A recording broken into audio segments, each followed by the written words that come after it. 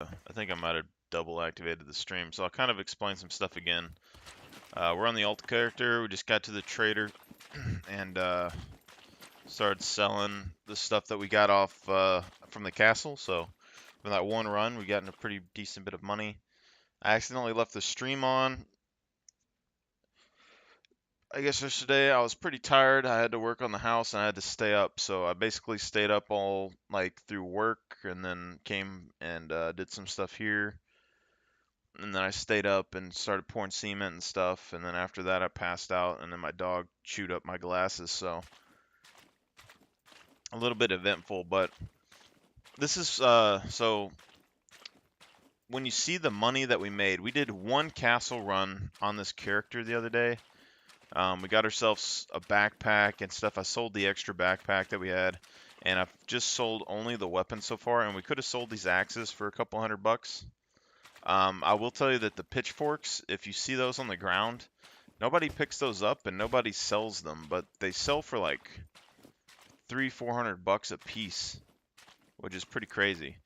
But you can see we just sold all this stuff and we have $6,400. So this is the routes and the place that I went to loot when I first start my characters. Everyone else goes to bunkers, but I don't find very consistent loot in bunkers. I find a lot of empty containers and I find some okay loot. Welcome, And welcome. other people might Feel go and free find, to browse a pair of around. night vision or an M4 or something. And it's cool, but you could only sell those for like 2,000 or something. You got to deal with the PvP, and then you might not find anything. There could be people bunker logging, but like the castles and some of these other loot locations, like the coal mine and all that, nobody goes there. And so the loot is generally pretty there, but the medieval loot, especially at the castle, is very consistent. So you'll see these helmets because there is still 27 people on this server right now out of 64. So this isn't the best price you're going to get, but these are selling for 300, $400. They can go up to like 600 and something with the max pop server. But we can sell all these. I could sell this and I can sell these axes because I do got a saw still. So I might sell the axes. I'm not positive yet. I guess we can keep them for now. But you sell these helmets, and we were setting on a cool $7,882. And now if you go into Here's what like I've got. clothing, say you didn't get a backpack that you wanted before, you can buy a backpack for $1,000 here, probably up to $2,000 if you didn't find a camo backpack. And you can go back for another loot run. You could buy two backpacks, two hiking backpacks, and double up. Um, because that's going to save you, a little bit of time. And what's good about the routes, especially early, is that the B3 castle, you can run there to either of these traders and back, and the loot's going to be pretty much respawned for the most part, as long as somebody else didn't go there.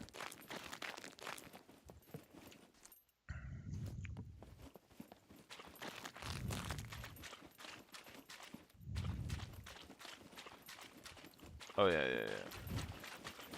So we got 7,000 something, and you come in here and look at this Alrighty. guy. Either buy or get So this lost. means like, 1, 2 to 4 trades or something. Also these airports. So like these crappy airports like the one in Z0. That's what I did when I first got on these servers. I was in A0 and I would run from this A0 trader across the bridge to the airport and I would loot the airport, find like airplane repair kits and stuff and or like I would pick up all the shoes and then I would go to that World War II bunker, maybe find a gun or something, and then run back across to the trader. And I would make like What 7,000 do you plus want? every trip. And then like you can go to the scrapyard. So if you look on here, you could go to the scrapyard, which is over here, and you could run to the trader. So I basically go like airport, trader, scrapyard, trader, airport, trader, And you have these bunkers you could go to and this factory. So there's a lot of good loot areas over here, and I really liked building in this area. This right here, where this line is, that's where I built my original base. But eventually people found it, and it became a massive PvP area. Um, People were sniping at me from like the hills and stuff while I was trying to build. So, but there's a pretty flat area there, and also probably able to land a plane there if you cut down some trees. So I think this is a really good spot. There's bears. Basically, what I liked about this place is that it's really close to the scrapyard, the factory, the psych ward, and this A0 trader. And I was still able to go to this airport if I needed to. And uh, there's a gas station right here behind the base, so you could literally run back behind the hill. There's a gas station there, and then bears and wolves would spawn in the forest up here, which is where people would try to attack me from. But you could also go to the gas station and drag bomber puppets all the way back over to where the base was. So it was pretty easy to defend. I think as a solo player, you got to use the AI to your advantage. All right, but you can look here like a motorbike, 15, 1300. So we could buy one of these in like 2 or 3 trips. But then if we're gonna level up our, conditioning skills, these mountain bikes, 7,000 bucks for a mountain bike. So that's pretty easy. And then you got like these quads. It's like 24, take you a few trips. These tractors, which I'm very tempted to buy a tractor, because it has a lot of storage space. I just got to What do you have a want? place I can store it, which would end up being either what I'm building here in a second or um, inside of the prison is what I'm thinking. So I think we pretty much got everything that we need. I thought we had some nails in here.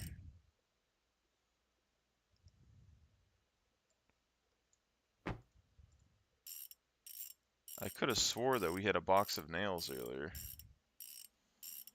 Because we needed nails for the door, unless I dropped them off somewhere.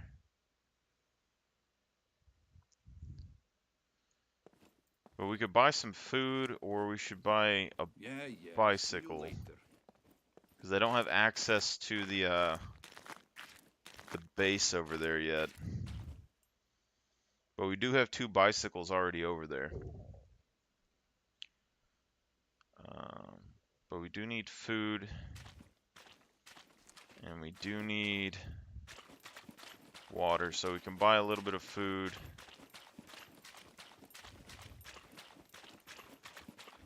I think that bicycle would take all of our money, so we probably got to travel on foot for this next one. But a bicycle will be quicker.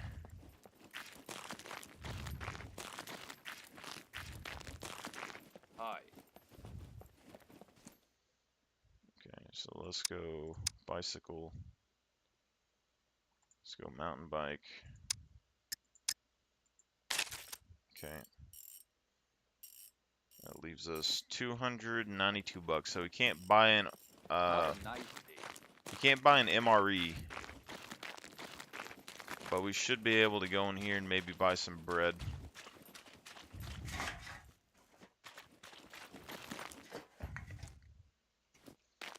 Also, that pile of scrap over there tends to have metal pipes in it all the time. So if you go there and you stop by every time you come in the trader and pick up a metal pipe and store it, eventually you'll be able to craft a good bit of improvised shotguns and stuff. So you buy some bread.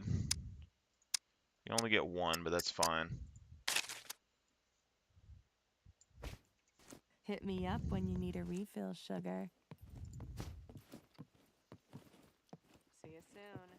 I've gotten by with bread for a long time. This stuff is lifeblood. Especially if like you have a really high strength character and low constitution. Can't tell you how much bread I've eaten.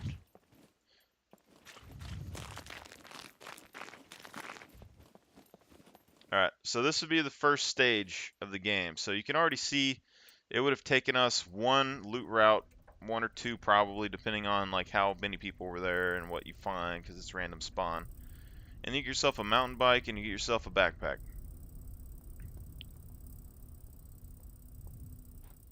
So that's pretty simple. Now, I'm pretty sure we had nails, but I guess I dropped them off somewhere.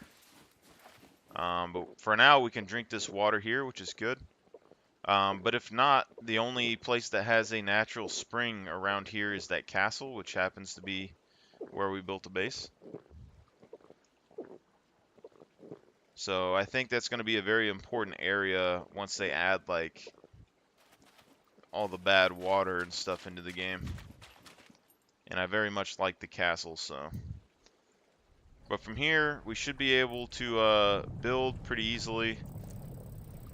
And we probably need to make a box, like just a storage container. So we might go into the prison and drop off a storage container, if possible. But to build one, we are going to do a basic chest. We can use the thread, or we can make some improvised ropes. We need 4 improvised tree bark. We need 2 nails, which we can probably find in the prison if we really want. Alright, but you'll see these mountain bikes, they are pretty silent. People can't hear them, but they are fast. They're a lot faster than running for the most part, especially downhill and stuff. And the route that I used before when I was building in C1 was I would go up this road. I can't believe that just happened.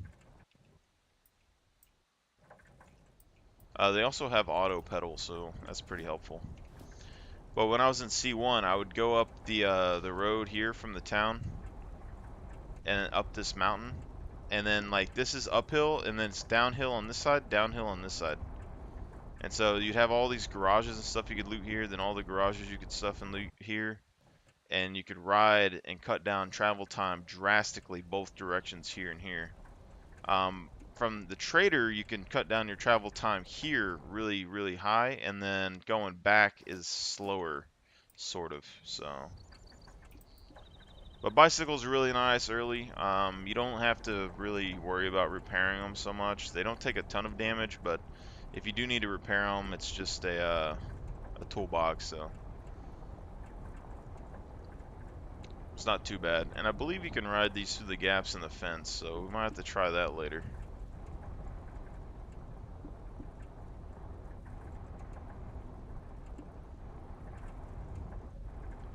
So we might try and do one more route of the B3 castle, make a little bit more money, and then we can come over to the prison and try, hopefully find some nails.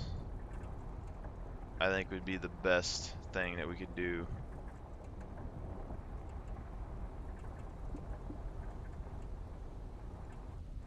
Because we have a bulk of our building supplies right now.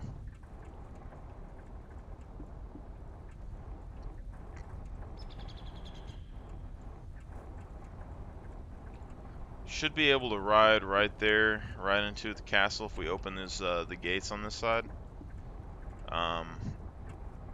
But the mech is pretty aggressive on the west side. It's easier just to go through the front door, I think, most of the time. And with the bike, if we can go through the fence or the anything like that, it'll be really easy.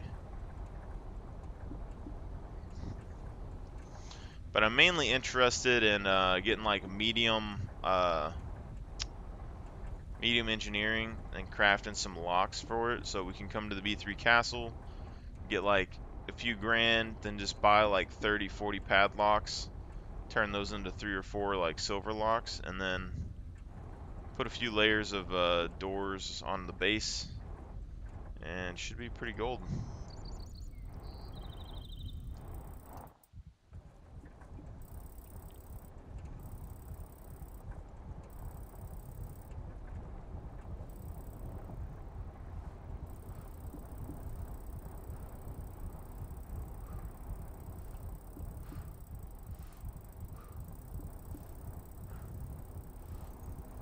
See, this right here is the power of the bike, because you can go down these hills and stuff pretty easy.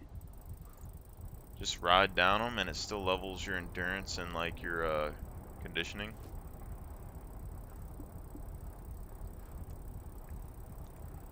while you're regening your stamina, so.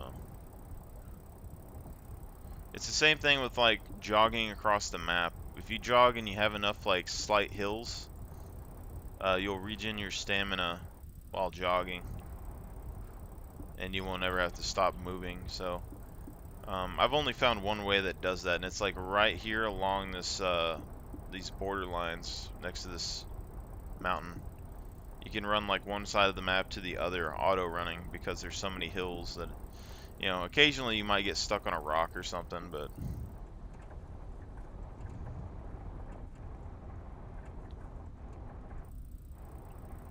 okay.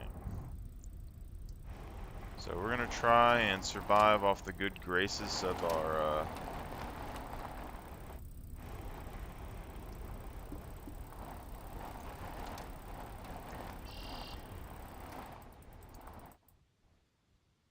overlords. Probably gonna get a little bit too close for comfort here, but there's never really anyone here too often, so I'll probably be fine. I'll just park this somewhere here. We'll be alright.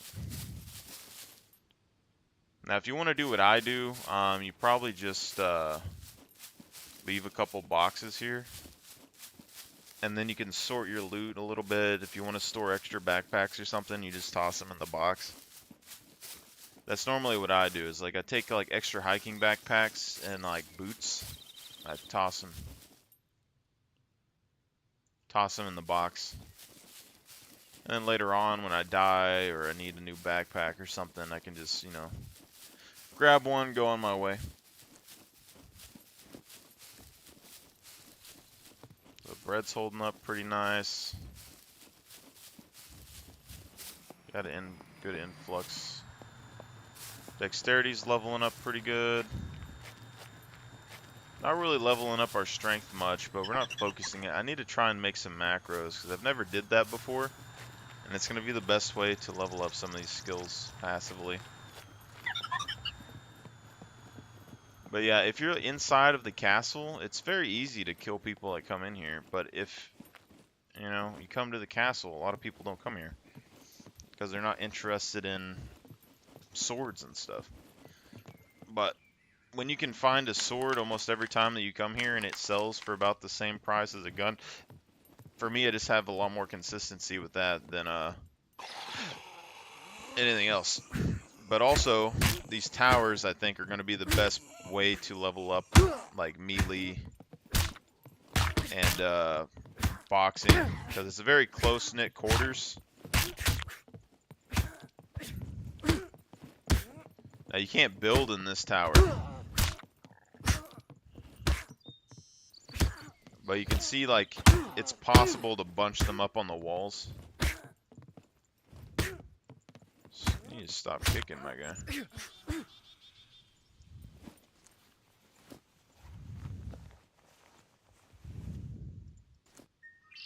So I like these. I probably should nab this, if we're gonna be honest. And we probably should chop up this puppet and see if we get a bone real quick.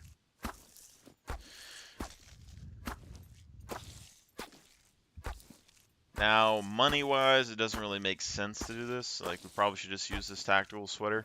And most likely, I wouldn't even suggest to repair your clothes, because we can find more clothes pretty easily, especially now that we got a bicycle. So you can find plenty inside of these towers, but you can go to the police station and find, you know, crafting kits and stuff.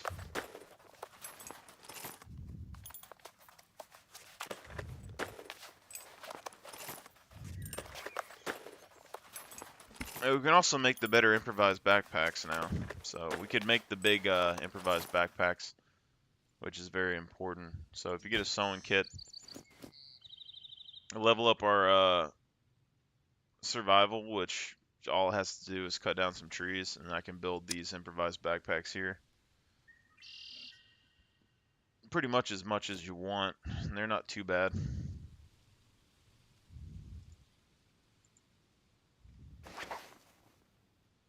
Yeah, just go ahead and repair that.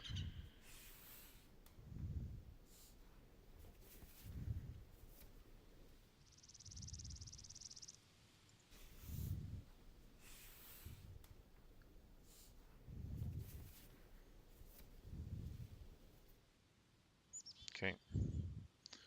And the hiking boots are still holding up, but didn't get to sell the motorcycle boots, so I don't know how much they sell for. But yeah, it's normally like one of the first things I like my outfit that I use for my night build, so this vest is useless now.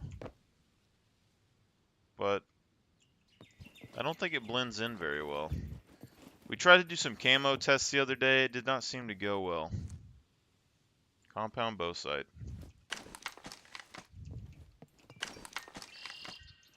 I don't really use compound bows, but that'd be a very good find if you are a compound bow user. I just like the ancient vibe, you know? And the fact that someone can't just pick up your bow and use a toolbox on it and use it, you know? Even though I do need to level up my strength before I can use the ballista.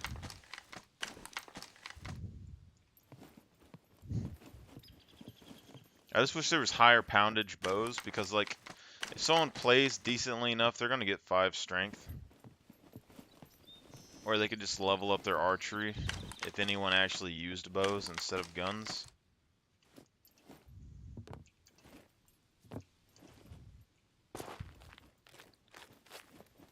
But this place also has a good amount of water. It's probably not the best water in the world, but it's a good amount.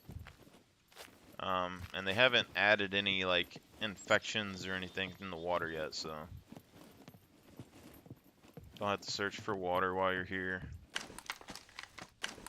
It's relatively safe. Also, if you see a gun on the ground, they don't tend to pop up here. So you can see these and take them, but you gotta actually physically see them. So this one isn't too bad, but I don't have a holster, so. But you can find holsters here as well, so I wouldn't really worry about it. And we could go find that puppet and craft one. So 3006 cartridges. Let me go see here. Yeah, so this holster, 2, and then the rest of this is pretty easy to find, so we can craft one if we need to. There's enough cars here that you can craft one of these fairly easily, but you just need 2 puppet skins. That's about it. And the survival skill for it, so I mean we can cut down a couple trees if we need to. Level that up. High top shoes. I think you can get like $100 or something for those high tops. They're not really much, but that's part of the reason when you go to like the airport buildings. If you look at the shoe boxes, you'll find like 1,000 pairs of high tops. They don't sell for much, but like you can find 10, 20 pair or something going to there one time, and pretty much every time you go there, it's gonna be shoes. So it's more about the consistency of the loot. Like, yeah, you can go to a bunker and you can find a gun that sells for 14,000, but how rare is that? Like, how often is that gonna happen? You know, 1 out of 100 times. And say you go here and you loot up on shoes or something, and you can do that, you know, pretty much every time, you're gonna be making way more money overall. So, but also these brown boxes can spawn pretty much anything. So like these thread bolts, toolboxes. So before I built my base, this is where I got all of my toolboxes and stuff from. So I did these B3 castle runs. I would stash every toolbox that I came across. Ended up with like 10, 20 toolboxes. And then I started building my base and I didn't have to worry about it. Even though toolboxes aren't hard to craft, I just don't find myself crafting them very often. So I really need to focus on that more. And I don't know how much these Santa Claus jackets actually sell for. I mean, I'm sure they're probably useful, but it also goes with my backpack. But maybe they'll sell for a decent bit, because Halloween masks and stuff sell for a decent bit, so. Alright, and now we get our first sword. This one's a good quality sword, so we're going to be able to sell that for a good amount of money. Or we could use it. They're very good for base building as well. So these swords, 84% durability on that, and you can probably use that to build a whole base. Instead of crafting stone knives, you can use these swords. And then they'll be like at 17% durability, and you go to the trader, and they'll buy them for like 300 bucks or something, which is still a fairly good value, you know, to sell something for. So I'm not opposed to using the swords for base building. Very versatile weapon. And now we got ourselves our first helmet. Toss that on. Kilt. I don't know how much these kilts sell for either, so we might actually take some to the trader and find out. I mean, that's a pink one. Obviously, pink would sell for a lot of money. You know, Call of Duty update just came through.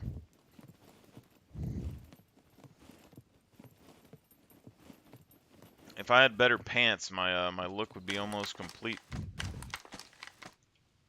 Which is another reason why I like the night look, because it's fairly easy to get. I don't have to go buy military gear or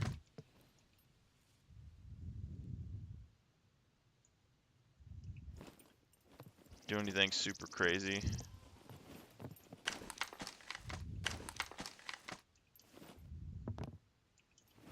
Probably would be a decent idea to keep a couple shotgun shells in my pocket though, because seems like there's a decent chance you run into somebody here.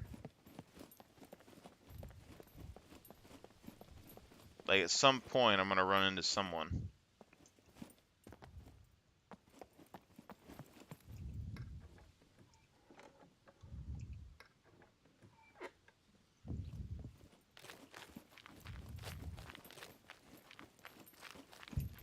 But it's kind of like the C1 town. Last wipe, nobody went there at all. It's a dead town. And then I built a base. Then the wipe happened, and I tried to rebuild the base, and then everyone just went to the town because the airport was there. So it's a really good place for them to get military loot. And then that town has access to a lot of like screwdrivers and stuff that you would be looking for. Brass knuckles don't sell for a lot, but they are a pretty decent melee weapon if you need them, so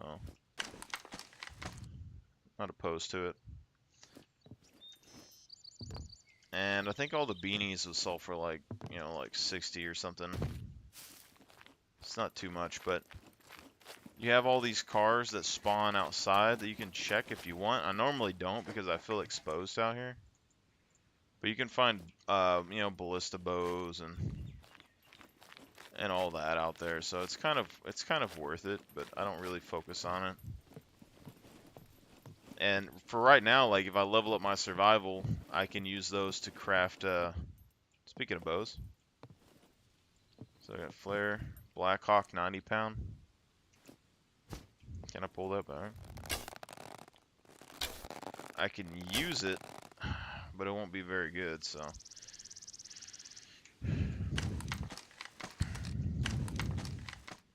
it'll probably be all right for me just to hold on to it for now. Just do this.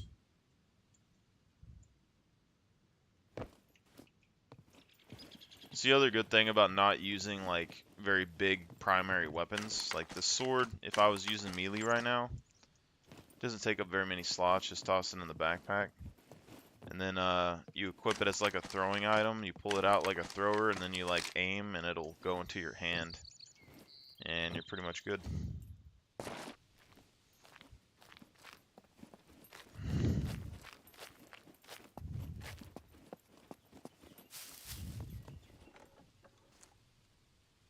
Raincoat, I mean, oh, that's not bad.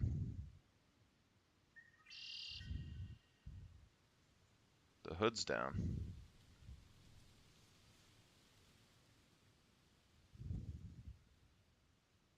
We could actually maybe make a medieval set out of that.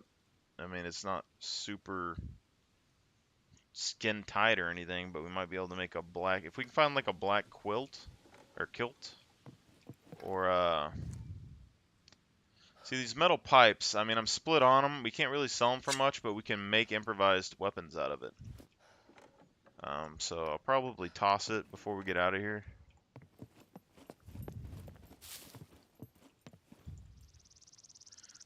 So these pitchforks,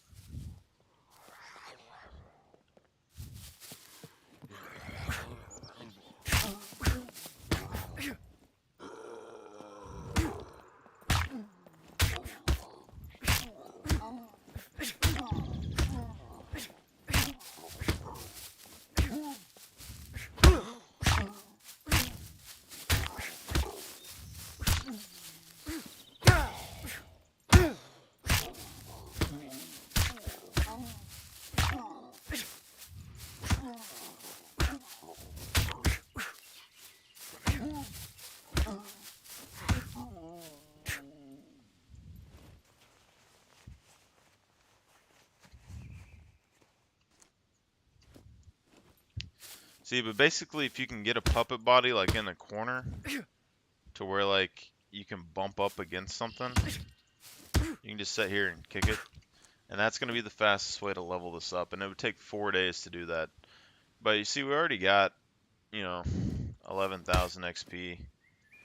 So that's 54. 54 to 301.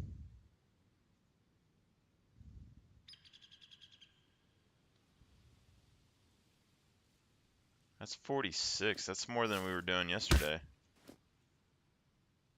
340. So we're doing 46. That's more than we did yesterday by a good margin. We were doing 37 yesterday. So if you do 10 million, what, 46? And say you do an attack a second, that is 60 hours. So we just somehow getting more XP, maybe because he's a bigger target? I don't know how that works, but it's either because we got more experience now, so it's going up at a higher rate, or something's going on.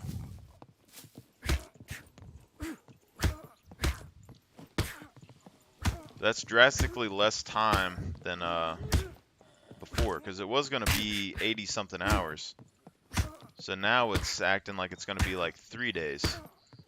So if the XP keeps going up at any consistent rate, we should be able to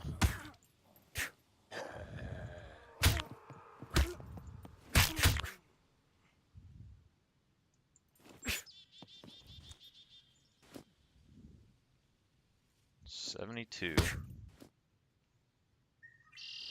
11. So now we're getting, it was at 11, so we got 47 there. So we're still getting 47.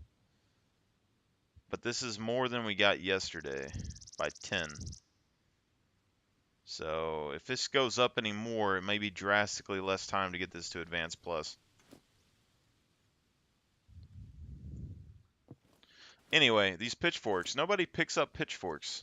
And I avoided them for a long time too. And the bent pitchfork is mainly what I'm talking about right now. But they sell for like a decent bit of money at the trader. I have no idea why. But they're like 300, 400 bucks or something at the trader. Probably 200, 400 bucks. And there's something that's always laying around. Nobody picks it up. Nobody uses it. It's just like the hiking boots, though. I mean, they can sell for like, like 200, 600 bucks, something like that. I don't know if I want to try and sell these motorcycle boots.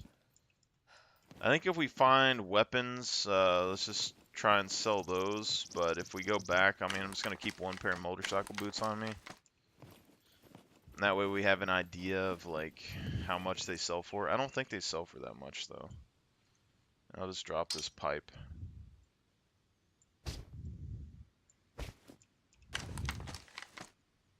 So we got another shotgun.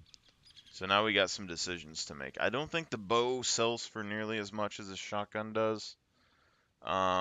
And we can possibly try and fit this shotgun in here by dropping something. Let's see if we can repair the raincoat enough to store some items in it.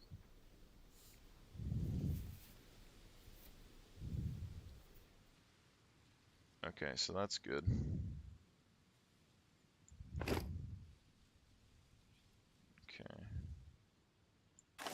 What to store in it is the question.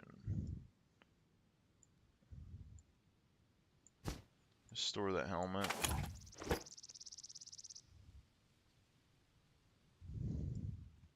Okay, so we got this. I got the shotgun. So this shotgun can sell for like 1,000, like 900 to 1,000, something like that. Got a tactical sweater, you know. I don't know how much that sells for, but I mean, we could pick it up, I guess. Just, you know, getting started out. Sell whatever we can get our hands on. But you can see, I mean, this run, we're already gonna make, you know, $1,000 or whatever.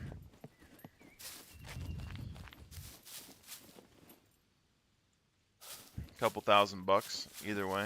And there's plenty of places here to stash a, you know, a chest or something. We do need a couple of nails. Check these cars real quick. I've honestly never walked up into the middle of this because I never have a need to. So I don't even know if I know what's in some of these, like, these chests here. Never even seen them before.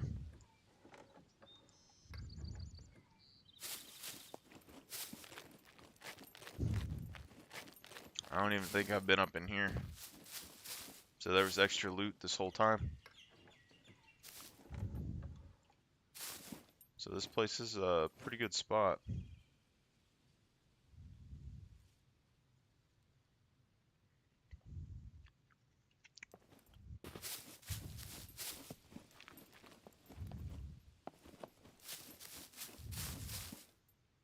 I don't think, like, you can't build anywhere in here, though, so. As far as I know, there's nowhere to build in this castle.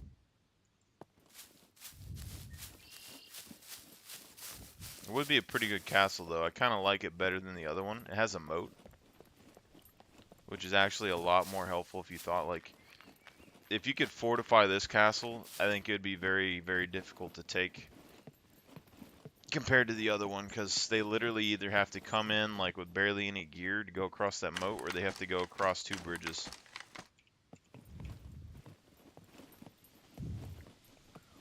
Very difficult to do. Birthday hat.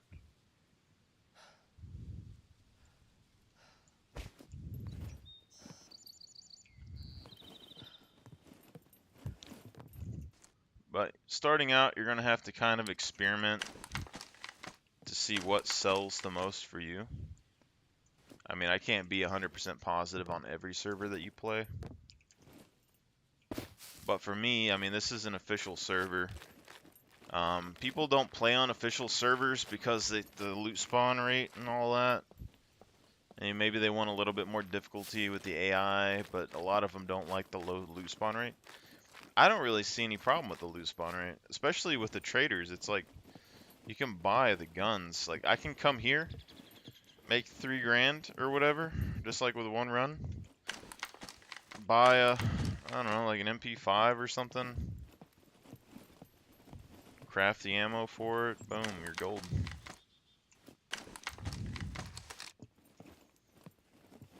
Like, I'm not even fully done with this route, and I've already filled my backpack with stuff, you know? These Brogue shoes. I don't know how much these sell for either, but they're also the matching pair to the pink. And we know this Saul doesn't sell for much. But we do need that for crafting. I don't think there's anywhere that we can stash this.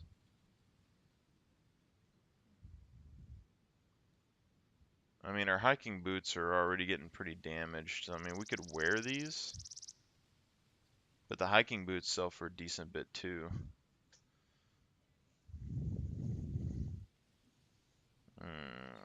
Interesting decisions to make. We'll just leave those for now.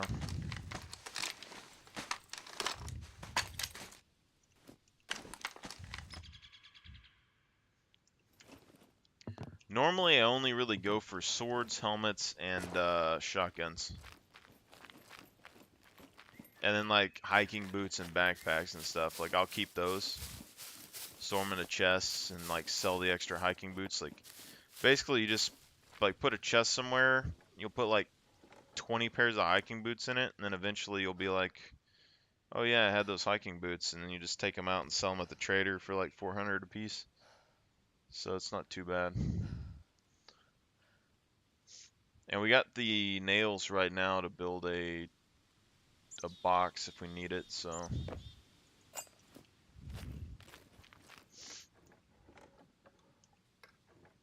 Yeah. But you can also find weapons on the ground that'll like spawn on the ground. I don't know where the spawns are. I've ran into them a couple of times though. One's like right there. But that's something you'll notice if you like, so these floater packs I'm pretty sure sell for a decent bit.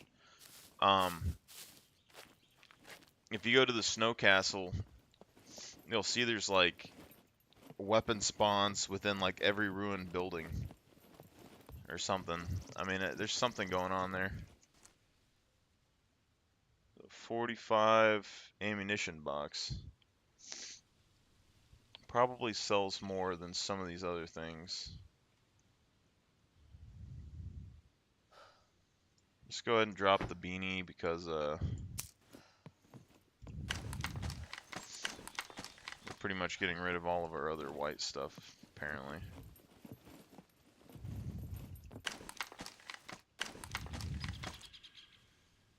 $22 slippers. I mean, realistically, we probably shouldn't be staying because I don't have any, you know, loot room, but if we find an extra shotgun or something, I'll probably drop some stuff to pick it up. There's extra boxes in there too, but I don't usually bother just going in there. The main thing right now is that we have 2 nails, so we can build a storage container. Pretty much, we could build it in the prison. Probably be better just to build it in the prison, so. Found herself a nice jail cell in there. I really want to have a big enough clan so that we can like offer like bank services. We can store loot for people, like lockbox it. I don't think anyone would do it, but like if you had like a mega clan on the server, you could definitely offer some protection. And then you have the mechs on top of it. It'd be like Fort Knox. There's no way people would get in there fighting 4 mechs and like a team of 10. It's not happening. There's some, like, that was a white biker jacket we could have used, but I don't think it'll be the biggest deal.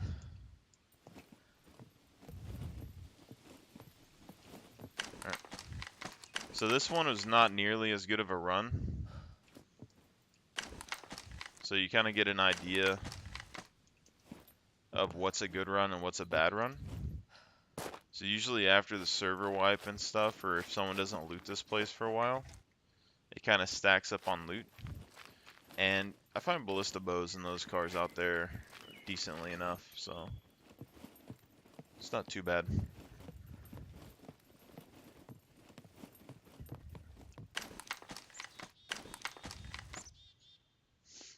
Another pistol and yoga leggings.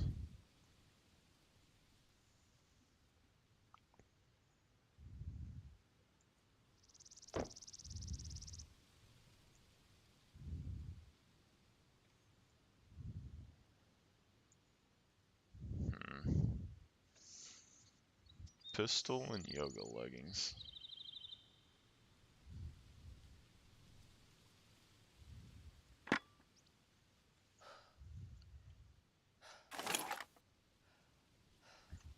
I mean, I would prefer to keep the saw, but it doesn't sell for much. And I still got the axes that I can use for base building. Even if the axe is louder, it sells for way more, so. Crossbow. That is why you need a box. Now we got another helmet. So try and move this up here.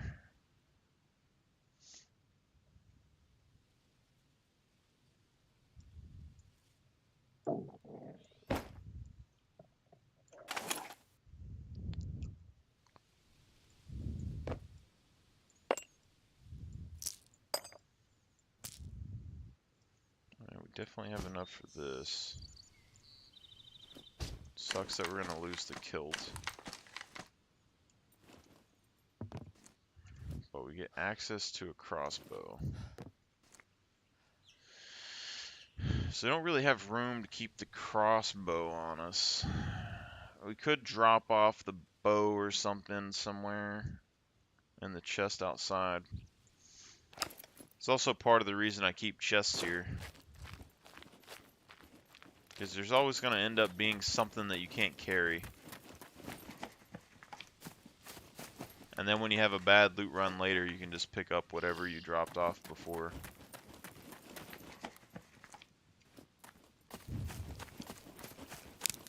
So probably just drop off this crossbow, sell everything else, because crossbow is a pretty decent weapon, and it's good for base raids, so.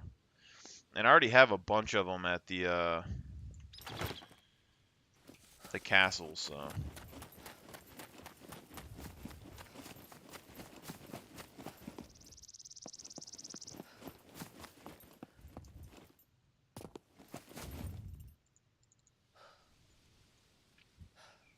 And not really anyone comes to these places, so I mean, I don't keep a lot of loot in my boxes anymore because I'm not here nearly as much. But it's nice just to have that backup. And I really don't care that much if somebody finds it, but it's just, it's nice to have a little bit of backup there. And if I run into new players or anything in the area, then I give them some weapons or whatever out of it. Or a hiking backpack helps them out quite a bit.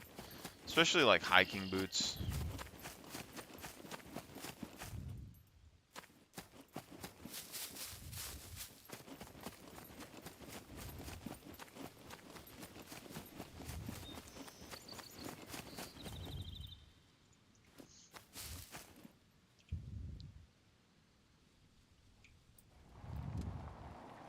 This is where like the bicycle really helps out, so it's not gonna like be super fast up the hill, but it's not super slow either.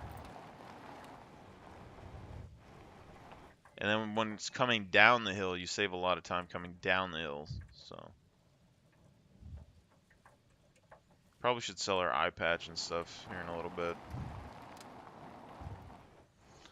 I also feel like when wearing metal armor, the bicycle moves faster, but it's probably a placebo effect.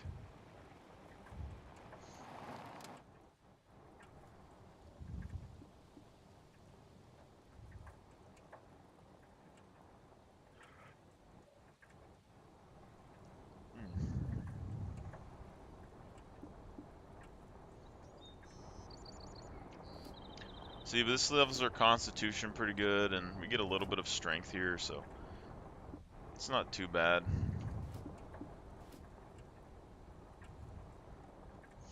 And we got a hiking backpack now, so if we build our base right or we go to the castle, then I should be able to passive farm my strength while I'm AFK. It is a good thing for crowbarring and stuff, but it is also a bad thing for calories, so crowbarring doesn't really give you a bunch of money. And so we'll probably have to do loot runs like this to buy a bunch of food and then use that food to actually crowbar and do everything else that we need to do.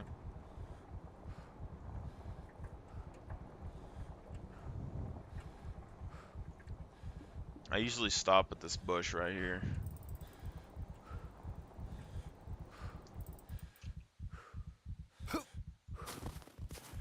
See, but over time I realized that there is a World War II bunker like up there on that hill. And there's another one right here next to the dam. So technically, like if you didn't find any loot, you know, at the B3 bunker or the B3 castle, and you didn't want to stay there, you could just leave and go, because there's a World War II bunker here, there, somewhere along this road, and there's a church right here, which churches appear like they seem to spawn random items at the altars, and usually pretty decent items. So technically, I could like take a left here, hit that church, hit this World War II bunker, and then go to the trader. And then when I come back, hit this World War II bunker, hit the castle, come back, church, bunker, trader. But this is also a very steep hill. I don't know what that would be like. We could try it out here in a minute, but it would be a little rough. And I kind of want to get a crowbar and start working on the lockers inside of the prison. So.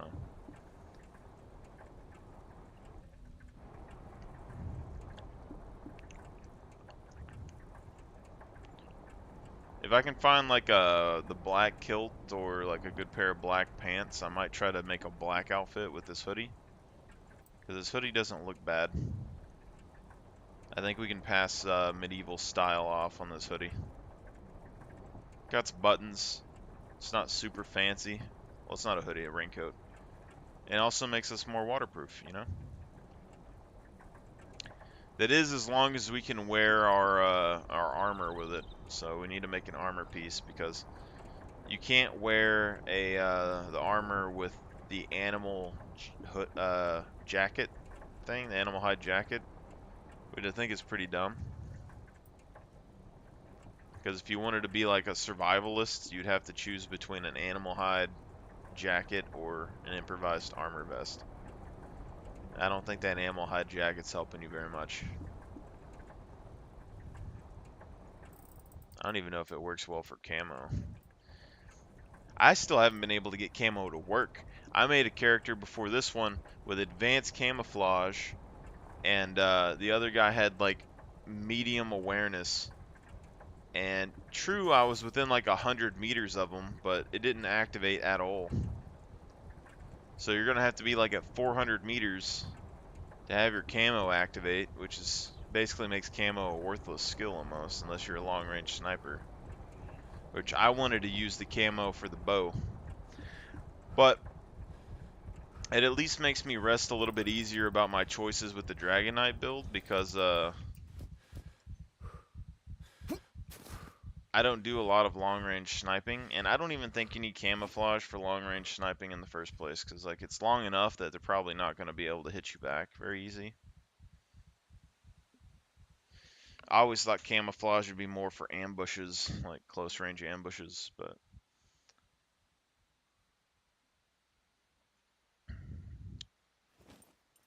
everyone gave me a lot of a heated debate over the Dragon Knight build because it's 1.5 intelligence. And the only skill that mattered there was camouflage. If camouflage worked with bows, 100% would be worth it, okay, to go for like 3 intelligence. But since apparently it doesn't work except for like hundreds of meters away, I don't think it's worth it. So you get yourself a level like 5 strength character with max constitution, max movement speed, max melee damage, max brawling damage, you know, maximum bow skill, and you get all of the you know, medium medical, medium awareness, which is enough for bunkers and stuff. Like you're not going to be seeing somebody super long distance away, but I don't think it really matters. So you're going to have max or medium awareness, which is just going to help you hear people at decently close ranges. Medium engineering is fine for base building. You don't really need any higher than that unless you want cement walls. So, and if you're a knight, it doesn't really matter. So you don't really need cement. And then you had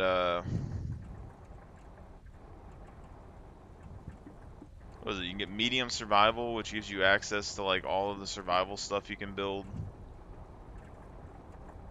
Medium medical, which at least makes it to where you don't have any negative penalties, which is fine. I mean, yeah, it's going to take you 3 rags or something to heal a C4 bleed, but I think that's realistic.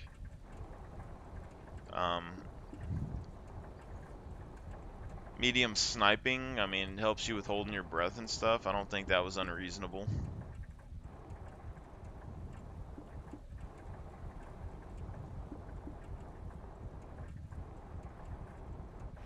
See, but you can see how this bicycle speeds up everything.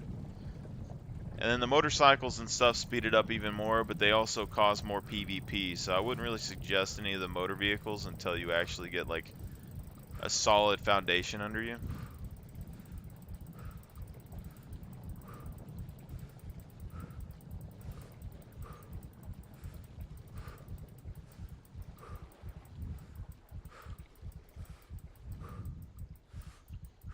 I would at least want like an MP5.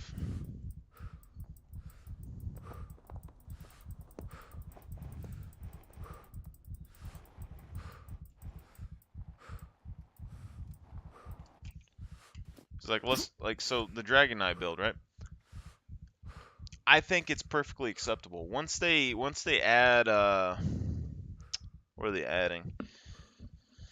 Once they add intelligence leveling to the game, I would probably prefer to have 1.5 intelligence, because for me, unless I'm building my trading post type base with the big towers, I don't think it's that big of a deal.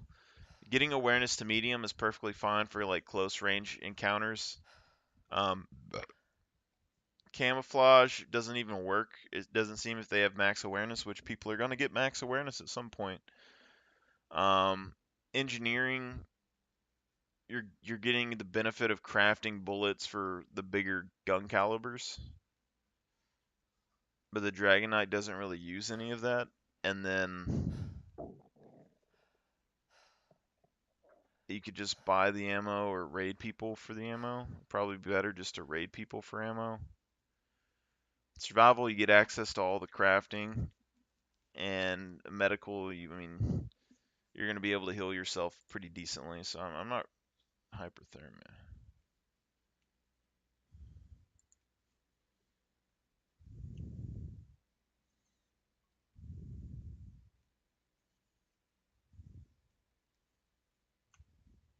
Huh, guess I have too many layers on. I don't think these bows sell for very much, and this one isn't really in the best condition, so What's up? it probably isn't If you're worth trying it to rob the to place, sell. I guarantee you, I'm well armed. 300 bucks. I mean, you probably get 600 if we repaired it. 300 isn't bad, but it's not really worth the slots. Like if you look at the amount of slots that takes compared to like a shotgun, not worth, or a pistol. So that's another reason why I like using bows for base defense, because one, I mean, you can lock people out of using the 100-pound bow draw weight. But two is just this, they don't sell for very much and they take a lot of slots, so people won't take them. So this one is 84%, selling for 1100.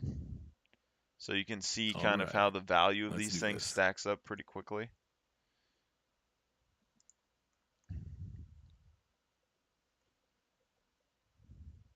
Sell these bullets. So right there, 3,400 bucks.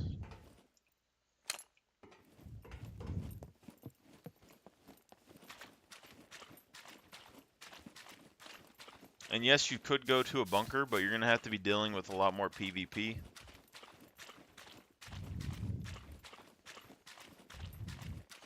And now we can either sell this helmet or keep the helmet.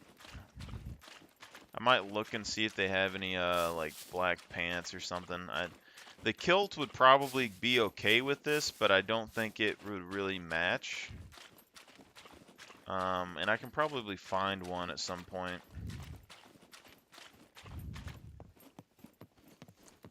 Just Welcome, welcome. eat Feel some more free bread. to browse around.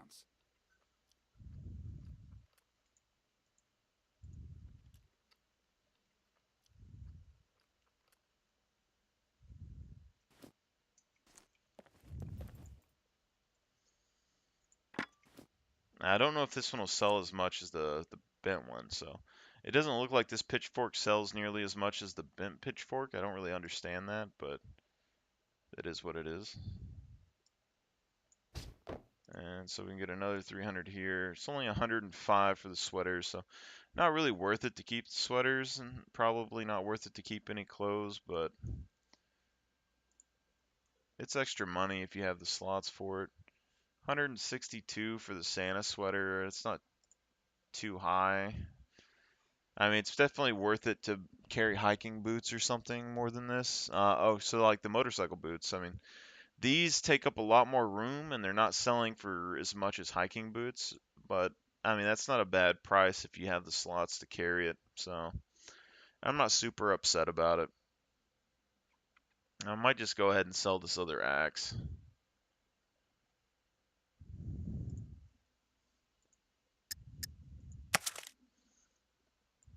Okay. And so now we're back up to 5,800 and something. So literally at one more run, we'd be able to buy another Welcome, welcome. Feel free to browse around. Here's what I've got. Let's see what you have. be able to buy another bicycle or something, you know, if anything happened to the one that I had. But right now, we could probably go straight back to the B3 castle and loot it again, as long as no one else is there. But once it becomes popular, probably won't be nearly as easy. But I think what we're gonna do is try and go and get that door frame situated for the base, and then we need to go and situate the flag. Which we just need the toolbox and these bolts and the cloth. So the cloth we can get from the prison or cut up some clothes. Bolts, pretty easy, or we can find the nail. And the toolbox we have on us, and then the scrap metal won't be too hard either. So we can probably go to a couple of these cars and grab some scrap metal too.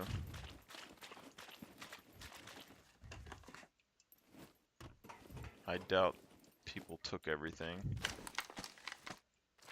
Or maybe they did. Another nail. I guess this is the loot spawn since I or changed since I came here. Get some scrap.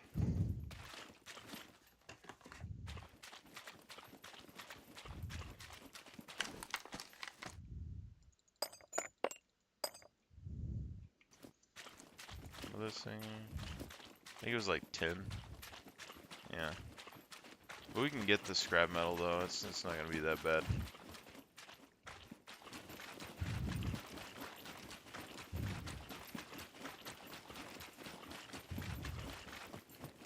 Let's see what kind of clothes that we can buy. Welcome. Feel free to browse around. So, let's see, pants. Black construction pants could be good. And then there's this black kilt or these black motorcycle pants, which could sort of work. I don't know if that would look like armor or not. So we might need to go. Let's see, they got sweatpants too. So this is probably work. These would probably work.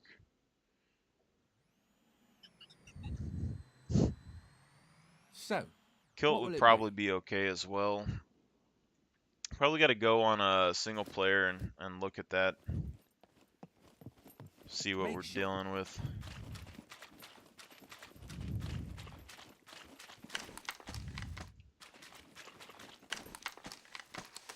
Because I got a good brown outfit, but the brown outfit kind of looks better on archers. I think black could be good for the knights. You know, because like right now this jacket's pretty tall, like pretty long. So I think it would look pretty decent as long as we could make like bottoms that looked sort of medieval. I gotta look at some pictures because I don't remember anything about all that, so. Could buy some more food, I guess. Yeah, let's just go ahead and buy like an MRE, and that'll give us something extra that we can kind of use in What's up? emergency. If you're trying to rob the place, that thing registered. Someone was here Kidding. before because there's paper Nobody here. cares. Guns come unloaded. Security reasons. Obviously.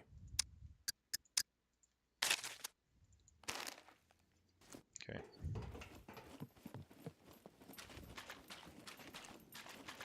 So now we got a decent bit of food.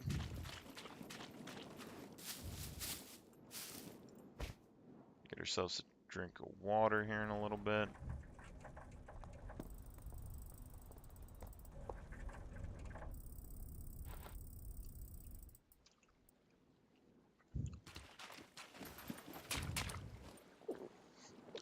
And I would like to use the tractor to go in and out of the prison, but it would probably also draw a lot of unnecessary attention.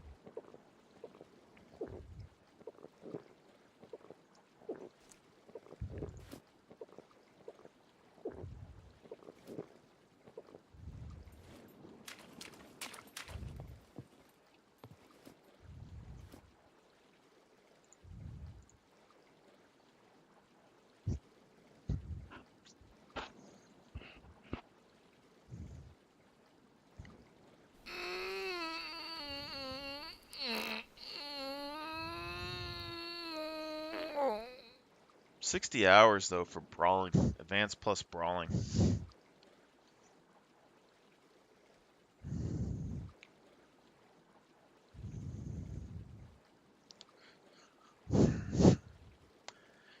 I mean, I just think the Dragon Knight build has a very early power spike, and it doesn't really fall off that hard because like you're just losing out on building crafted bullets, which if you're winning fights and stuff, you should be able to get everything easy enough.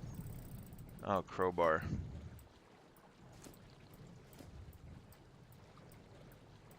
Forgot about the crowbar.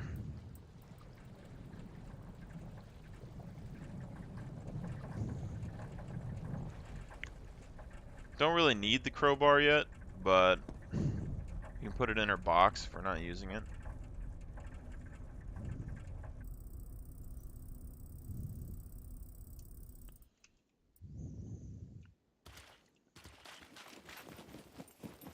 Welcome, So welcome. crowbars Feel were free to browse around. like 1200. That's the wrong one. But yeah, you can see chainsaws are only like 4,000. So we can level our survival up decently. I don't know what the difference between these two dildos is really, besides this one's probably massive. I don't know if you can make craftable stuff out of it, but see, 1,200 bucks. So I mean, like one loot run, and we could buy.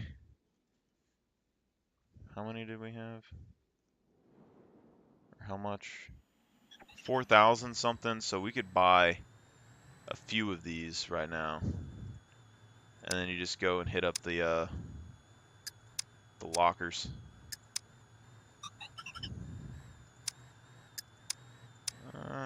I'll go ahead and buy them. Why not?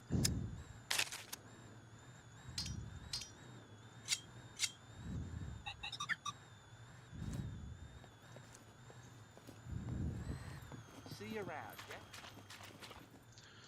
And you can buy a few MREs or whatever and go do what you want to do.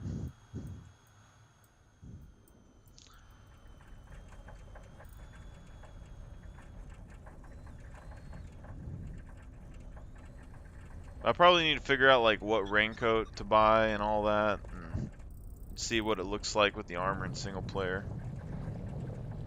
But you can see we can ride this pretty fast. I do kind of want to know if bicycling, if it benefits from your running skill or not. I think it would, but not positive. I think what they did is they put the toggle, so like the running jogging toggle, because that same thing is on the bicycle. So I think they made it kind of work together like that.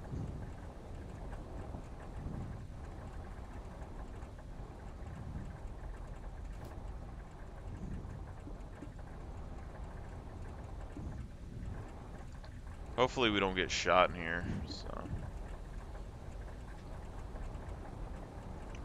But also, if we store a lot of our meds and stuff inside the prison, we should be able to heal. Like, we could hurt ourselves with the C4 pretty easily with the mechs, and then heal up. So I don't think it's a bad place at all for leveling skills. I mean, you got access to the lockers, you got access to the cloth, you got access to, you know, some construction areas for lock stuff. Definitely probably a place I would set up my first base. Even though I really like the C1 town, I mean, there's a good benefit to the prison. Because it's very easy to defend as a solo player. Like, if you're online, I mean, you can't build in the prison, but you can put mines in there. And if you're online, you can activate these mechs and they'll guard the base for you. I'm still trying to figure out the best area to place something for this base, though. Because if they want to, they could just set on this hill and shoot the walls for as much as they want until it breaks and then run into the side and not have to lockpick it. But if you see and you take a door frame, you can move this right down here.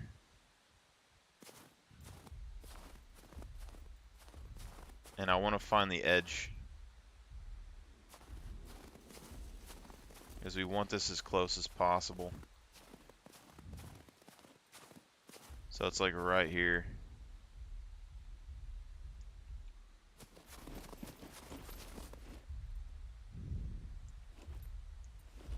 And I think that would be fairly decent. Because that mech is right there. And I think it would notice you. Yep.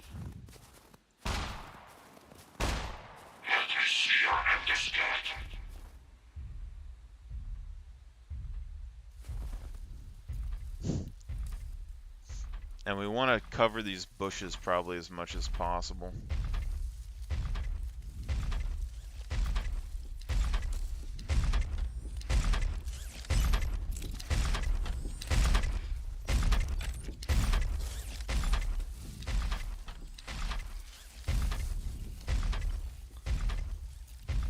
I'm thinking placing that right there in the middle is going to be the best. Because they could shoot the walls and break in, but if the door's in the front, I don't think they're going to lockpick it.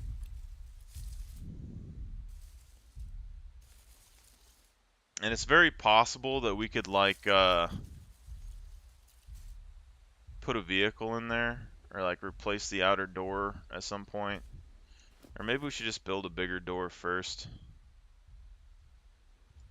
Takes 5 nails, though. Yeah. We can replace the outer door at some point.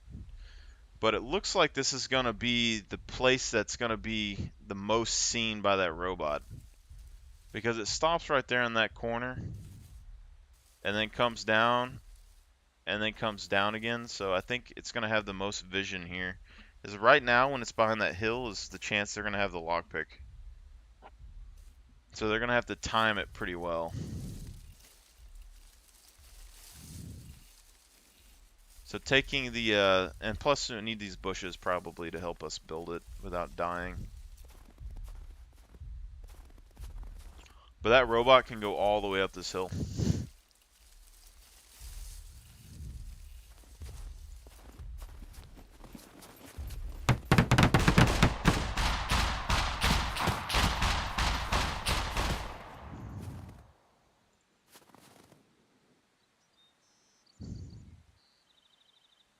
So now it needs the planks.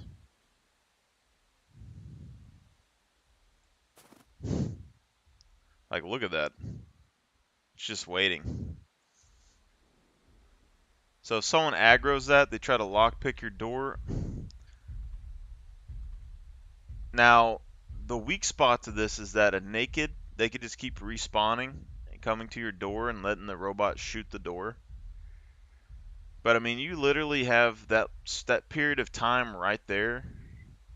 So if they started lockpicking right there,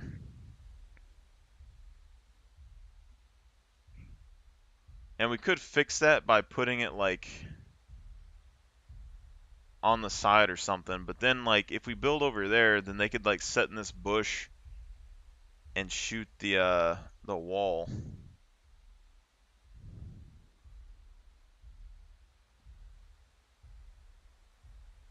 I think right there's the point that they could get in. Because basically that robot, I don't think it's going to be able to see over this hill. So we could build on the hill.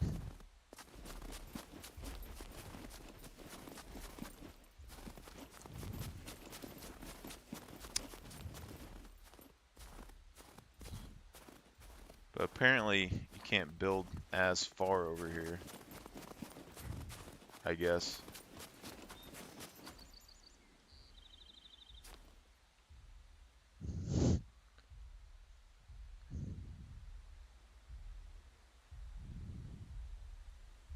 See sauce or something, he's coming all the way up.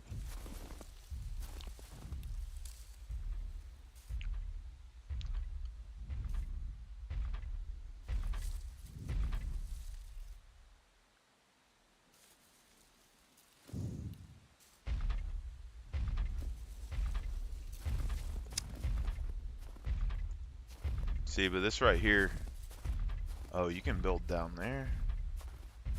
It might be better just to build right there.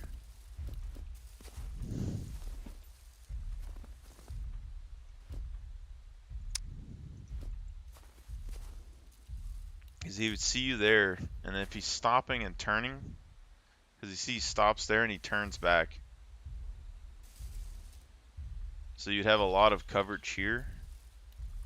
And if he's aggroed, it's going to take them a while, but they could set in this bush and attack your wall for sure. So he should keep going this time.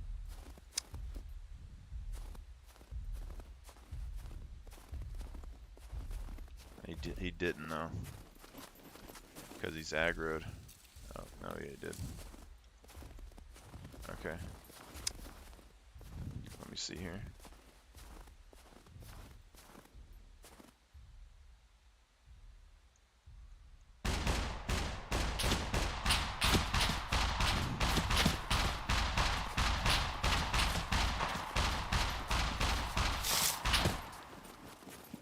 Yep.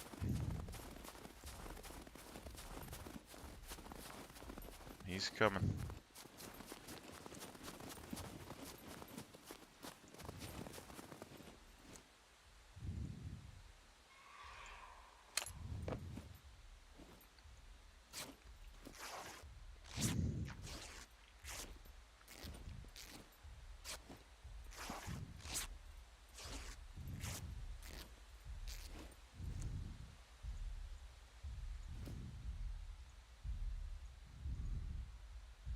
C4.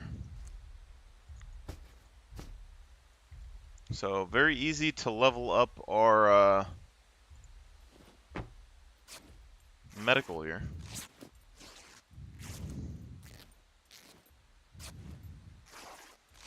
We can definitely get the cloth. We just need access to the alcohol.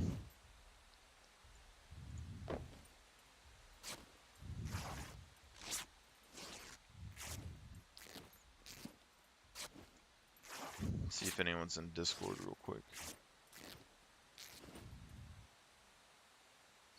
No.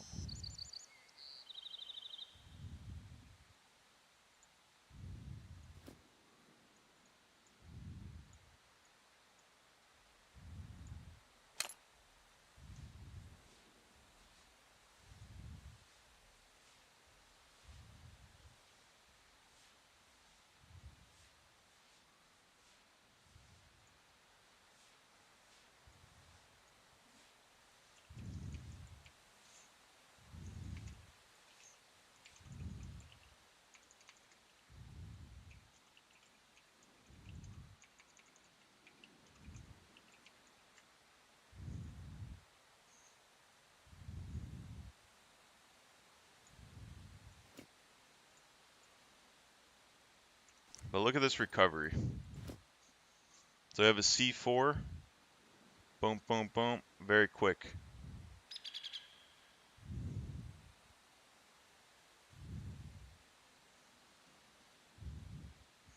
Now, imagine advanced plus medical. I think this is why I want to start with this.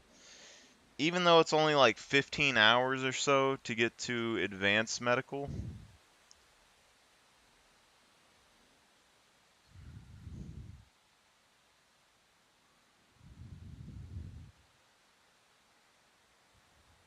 I kind of just want to knock it out.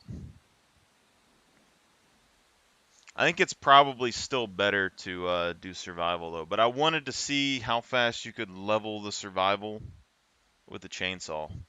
But this C4 is pretty much already almost stabilized, and then as soon as I recover, I can regen my HP. But what you do is, as soon as this hits, it'll start recovery, you'll regen your HP, then you take off the rags and you put on the alcohol.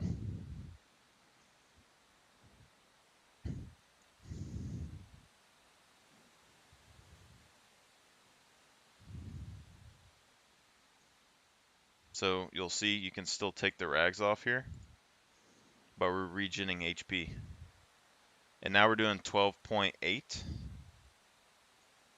So this is going up fairly quickly.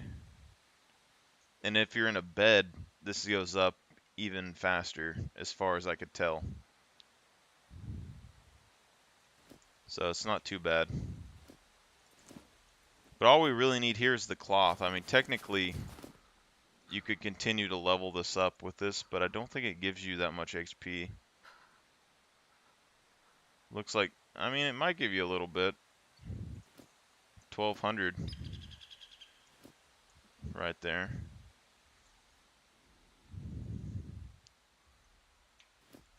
So we still need the nails. Let me look at this. We got fairly close. I think we got closer than we did before.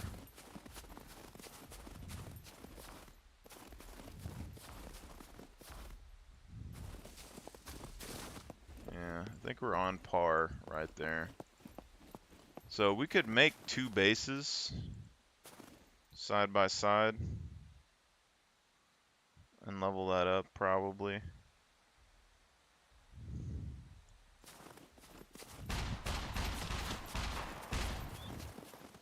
But you see what I'm talking about? You just need a small base right there. And as soon as he's aggroed, he's going to defend it.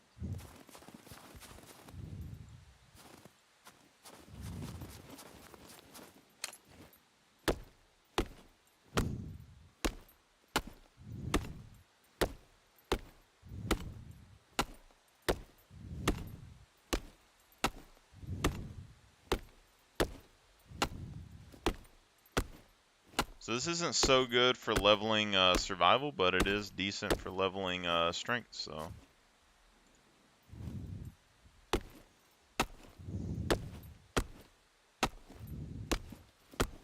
A small hatchet. Seems like it cuts a little bit faster.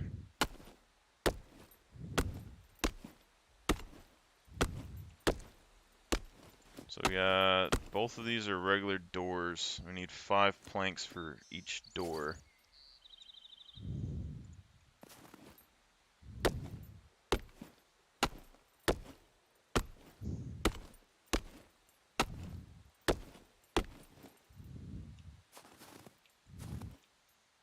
I feel like this small hatchet cuts a little bit faster than the normal hatchets.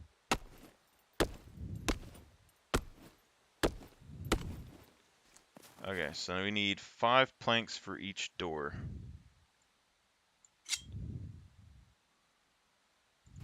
Let's craft some bundles.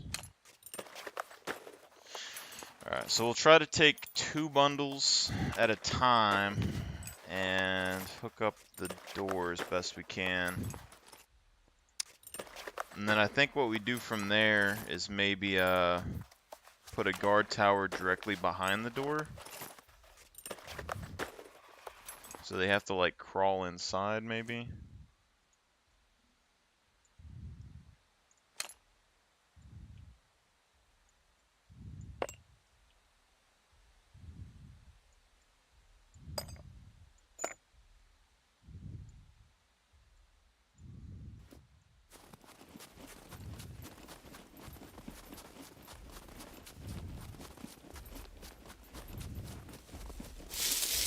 think you get the most coverage right here.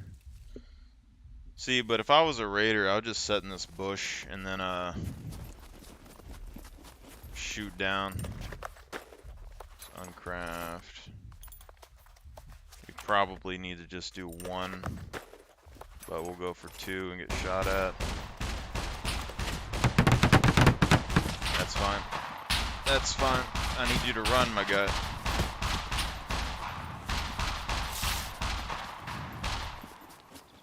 Imagine him when he gets to the barrage mode.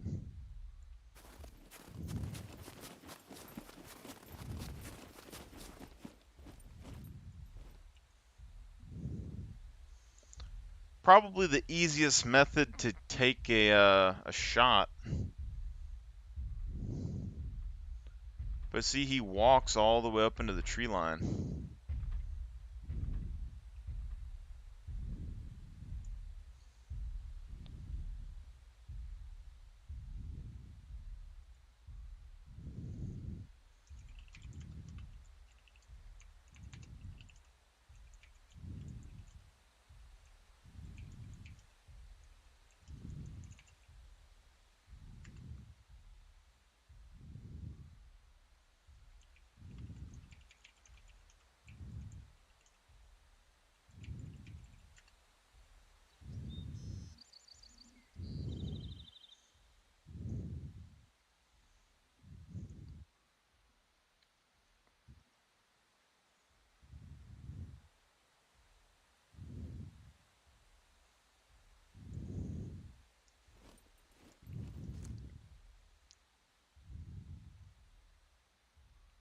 Okay, so the other one should have everything ready to go.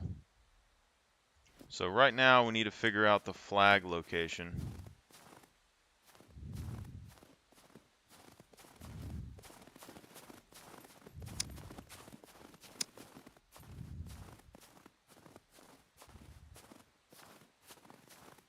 I'm having a hard time seeing the border myself. So if we put the flag here, where's the border? Looks like it's right there at the rock.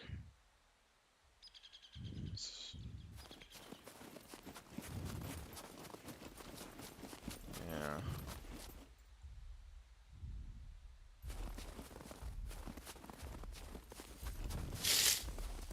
Like, look at that guy.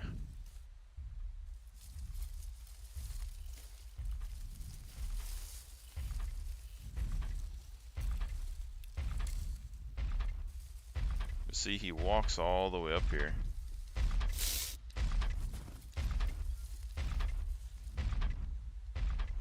That's directly in front of that door.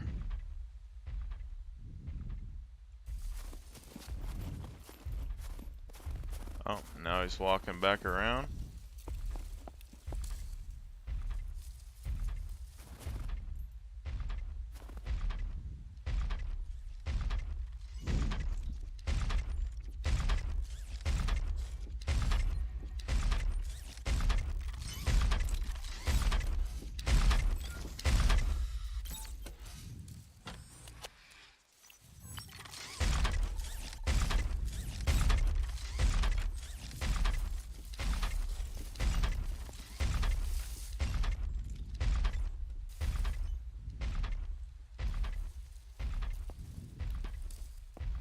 We can probably just build it inside of the other's zone if we need to.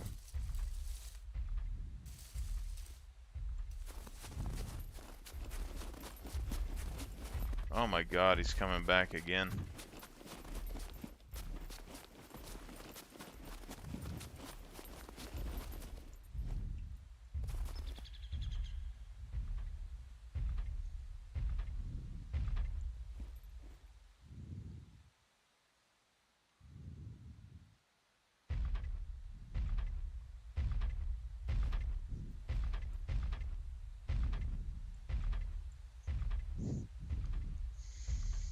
I don't know if we glitched it out or not. He just keeps coming back.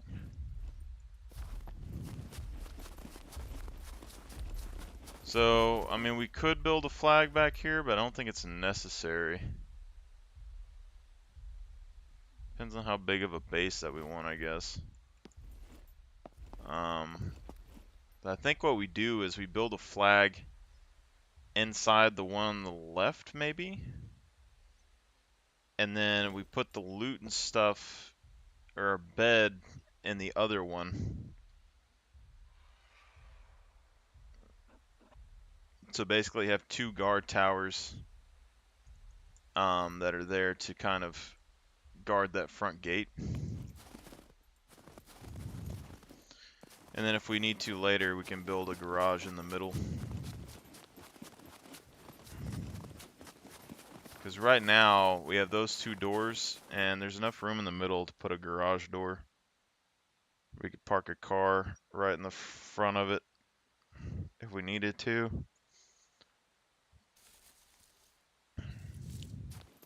Just need to go around here. It's going to be easier to build over here because there's bushes, so...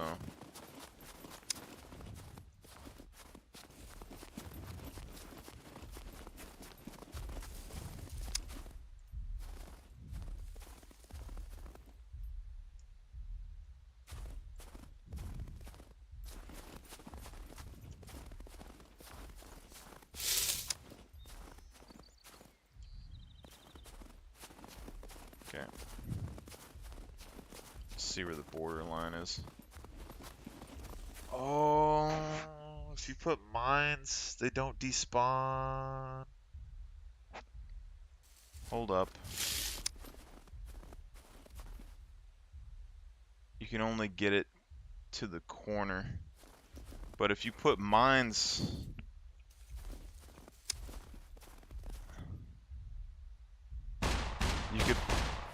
You could almost put them... Okay, we're gonna move.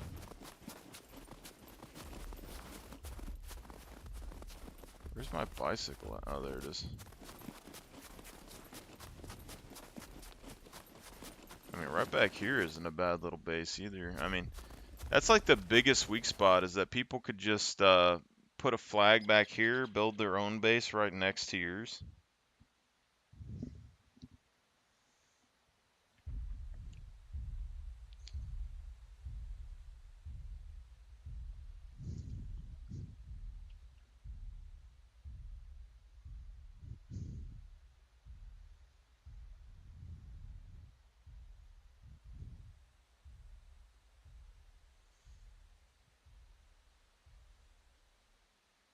But like, once I get the alcohol bottles, literally all it's gonna take is us to like get a boat, travel down to the sea, fill up all the bottles, come back, store them here, get shot, heal. Boom. I like it.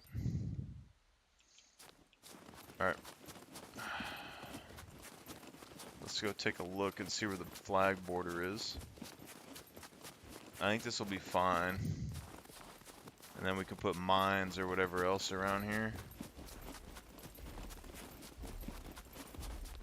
Okay. The door is barely on the border there. But I'm fine with that. I'm fine with that, sir. I think this is only going to be a small base anyway. Maybe enough for a car and some extra supplies. So, I mean, they could use one of these for cover probably, but it's not going to be the biggest deal, I don't think. This is going to be the biggest weak spot for this base right here, is this bush. Basically all they got to do is get in this bush and they can raid it. From the behind is, you know, it's just going to be a normal base, so that doesn't really matter so much. But in the front, that's where all the partying's going to happen. So we need the toolbox and scrap metal and stuff for this. Okay, so we need 3 more scrap, some cloth, and a bolt.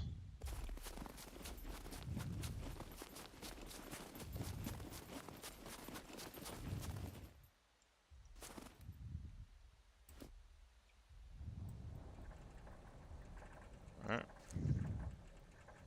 Let's go back to the old castle real quick.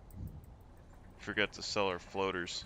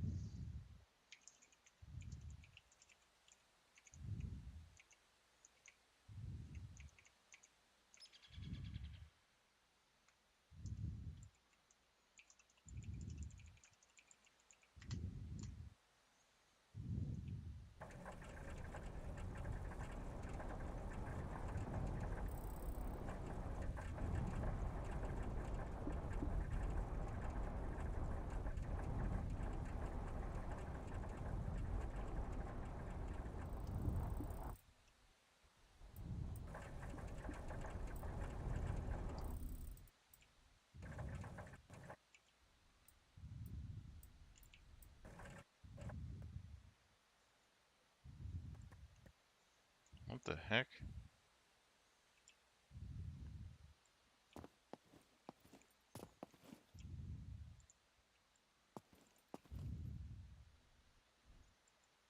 I don't.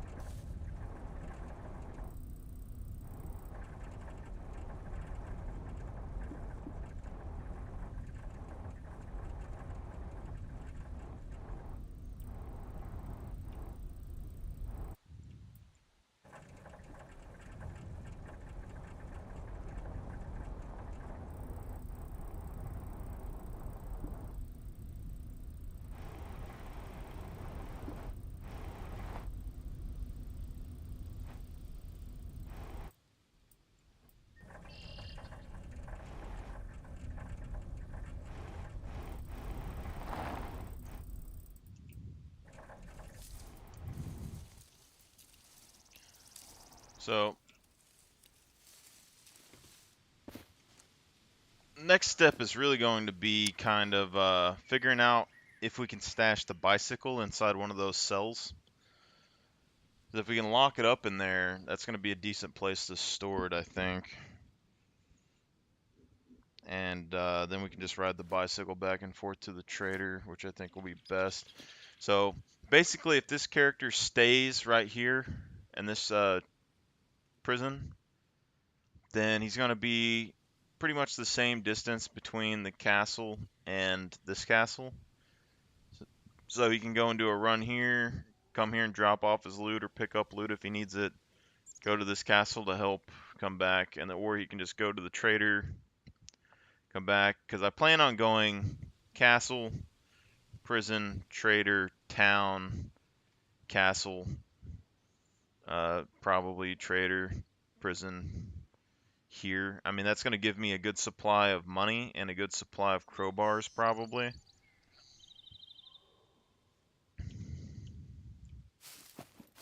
So we'll have to see on that one.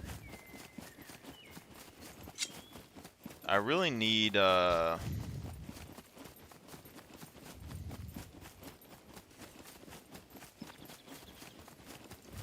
some more nails.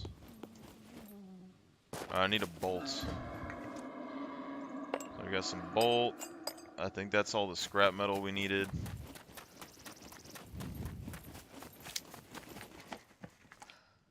And generally, I'm not really into like trap-based sort of things, but technically I could block off the inside of that door, and if they tried to lockpick it, even if they got inside, it would be blocked off. I could build a tower on the inside and then jump on the tower to get into the base.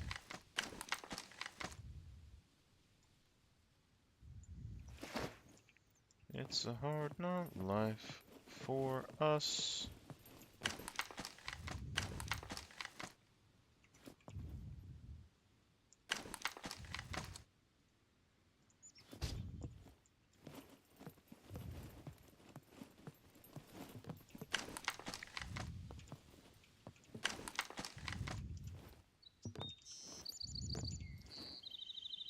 But you see how I think we were kind of long enough away to where the loot would respawn? Because before I would always just come back and forth to the castle and the trader, and I ran on foot and I think it was fine. With a bicycle, I think I can get here even faster. And then with a car and like a group of people, I think you can get there even faster. So say you had like, you know, 6 people, 3 motorbikes.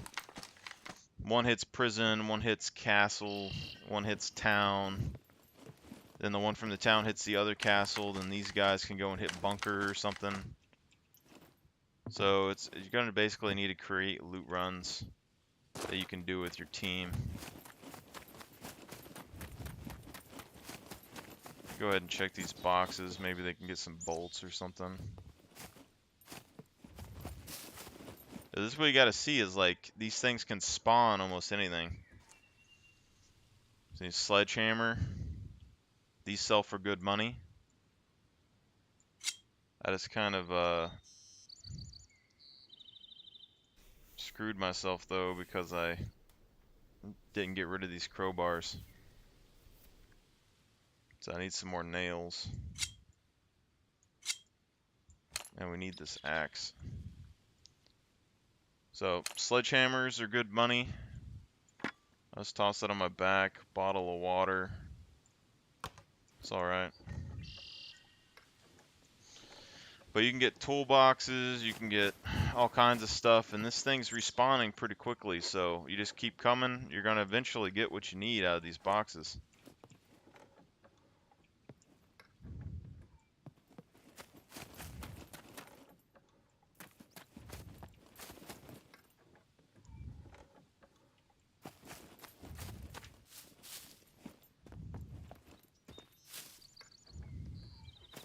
There's also boxes up here, but I never really climb up here. Just takes a little bit too much time for me, but there's a few boxes up here.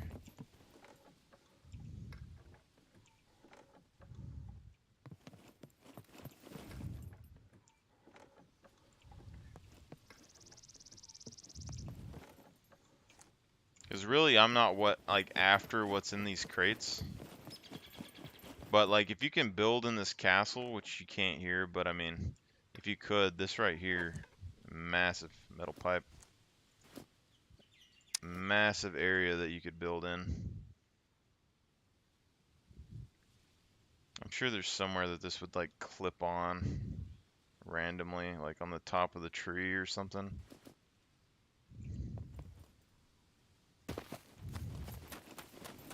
But I'm fine with it. I don't remember if I climbed this or not. But we should be good for the most part.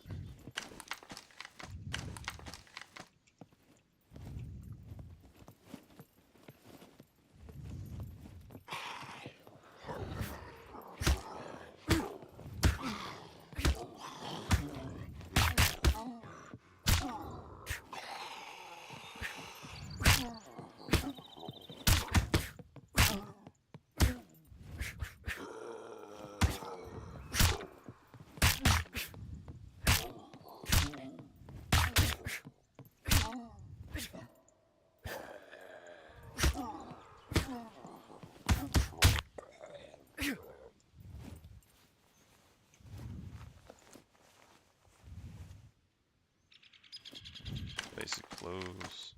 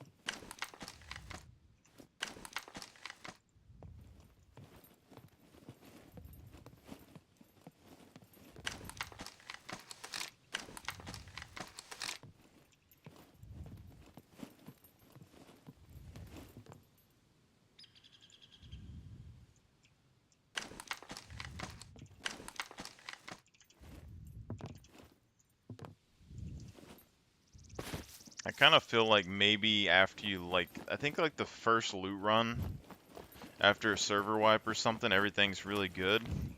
Like all the ground loot's there, and then after that it slowly becomes less and less. So it kind of feels like maybe what you should do is hit every individual place as quickly as possible when the server wipes to get the best loot.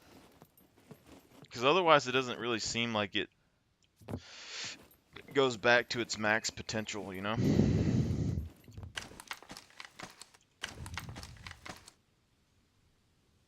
Brass knuckles, broadhead carbon arrows. Finding a good bit of broadhead carbon arrows is the one time I'm not, you know, using bows, but I mean, that would be a good find. They don't really sell for that much either, though, so it's not really worth it to sell them. Even if these are kind of damaged.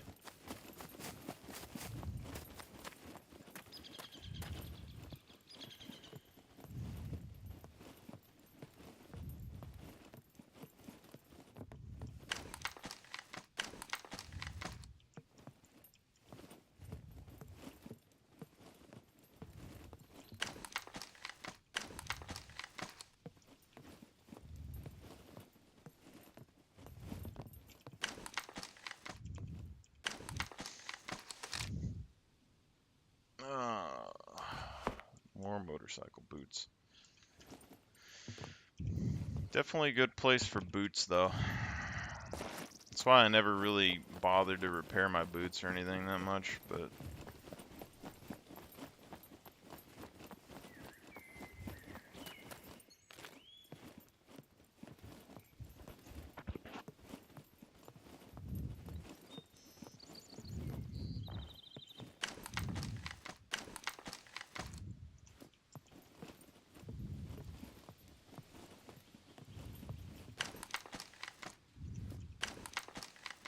Is that a backpack or a head sack? Yeah, it's a backpack. Extra backpack.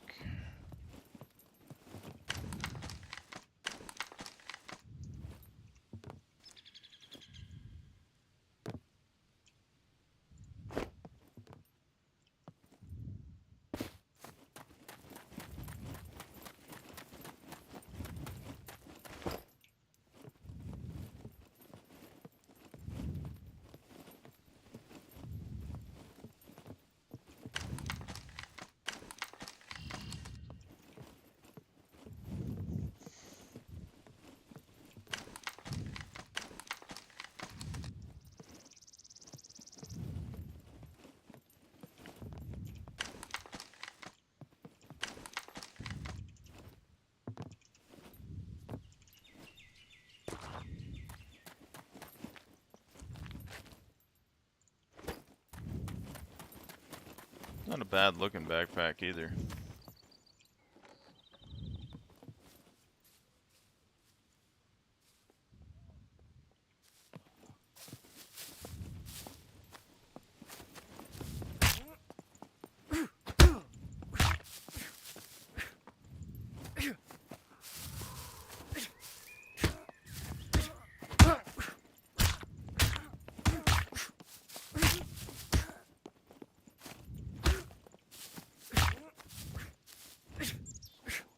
What, you never been beat up by Santa before?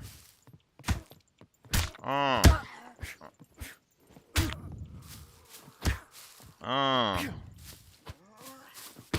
Ooh, face shot. Ooh, gut shot. Triple combo. You ever see Real Steel?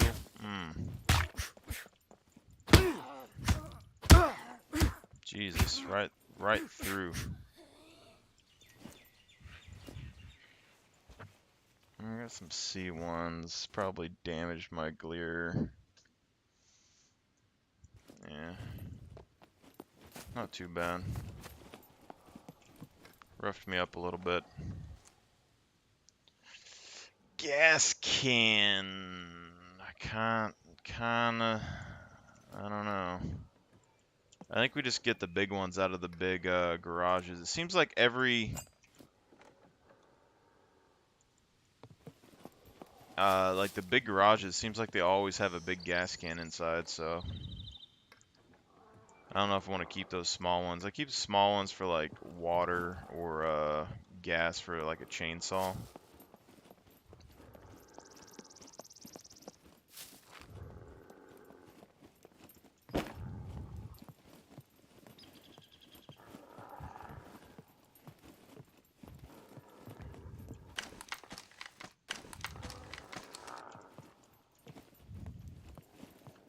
Yeah.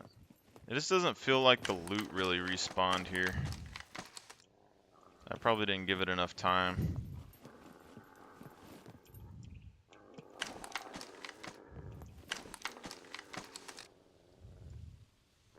Good amount of shoes though, but like, see, like we know that these shoes sell for more than the motorcycle boots. And we're pretty close to a reset too. When the reset happens, it means, you know, we're gonna need to have some free storage, which we're probably not gonna have, so I just forgot that bag. We're on the bicycle now though, so I can't really just carry the bag around with me anymore. It's the only downside with the bicycle. Saves me time on travel, but I can't carry as much gear, so it's this weird balancing game. I probably should have kept the boots and dropped the motorcycle jacket. But we can see how much the motorcycle jacket sells for. There's another backpack there. So you can kind of see how you can get backpacks here. Backpacks, boots, weapons. Like all the basic weapons spawn here.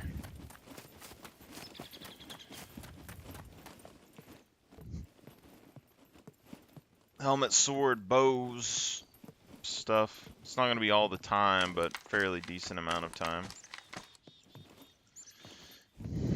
Probably have some nails that I can use at the other castle too. I need Vince to get on so that I can actually join the clan and use that chainsaw and stuff.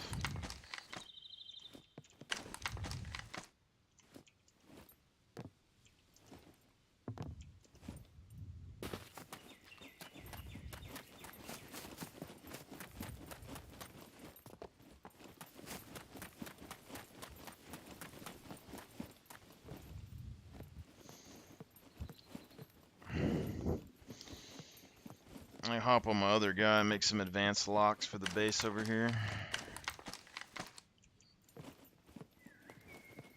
Probably be good.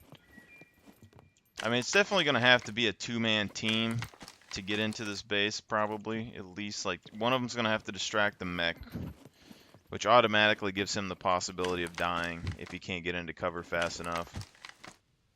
And then the other one is going to have to, I mean, basically, I think what they're going to have to do is you'd have to have a guy go into the prison, shoot at the mech and get it to try to attack you in the prison, and the other one can go behind its back and try to lockpick the door. But if they slip up at all, that mech is going to completely destroy that lockpicker. And also, as far as I could tell, I can build traps and out there as much as I want, so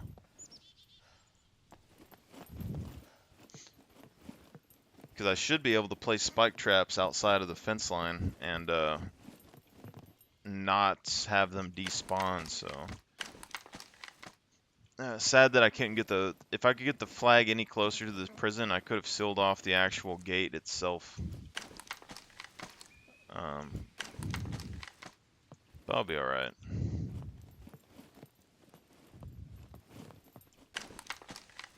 I don't think any of the loot really respawned here, so we got all the good loot, and the other stuff doesn't really appear to have came back yet, so this one won't be the best loot run in the world.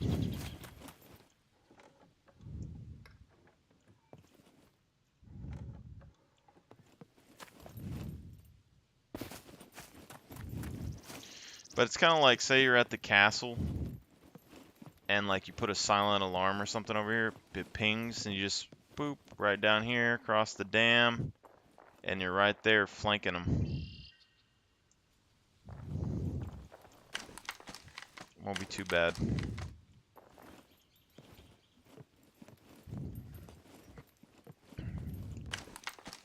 Just gonna make sure there's enough layers on the base that someone can't actually get in.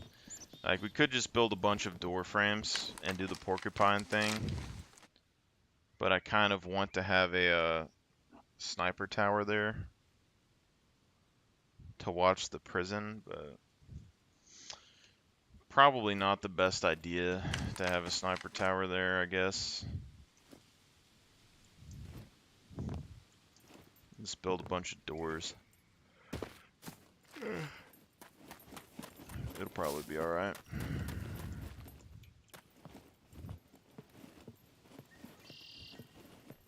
I just need a box of nails.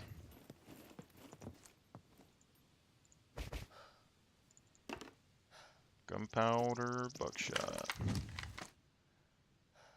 Hey.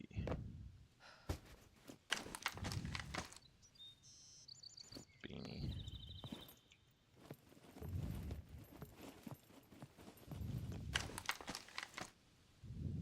Construction boots. It's also a good thing about the bicycle too is technically we don't need to wear shoes. Carbon Hunter. Kind of good that those jeans is big enough for the okay. That take 306. Yeah, should have picked up those 3006 bullets. That'll be alright.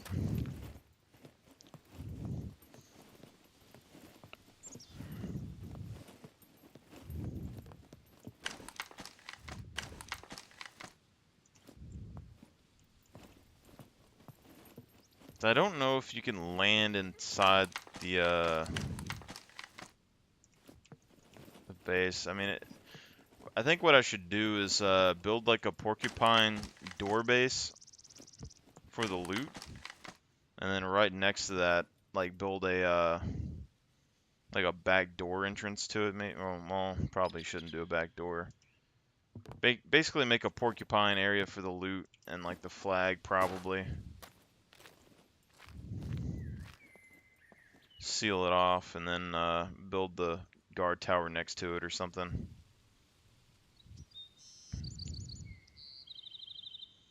But I only want front entrances on there for sure.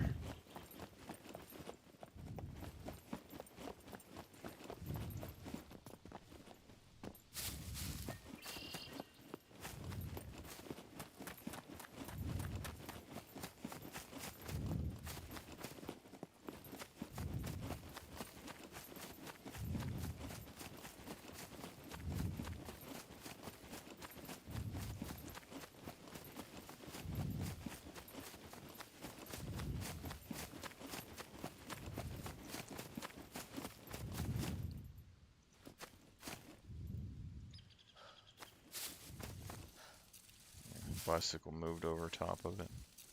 I don't know if we keep this Carbon Hunter. I mean, it probably sells for a decent bit, but it's also in really good condition. And I could use it to snipe at the prison. We should probably stop on the way back, just or the way over there to see. I don't think that you can actually see. Hello, sir. This isn't working for me.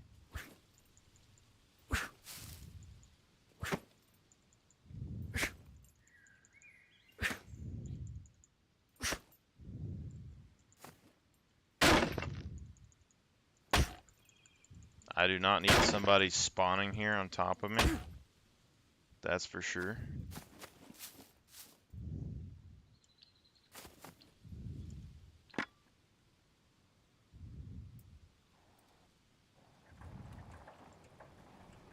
It's good to know that somebody is here, though.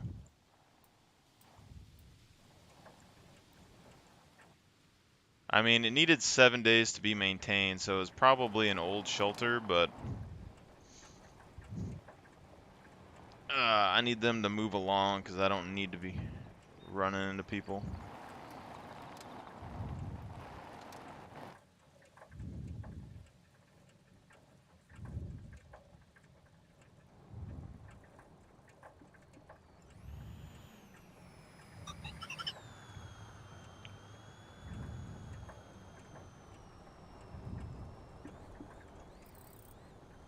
But yeah, I definitely think we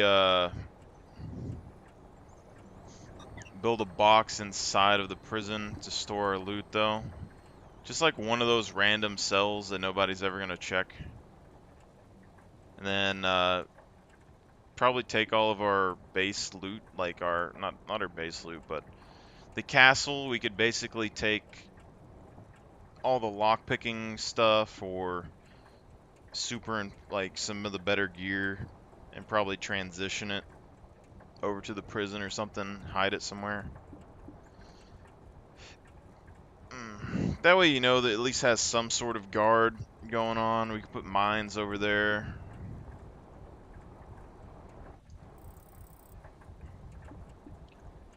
I still need to test and see if the mines actually attract the mechs or not, but probably be alright. I think we probably take the carbon hunter, stash it somewhere, and then we can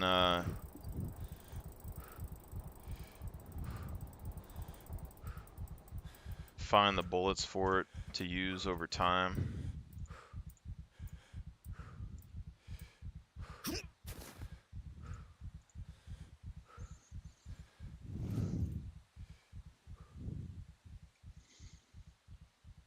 That's the other thing with like a low awareness skill. It makes it to where like you don't really care so much about listening in game, so you can actually listen to the music player.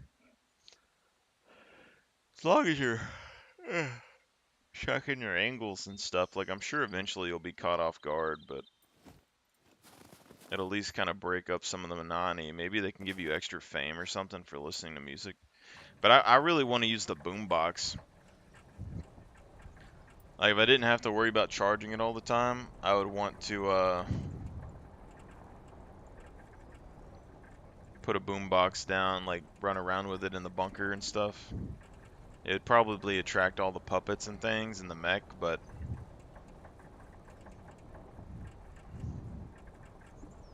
that's actually something we should probably test too. Like if you can attract a mech with a boombox, then it'd be really easy to get in all of the bunkers. Unless they like shoot it or something. Maybe they have like a hidden Easter eggs where the mechs start dancing. That'd be great.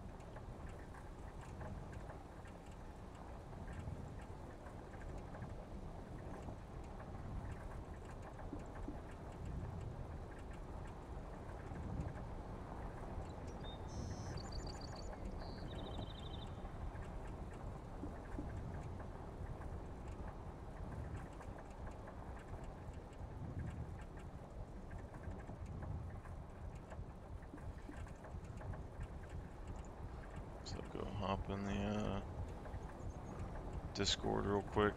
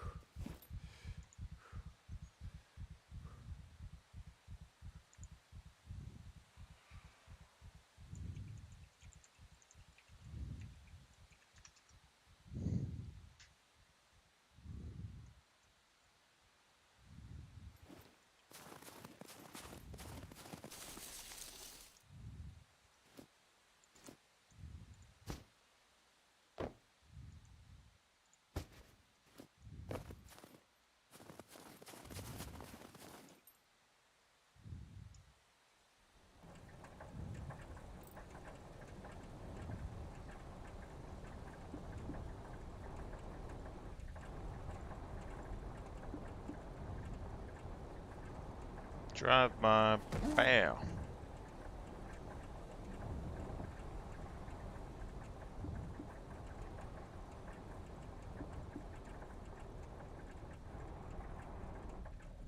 That is actually really close to the castle.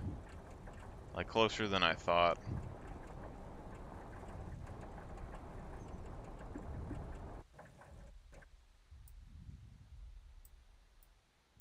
Don't see me.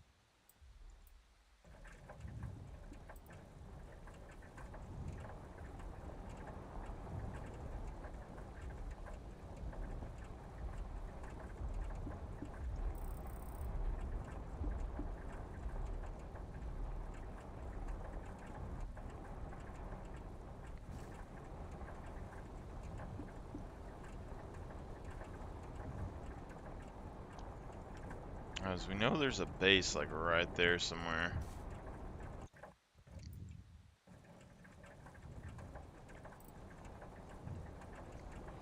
I think what we do is like we bury a chest and some spike traps in the bushes. It just looks like snow. When they try to dig it up, they'll probably just go right back into the spike traps.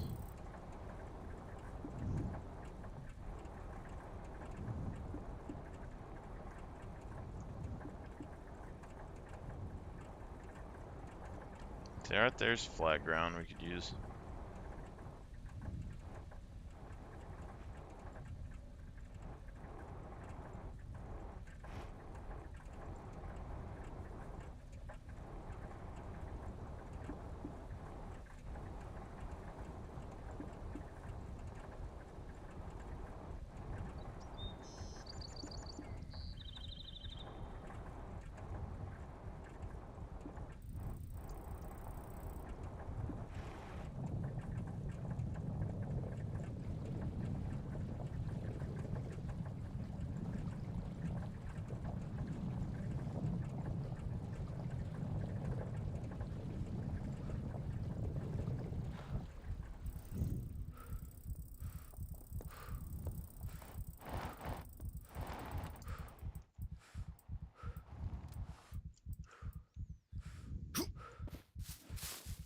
Bow, bow, bow, bow, bow.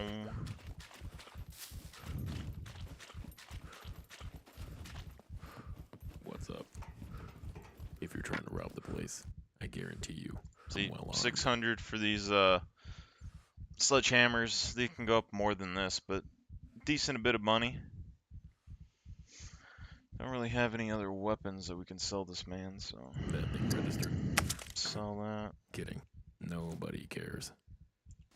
Guns come unloaded. Guess I could sell these Security brass reasons, knuckles. Keep obviously. them.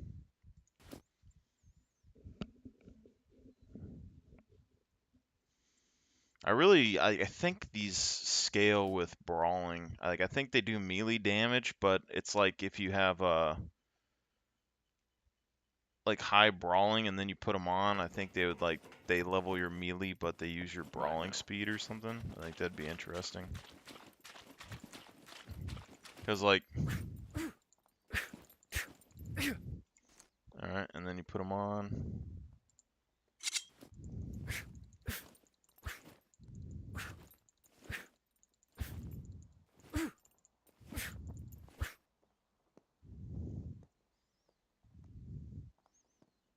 Maybe it still uses melee.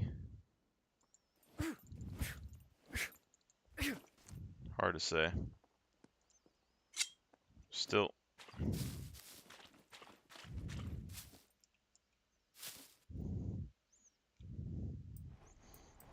But you can go a couple hours, or like maybe like an hour or so without any boots.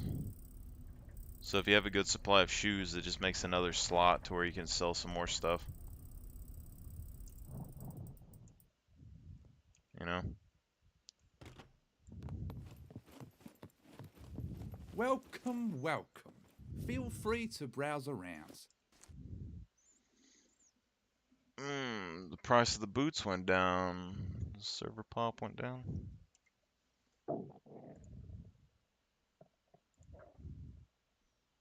Might just be the kind of boots, because these are normal boots and not military boots. But still, not too bad. This means these are about 40 something extra, but they take up an extra slot. Motor vehicle vest, actually not terrible. It's what, the same slots. It's a 2x2, so motorcycle jackets look to be good. So probably all the motorcycle clothing's good to pick up. So there was quite a few of those So, there that we what didn't will get. it be? Sell this, probably keep the gunpowder. Sell that hat.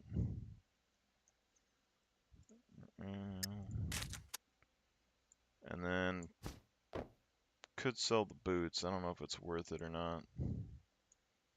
Just probably keep them for now. Because we can craft shoes too. That's the other thing. Is like you go to crafting. Once you get your survival skill, you can craft these animal hide boots wherever they went. Maybe it's a basic skill.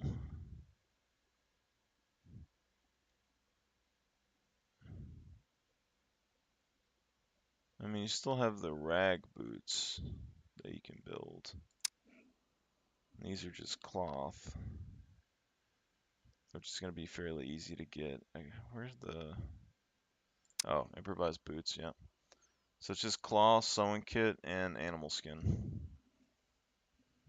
So I'd probably just, you know, craft some of those, keep them in a box, go there to loot, use the extra slot, Make sure like to make stop. another couple $100.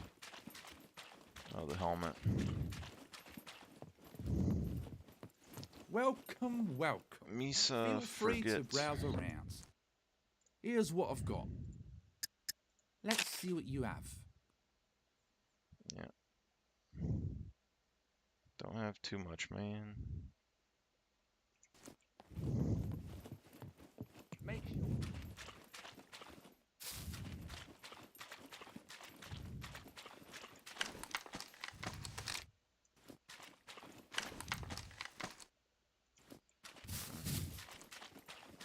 Okay, so we should have...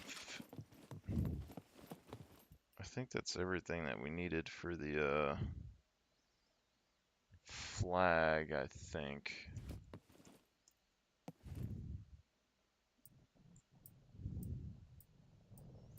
See, it's just the way the flag is. Like, if we move the flag farther up the hill, we probably could put mines and stuff right there in that gate entrance. Do we not have the fish floaters anymore? Did I drop them? They were in the other pants. Damn.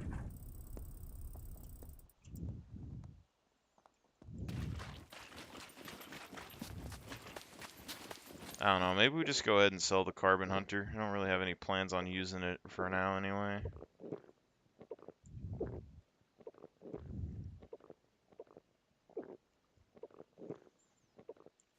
And buy some more food.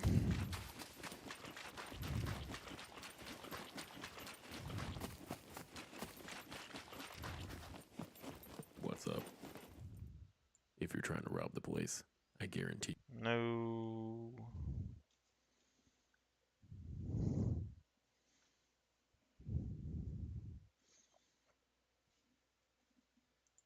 Oh, God. Pretty tired either way, so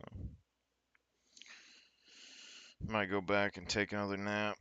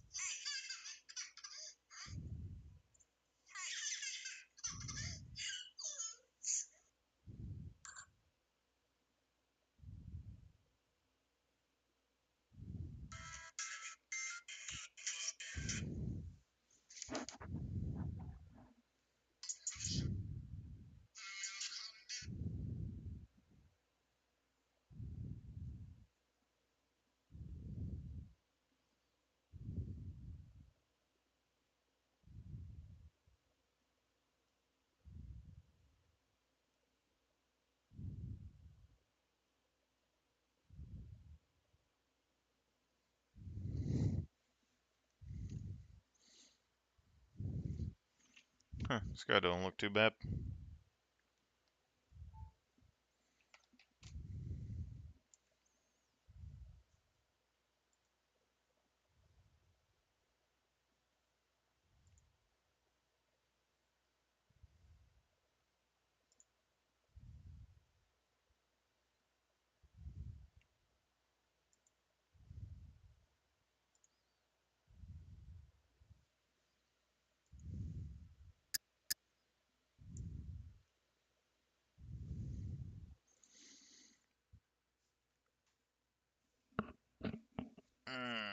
So we gotta cut down some trees and build a couple walls.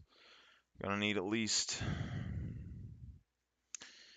If we had a box of nails, we could build a decent bit over there. A box of nails.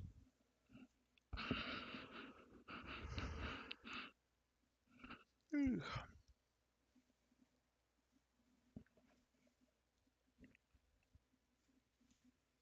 Like we could build a whole storage area and stuff for a box of nails.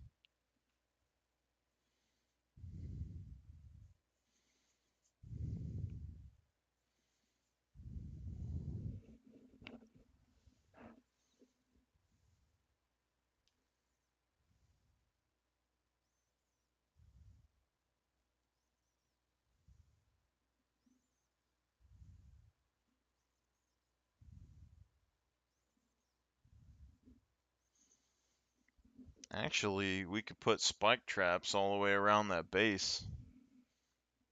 They'd have to destroy all the spike traps.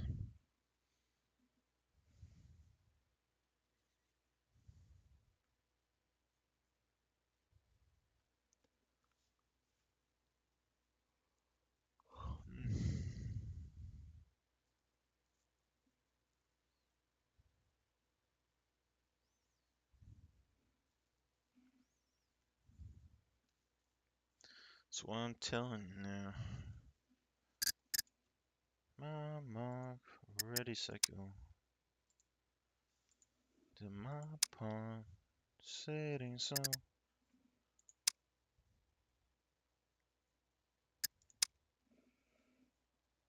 That was fun.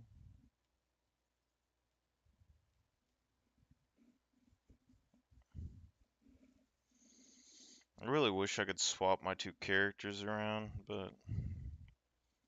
Because I would use the headset right now while doing all this stuff.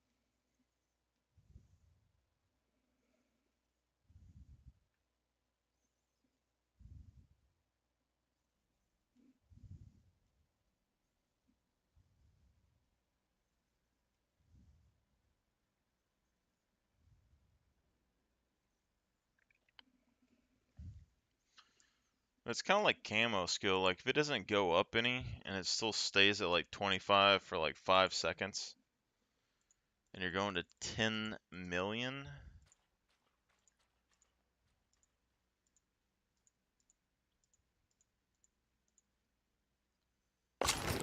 That's a long time.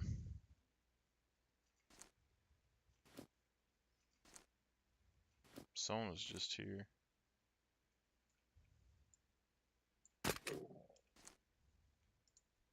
That thing registered. Kidding. Nobody cares. Nobody cares.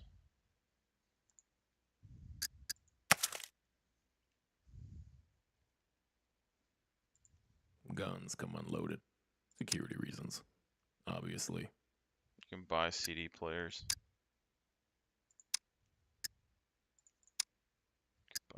Weapon cleaning kit for 10 grand. Respirator 3 grand. That's not bad.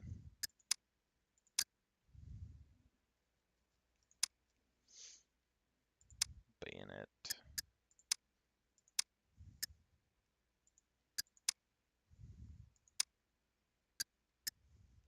Yeah, those are expensive.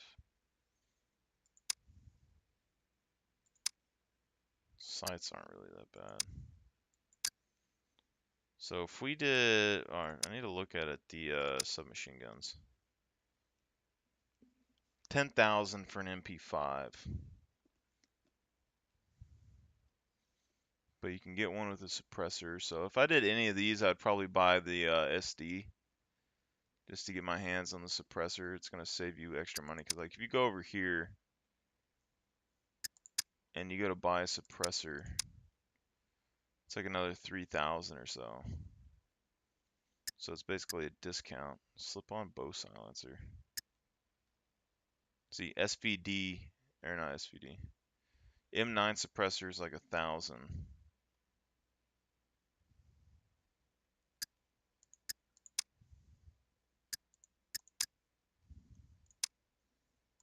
Detonators. So blast caps are 800 bucks. Grenades are not really expensive. Mines. Practice bomb. Doesn't seem too bad.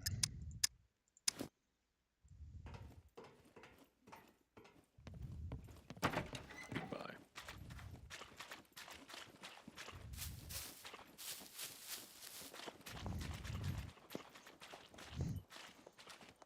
What up, brother? Or sister?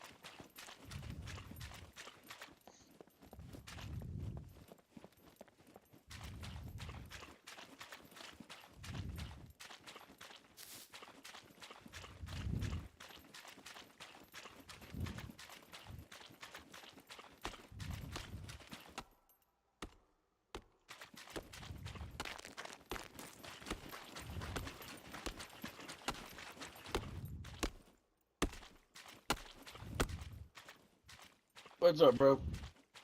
Not much. You hard at work? Yeah, you need a stick. Not right now. We'll hear in a little bit, probably.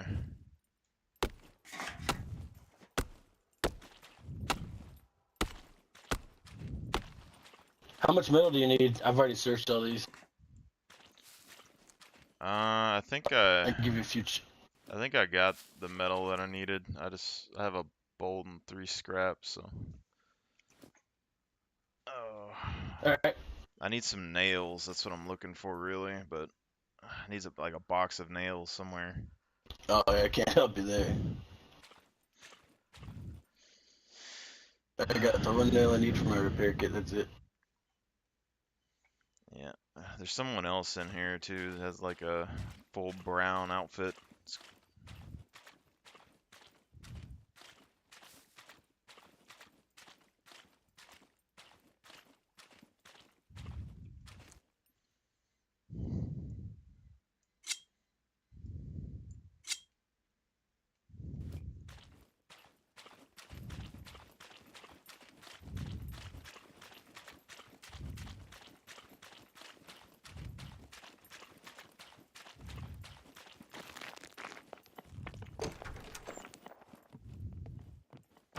Welcome. Karaoke.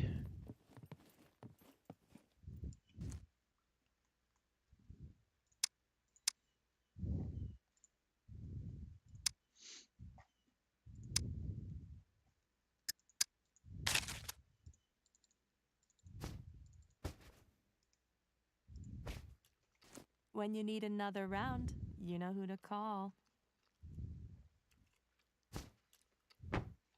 Yeah, you know what's up. Get that good bread.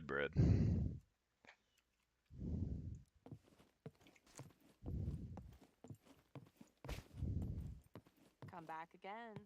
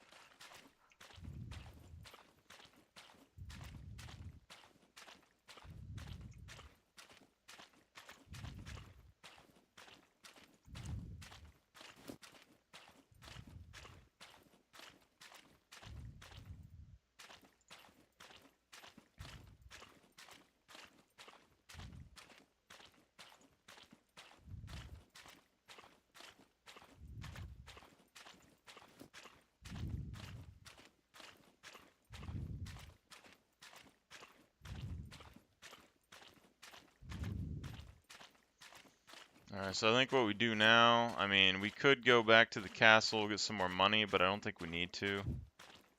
I think we just go to the prison. Try to find some nails so that we can build that little structure. See if we can ride this bike through the wall.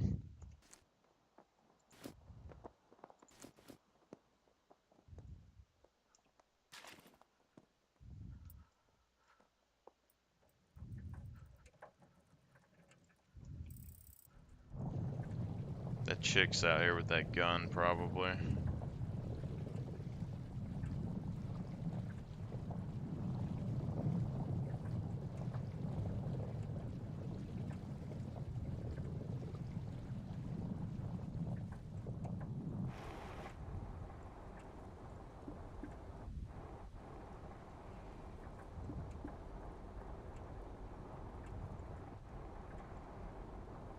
Very scary times.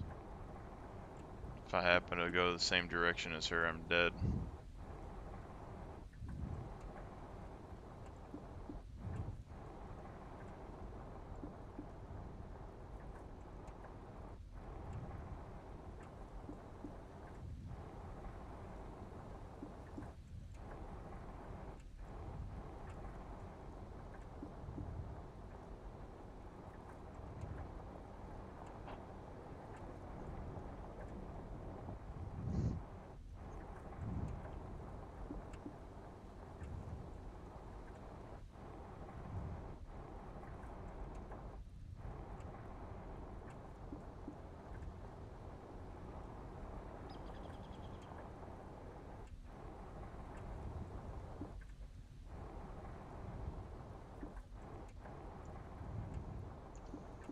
Alright, let's see if we can ride the bicycle through the hole in the fence, maybe.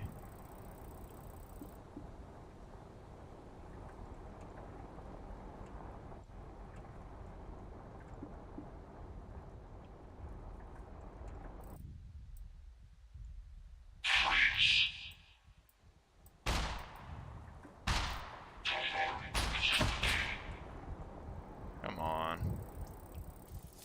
That is not fair at all.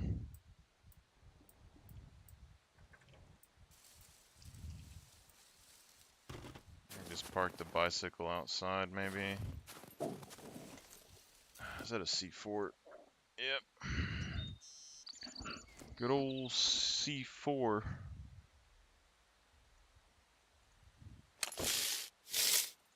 Uh,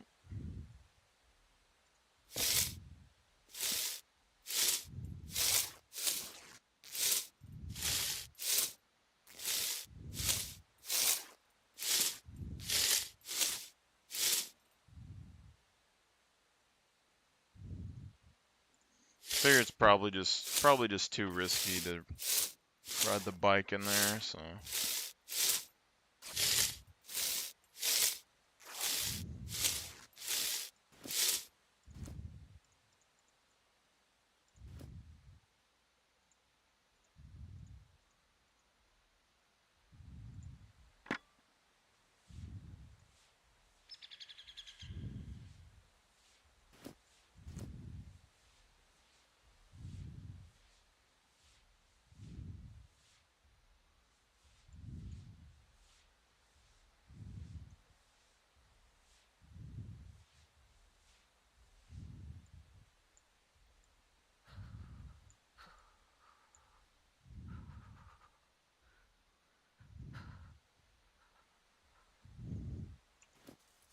Yeah.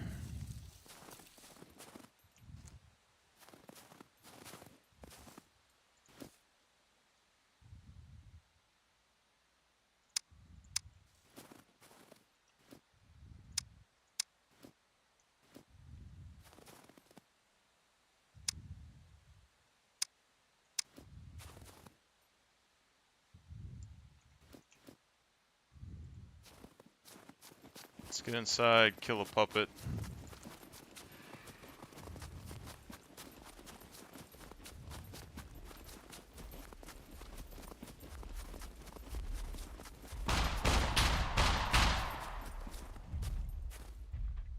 Jeez. Might just have to go in the other way.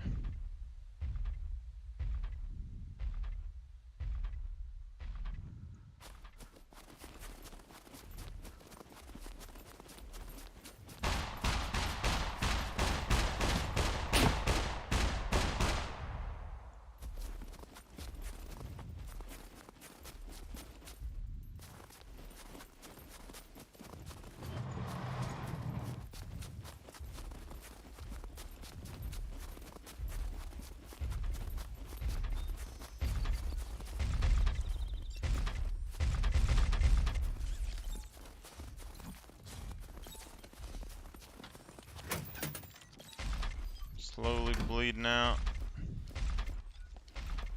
but we're good.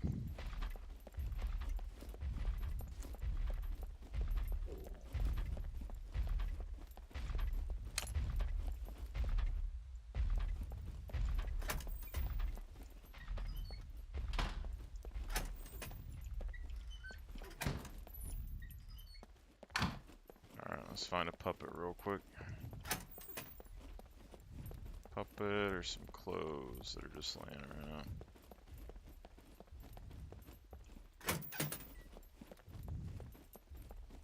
There's always puppets here, so I don't know why I haven't run into one.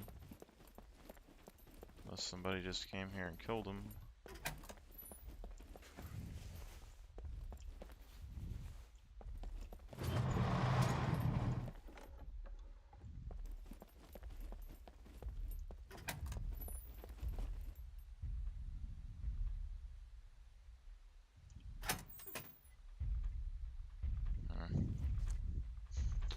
Well, I mean, at least we slowed the bleeding enough to where we're not probably gonna just die. I mean, we're losing like 1 HP a minute.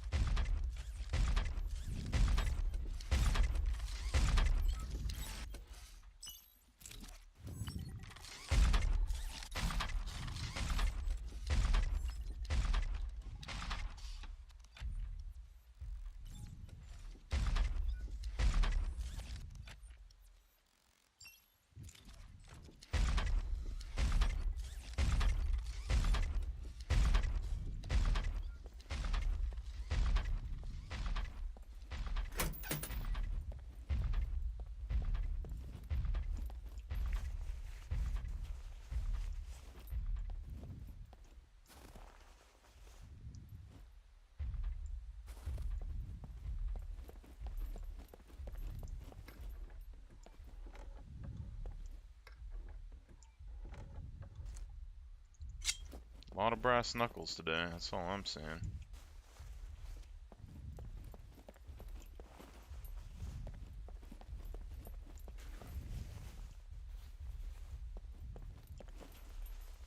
Thought there would have been some clothing somewhere, but I guess not.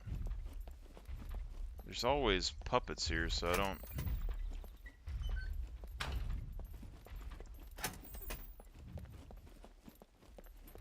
Like, where the hell are they?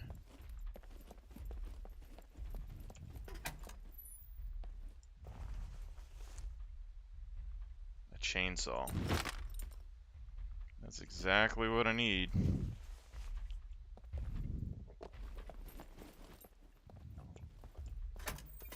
As long as I don't bleed to death. Is there any cloth?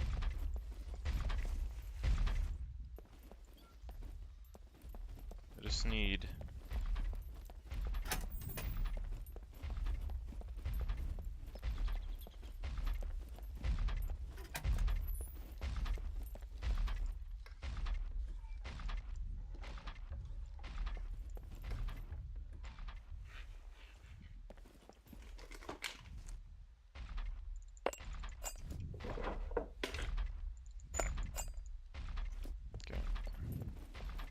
So at least, I mean, we can get nails in the prison, so that's good.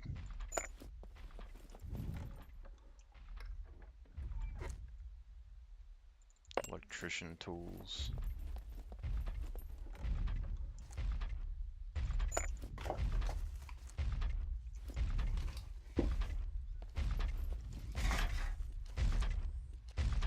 More rag strips, but I need rags. Let's go to the laundry area.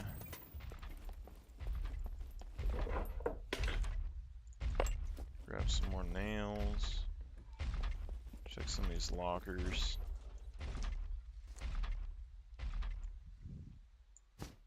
Night vision goggles. I would have never thought that would have spawned here. That's nuts.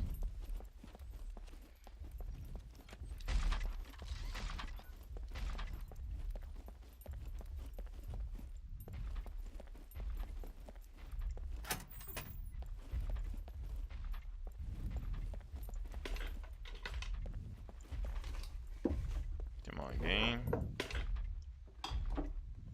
Be nice to me.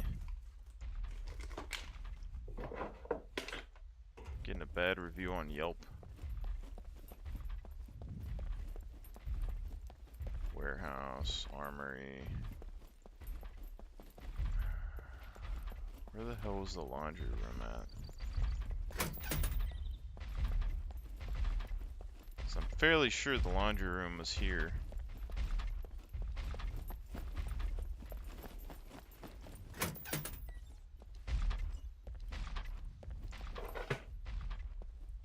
Some more lockers. Okay.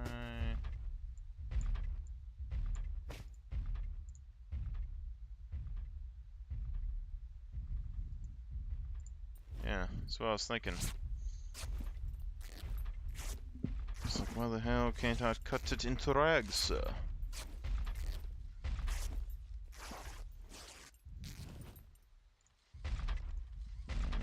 Treat wounds, C4.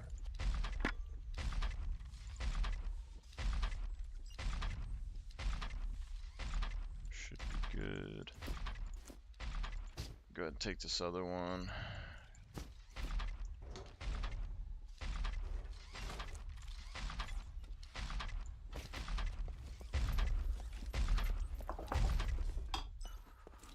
Go find a bed to lay down in for a little bit.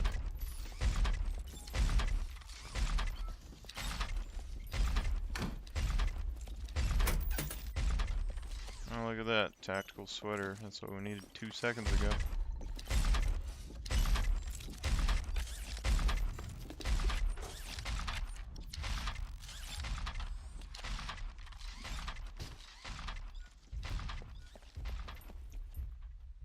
Yeah, definitely a lot more stuff in these places on the white pits.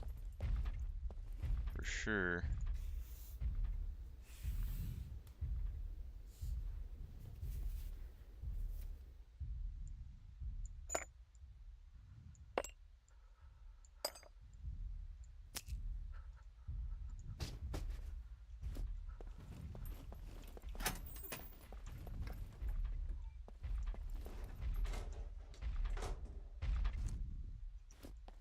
Bunch of hats.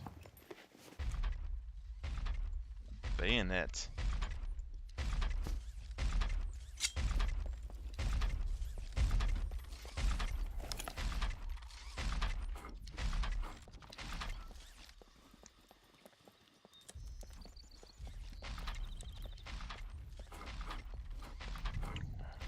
%, full chainsaw.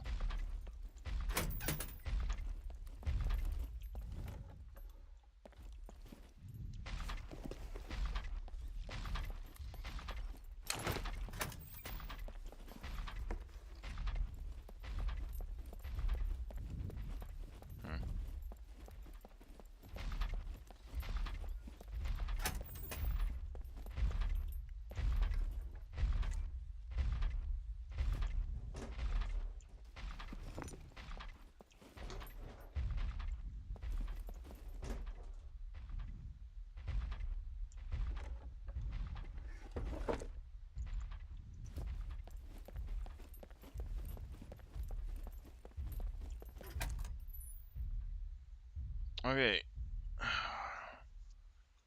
So we have the nails. We should have enough for the cloth.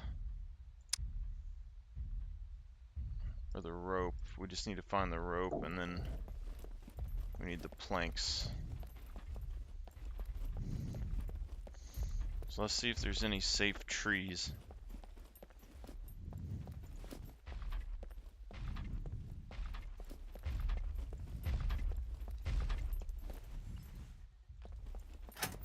Sleep for a second.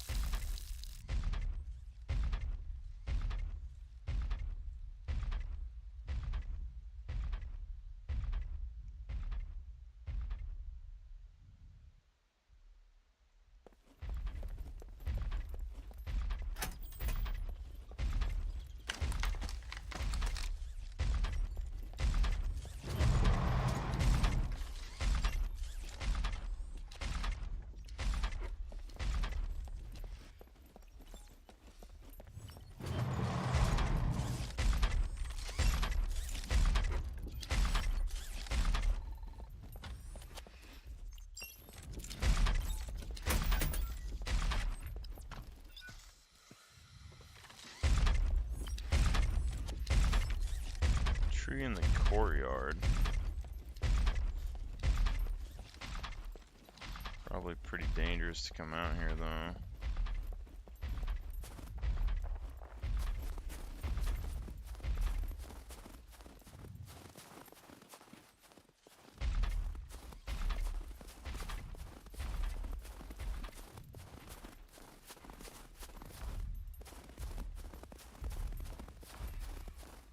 That, like, we could cut that down. Oh, there's a gate right there. If you could cut that down fast enough and pull the logs somewhere, it'd probably be alright. So we need 8 planks to make the box.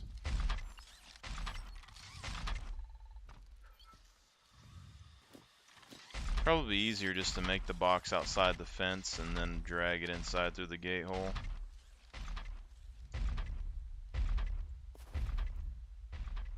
But it looks like this is how you get back here, so you run through when he's going this way. And then you can make it to the other guardhouse.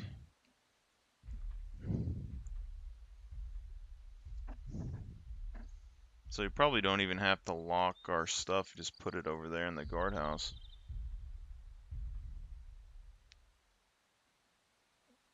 For right now, anyway. I mean, you have time to get over there.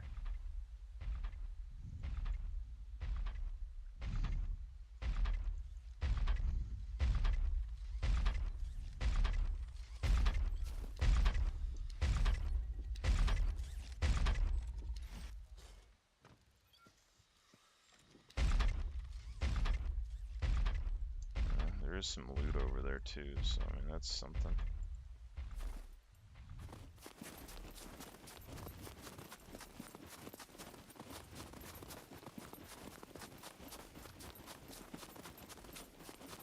Go through this hole in the fence.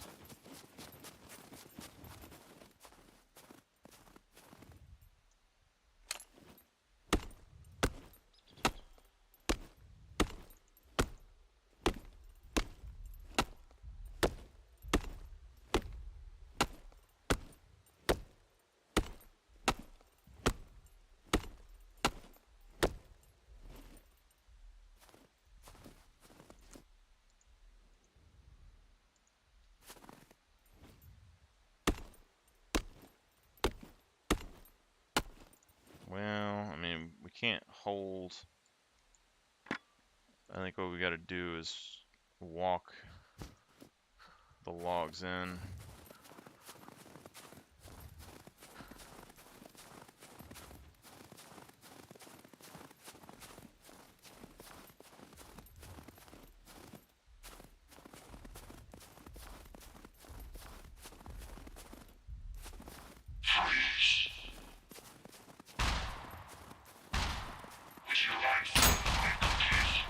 Damn.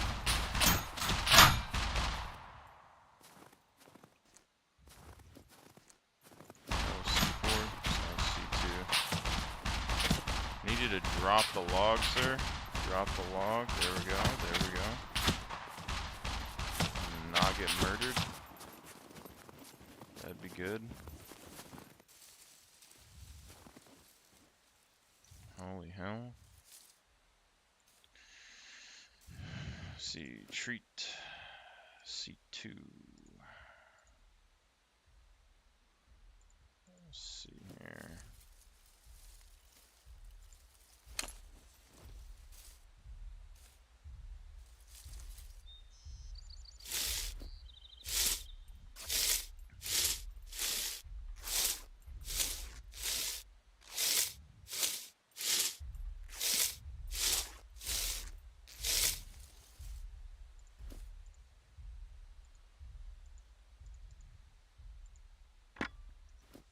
Okay. I think we just cut the log from out here, build the chest, and then drag the chest in.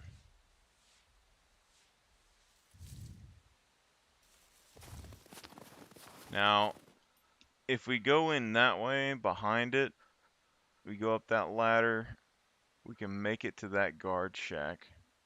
And then from that guard shack, you could walk down and probably place a box on that wall. But I think we want something that we can lock.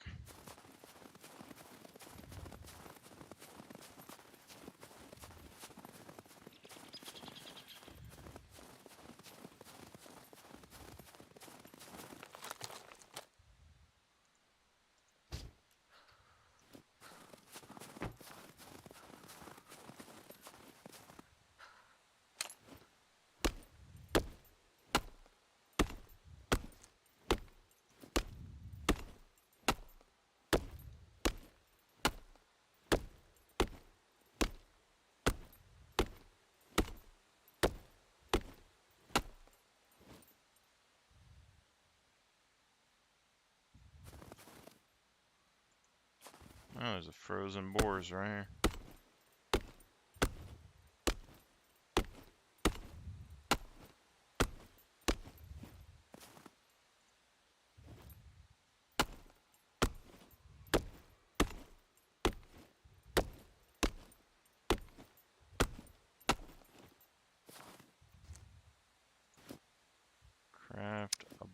works. Now we need to not use this thread, so we fill with nails, don't fill with thread.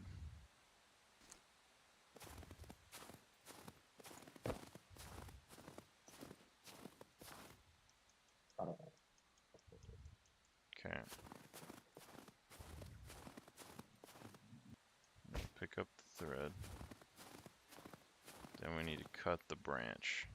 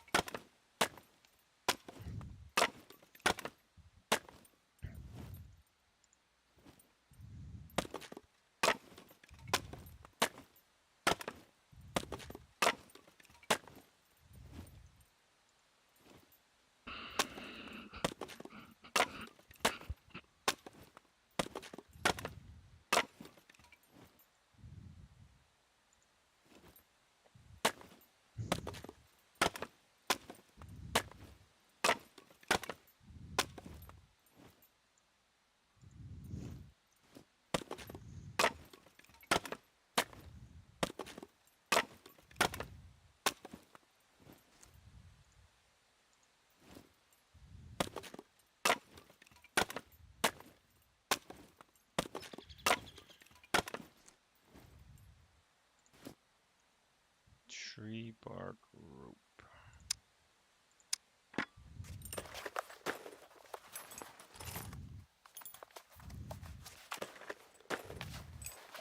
I think we put it in that side cell block because there's nothing in there besides cells. Like the very far side. It's also the easiest place to get to. We could technically go through the front entrance over there easier than we're doing now, so.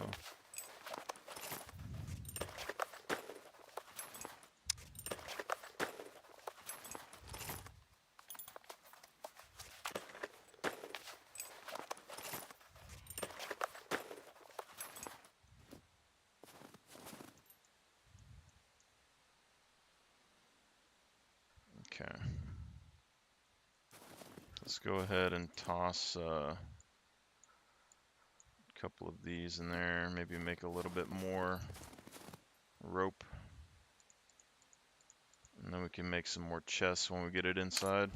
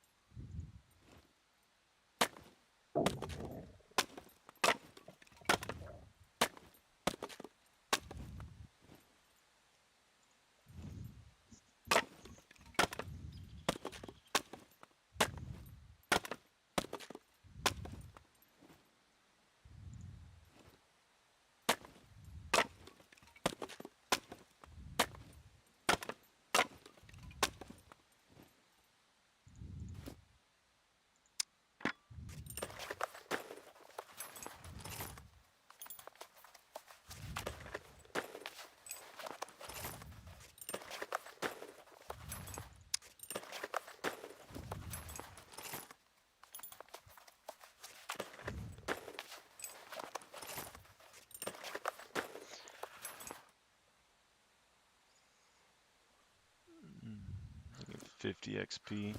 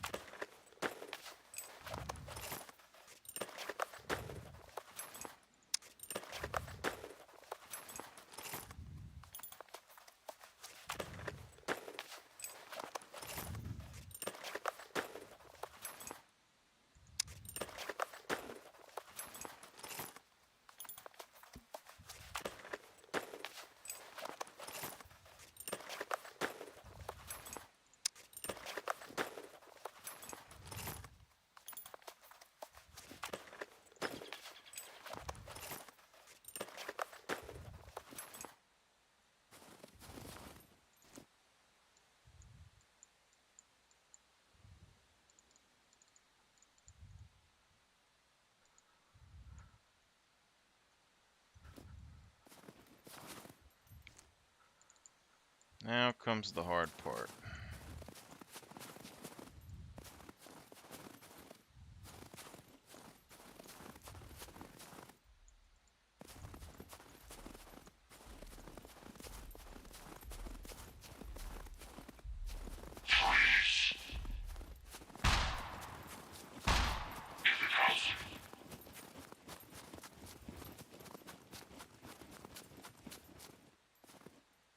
Damn.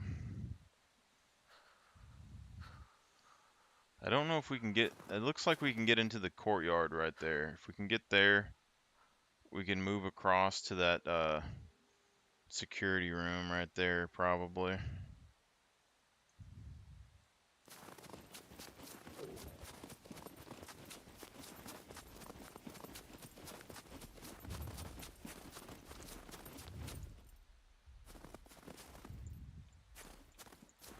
It's very difficult to do this because you can't see where you're trying to go, and you don't have enough time to look around for all the mechs.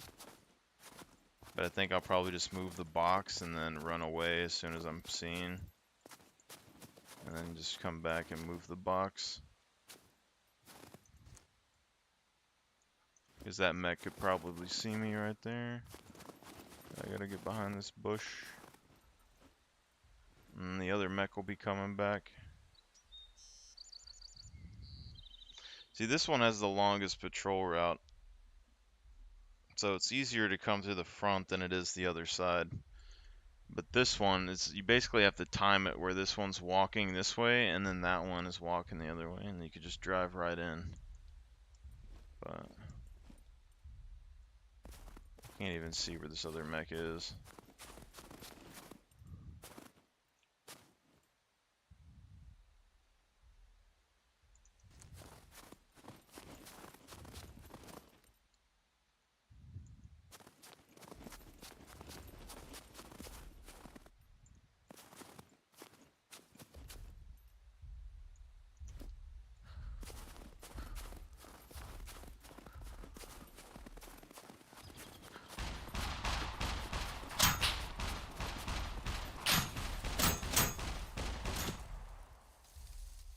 Jeez.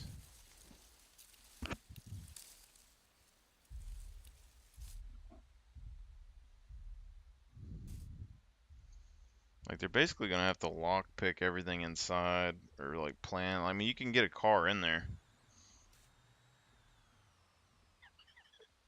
That's just a matter of time.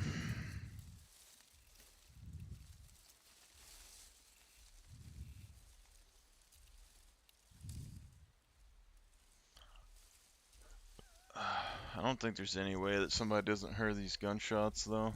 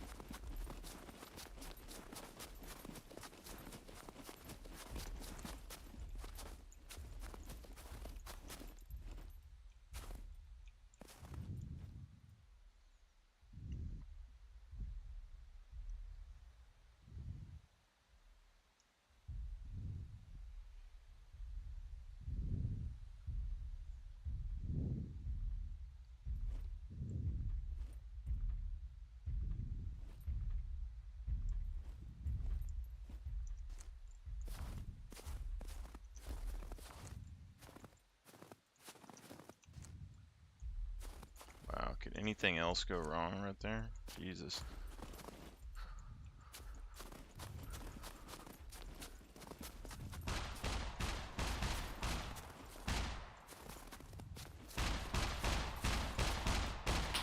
Come on.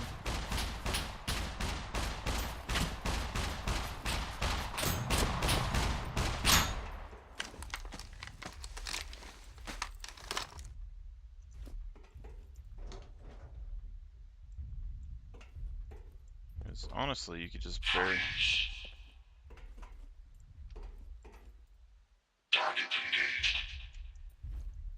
Shit.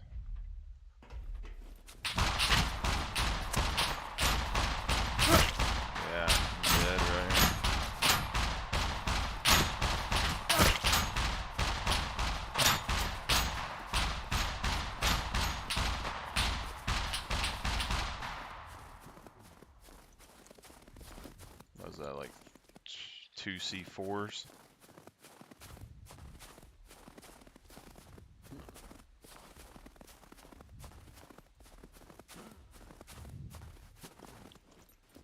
I mean,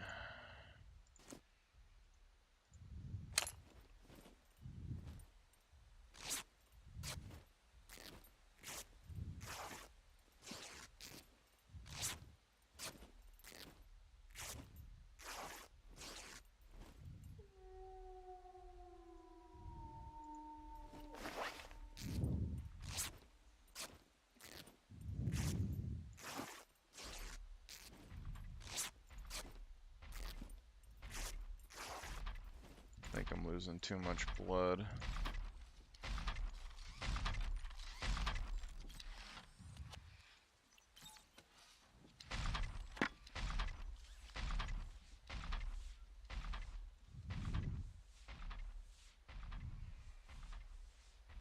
Yeah.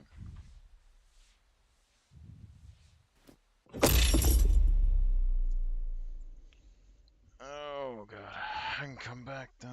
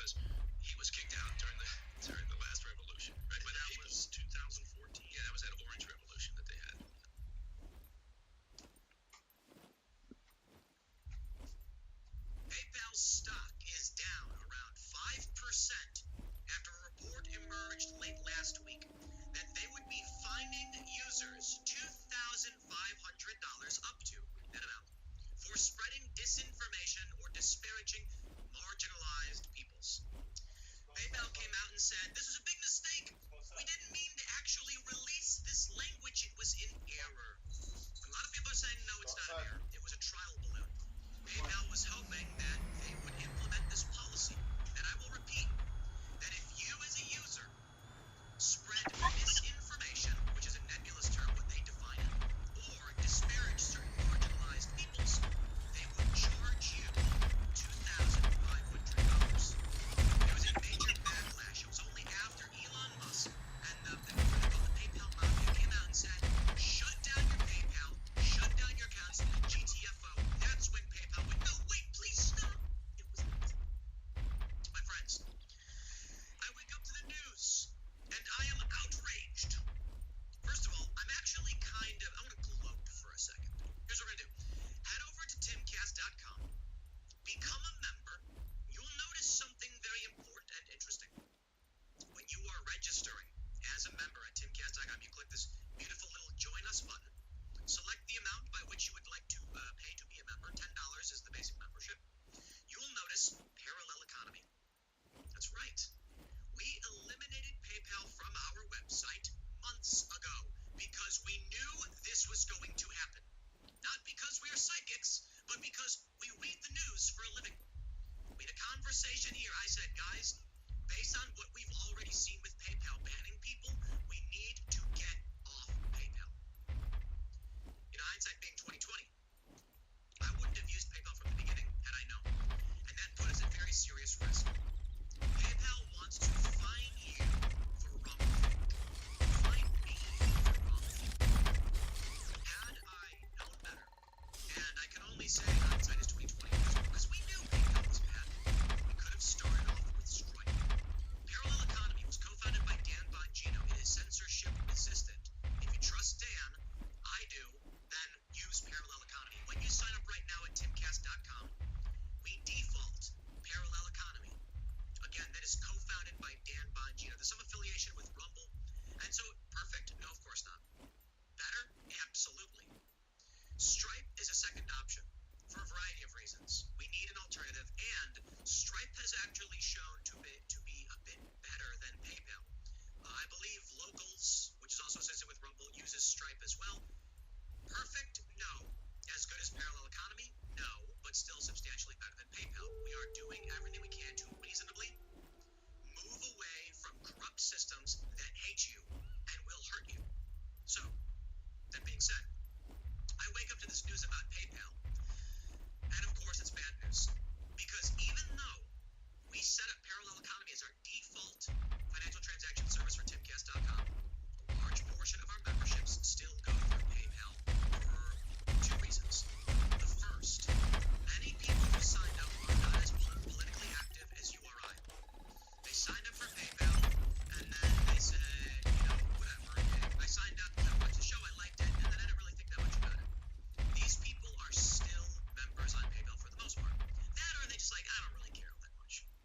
But many people signed up using PayPal guest accounts, meaning they created an account for the purpose of being a member at timcast.com, and it's not so easy to just switch that version over. If you had your own PayPal account and then you signed up, really easy to switch over to Parallel Economy. If you signed up as a guest, less easy. So what's happening now is we've already lost a lot of money. And I blame PayPal for this. I believe PayPal is responsible for the damages incurred to my business. Why? I don't care about them changing the policy. For one, I think the policy is bad on a political and personal level. But if they as a business say we have the right to change our terms as we see fit, okay, fine. But this wasn't that. PayPal did not change their terms. They put out a false statement in error. Now, where does it say in the terms that if they screw up and it causes people to bleed out of the user base, that I have to pay for that? See where I'm going with that? I believe, personally, that PayPal is intentionally trying to pull some insane trial balloon for woke social credit systems. That's just my personal opinion, and it doesn't matter.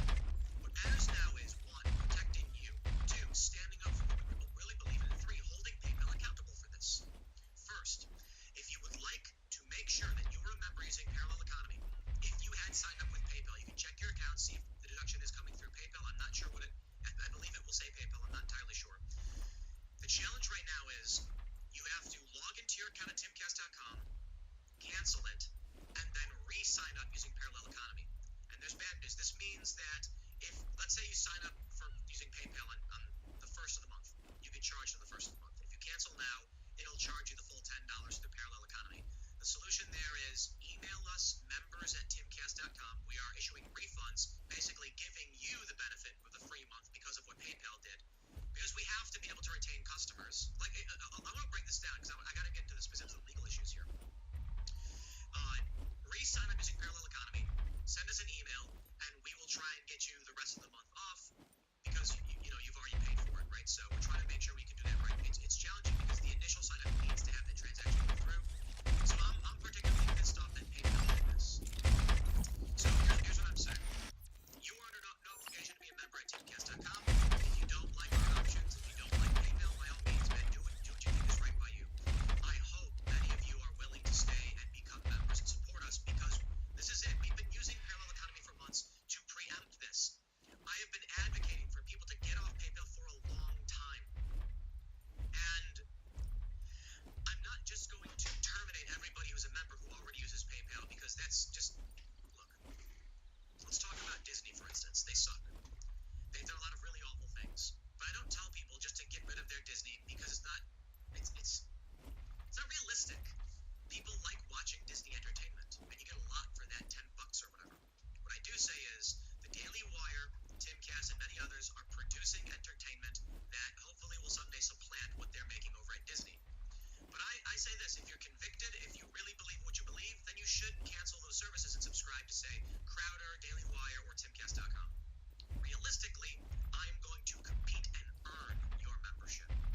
We're doing the best we can. Cast Castle Vlogs are shaping up, getting better by the minute. Tales of the Inverted World's got a new show coming out. We really are trying to build something that will convince you to get away from Netflix and Amazon and other platforms. Hey, I'll tell you, I use Amazon. I don't have a Netflix. I have a Disney, but it was because I bought it last year for 1 year. It probably expired this year or something.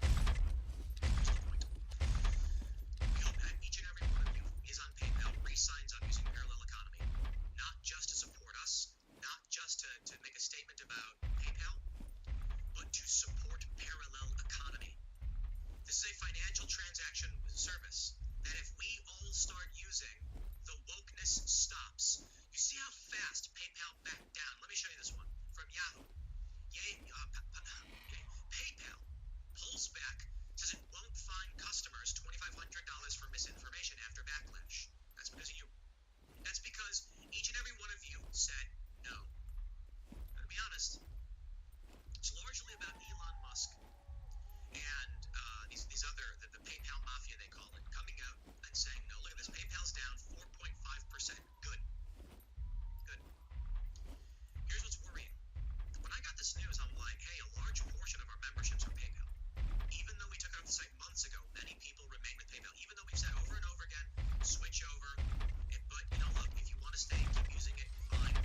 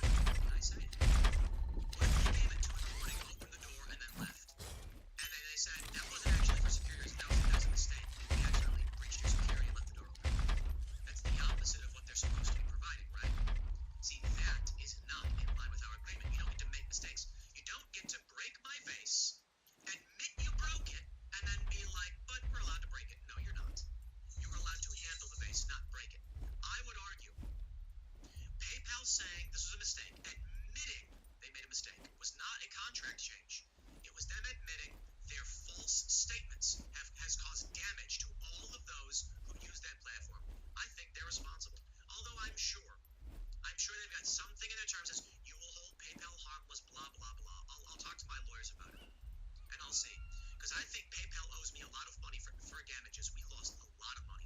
That's true. That's reality. Because a lot of people just canceled their accounts without thinking twice. Hopefully those people come back. They realize, hey, wait a minute, I'm not logged in at Timcast anymore. Hopefully they sign back up. This is where we are right now. Now here's where it gets interesting. PayPal claims it was an error, right? They say PayPal, well, let me show you this real quick. Here's the stock. Down 4.78% in the last 5 days. Congratulations, PayPal. You're hurting everybody. So PayPal says it was an error. Quote, an AU's and all president acceptable use policy notice recently went out in error that included incorrect information. It was not finding people for misinformation, and this language was never intended to be inserted into our policy. Our teams are working to correct our policy pages. We're sorry for the confusion this has caused. The course reversal comes after the policy changes start to attract media scrutiny, as well as criticism on Twitter. Former PayPal president David Marcus even blasted the company over the implication that it could seize customers' money for finding their views objectionable. Define misinformation. You can't. That's the problem. Or I should say exemplify misinformation. You can define its information is intended to be false, to spread false information. But who's the arbiter of that? Here's where it gets interesting. This Twitter user, King Titan, says, I have irrefutable evidence PayPal is lying. They say the notice went out in error, but it was uploaded to their website since at least Tuesday, the 27th of September 2022, at 22:33 UTC, as attested by archive.org here. I even found who wrote it. Now, I don't know that this is true.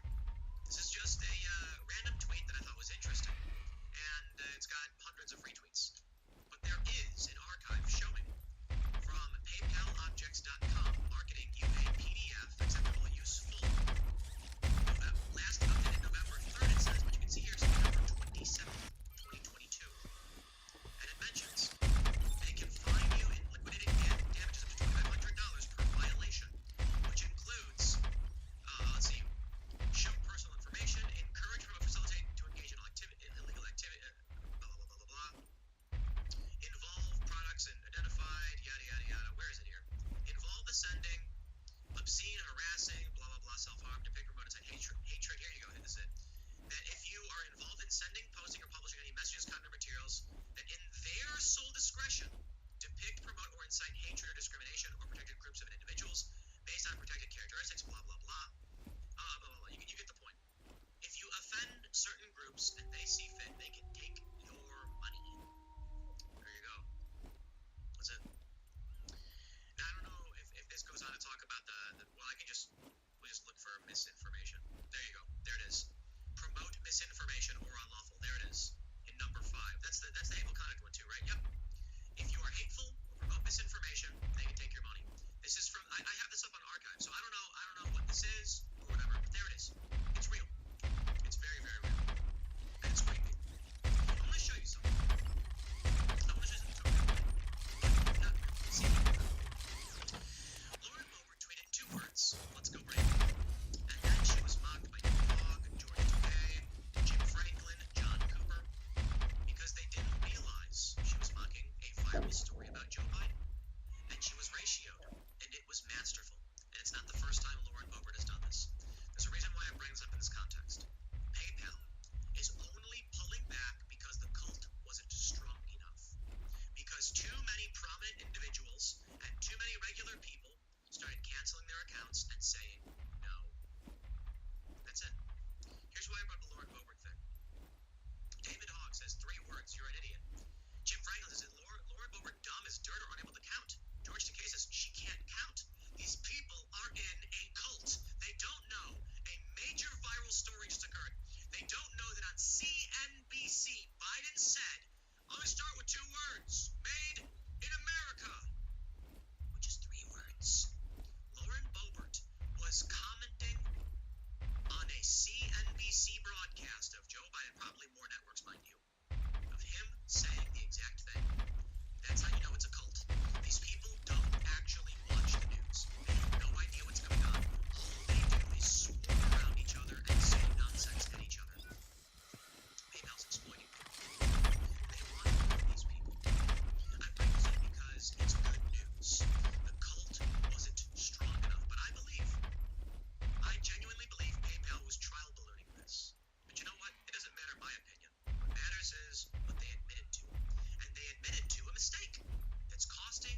lots of money from lots of people. So if you're a business that used PayPal and you are losing customers because of the mistake they made, I believe PayPal's responsible for that mistake. I would be surprised, but maybe I'm just wrong, that if they included in their terms of service that they can engage in mistakes, errors that cause damage to your business, and they will assume and you waive any responsibility. That to me, there may be something like, you will hold us harmless in the event that you lose customers due to the actions taken by PayPal or something like that. But I don't believe they can. I don't think that you can contractually argue you're allowed to screw up and not be responsible for it. It's just like I hire a security company and they say they're allowed to open my windows, and then they break the window and then argue, well, we are allowed to open them, but you agreed to hold us harmless for the actions you took in defense of your property. It's like, I don't think you breaking my window is in defense of my property. I don't think they can argue that they have a right to do stuff like that. I could be wrong. But again, I'll be talking to my lawyer. This is where we're currently at, my friends. The social credit score is upon us. This is that system. But you know what? Parallel economy exists. And you can go to timcast.com and support both Timcast and Parallel Economy, Tim Pool and Dan Bongino, by becoming a member and using their services. I want to stress this. We have a lot of people who are still members over at PayPal. And while I said, look, if you want to keep using PayPal, by all means, just, you're good to do it, because we want to make things realistic. We want to make it easy. We want to compete with these systems and win. But this, my friends, is a 5-alarm fire. This is a red alert. PayPal tried to do this, and at the very least, they have someone writing these policies. It is time. If you are using PayPal, go to timcast.com. If you have your own account at PayPal, you can cancel your account. You can do whatever you find reasonable, and then sign up at timcast.com using Parallel Economy. If you signed up at timcast.com using PayPal as a guest, which would mean it was a long time, you've been a long time member, I really appreciate that. You can open your profile, cancel your account, and then re-sign up using Parallel Economy. I wish there were a better way to do it. We do not have the most sophisticated technology. We are working on building up and making our site better every day. If we had 2 million users like some of these other platforms, if we had 200 million users like some of the big networks, we'd be fixing this stuff overnight. We can only build what we can afford to build. So that's one way to do it. If you do re-sign up, I do believe it will charge you for the rest of the month.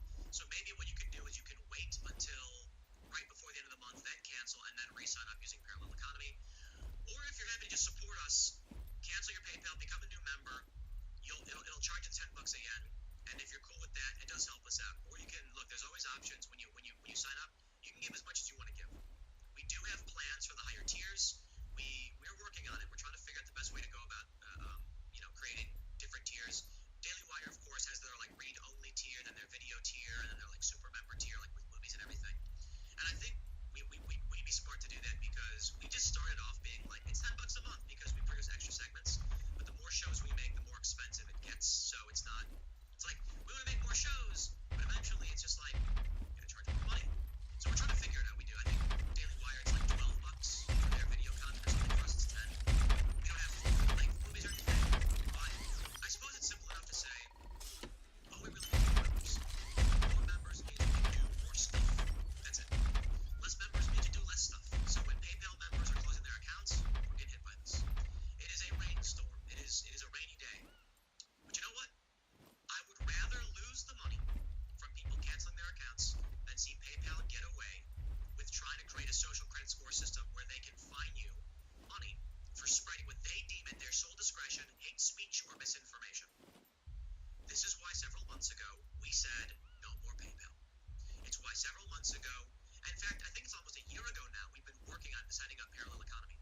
We've had it up for several months, and we were working on it for a longer time than that because we had to build the infrastructure to do it. So I implore all of you, reach out, tweet at Dan Bongino. Dan, maybe you can address this. What can we do to make Parallel Economy replace this kind of stuff? You know what you guys need? I go to the grocery store and I see the Square terminal. I see these payments things. Parallel Economy needs that. So when you've got a brick and mortar shop, you go on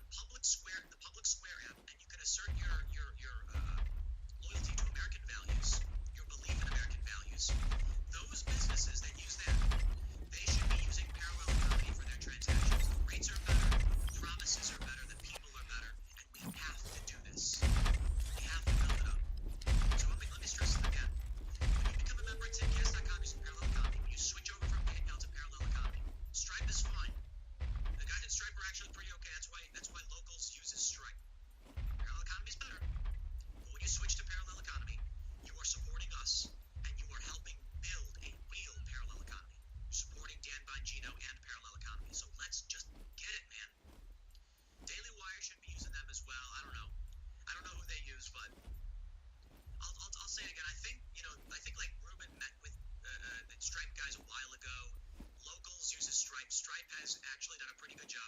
When we had a problem over at Stripe, the CEO himself responded, and I have tremendous respect for that. I think they're trying really hard to play the game right, but my chips are on parallel economy. Okay, fine. There, I said it a million times. I'll leave it there. Next segment's coming up at 4 p.m. over at youtube.com/Timcast. Thanks for hanging out, and I'll see you all then.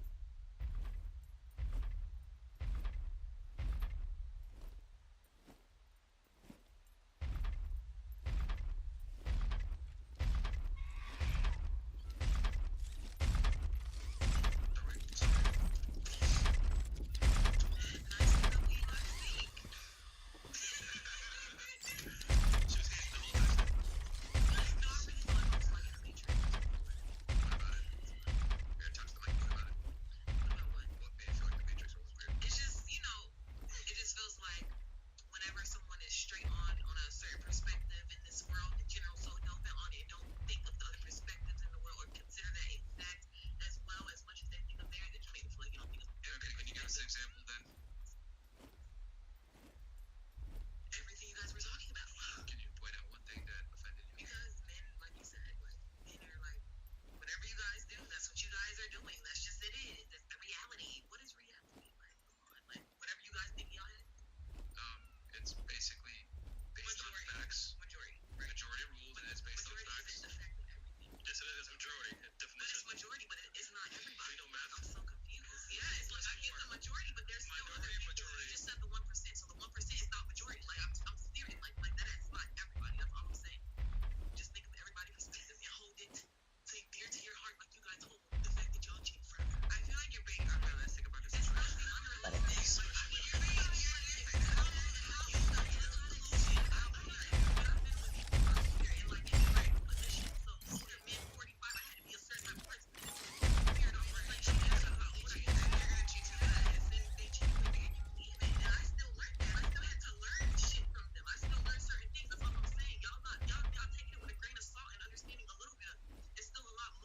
There's still a lot more. We're not taking it with a grain of salt. We're perfectly understanding everything. You're not. Because you're saying it's not. Can you let her speak? Right. And You're then not. You can go ahead and You're not. And you guys said all night though, so I get it. But what is it? She'll make a point, and then you'll be able to say what you want to say. I thought it was my beats a little. No, it's I asked you, so can you explain what it is? And you explain your point saying, like, well, you should be able to look at the exceptions to the rule, and not everything is based on majority, and you should look at the small percentage of people and stuff like that. And she's saying, well, that's not realistic, and she was about to explain why. See, that's called listening. Right, I'm listening. So, it's unrealistic because it's to society, it's basically normal for men to cheat, for men to be in non-monogamous. That's fine. You might not be a part of society, but the other 7 billion people are not a part of society. It doesn't mean that you're dumbing yourself down. You're just accepting reality. Can you let her finish, and then you can make your point back? If there's two men, and they're holding hands, walking down the street, and people see them, they're gonna think those men are gay. Alright? They might not be gay, but the reality is, I see you guys holding hands, and then you guys are gay. Okay, I understand that you're one of those people that doesn't think that, but that is not reality. Hey, you can't make someone understand your reality. First of all, you ain't gotta talk like that, because really, we're talking the same. No, we're not, because your demeanor and your attitude is completely the fuck off. It's completely the fuck off. And if you can't have a serious conversation and a normal conversation with an adult, which clearly that's what you're not, then you need to dumb it down a little bit, maybe drop it down a little notches and try to have a normal conversation with somebody. Ladies, blue hair. She is right, because you are making silly, dumb faces. And you're making a lot of noises. Women do that to men. It's like, oh, no, they're doing too much. Like, why not pay so much on men? Chris. So she made a point. So what do you have to say to that? She's simply saying that you have to exist in reality, and that exception doesn't make the rule. And even though you may be able to, go against the grain and see things in a different perspective, you gotta understand that the rest of them may not see it that way. I see 1%. What is your opposite of what you guys are saying?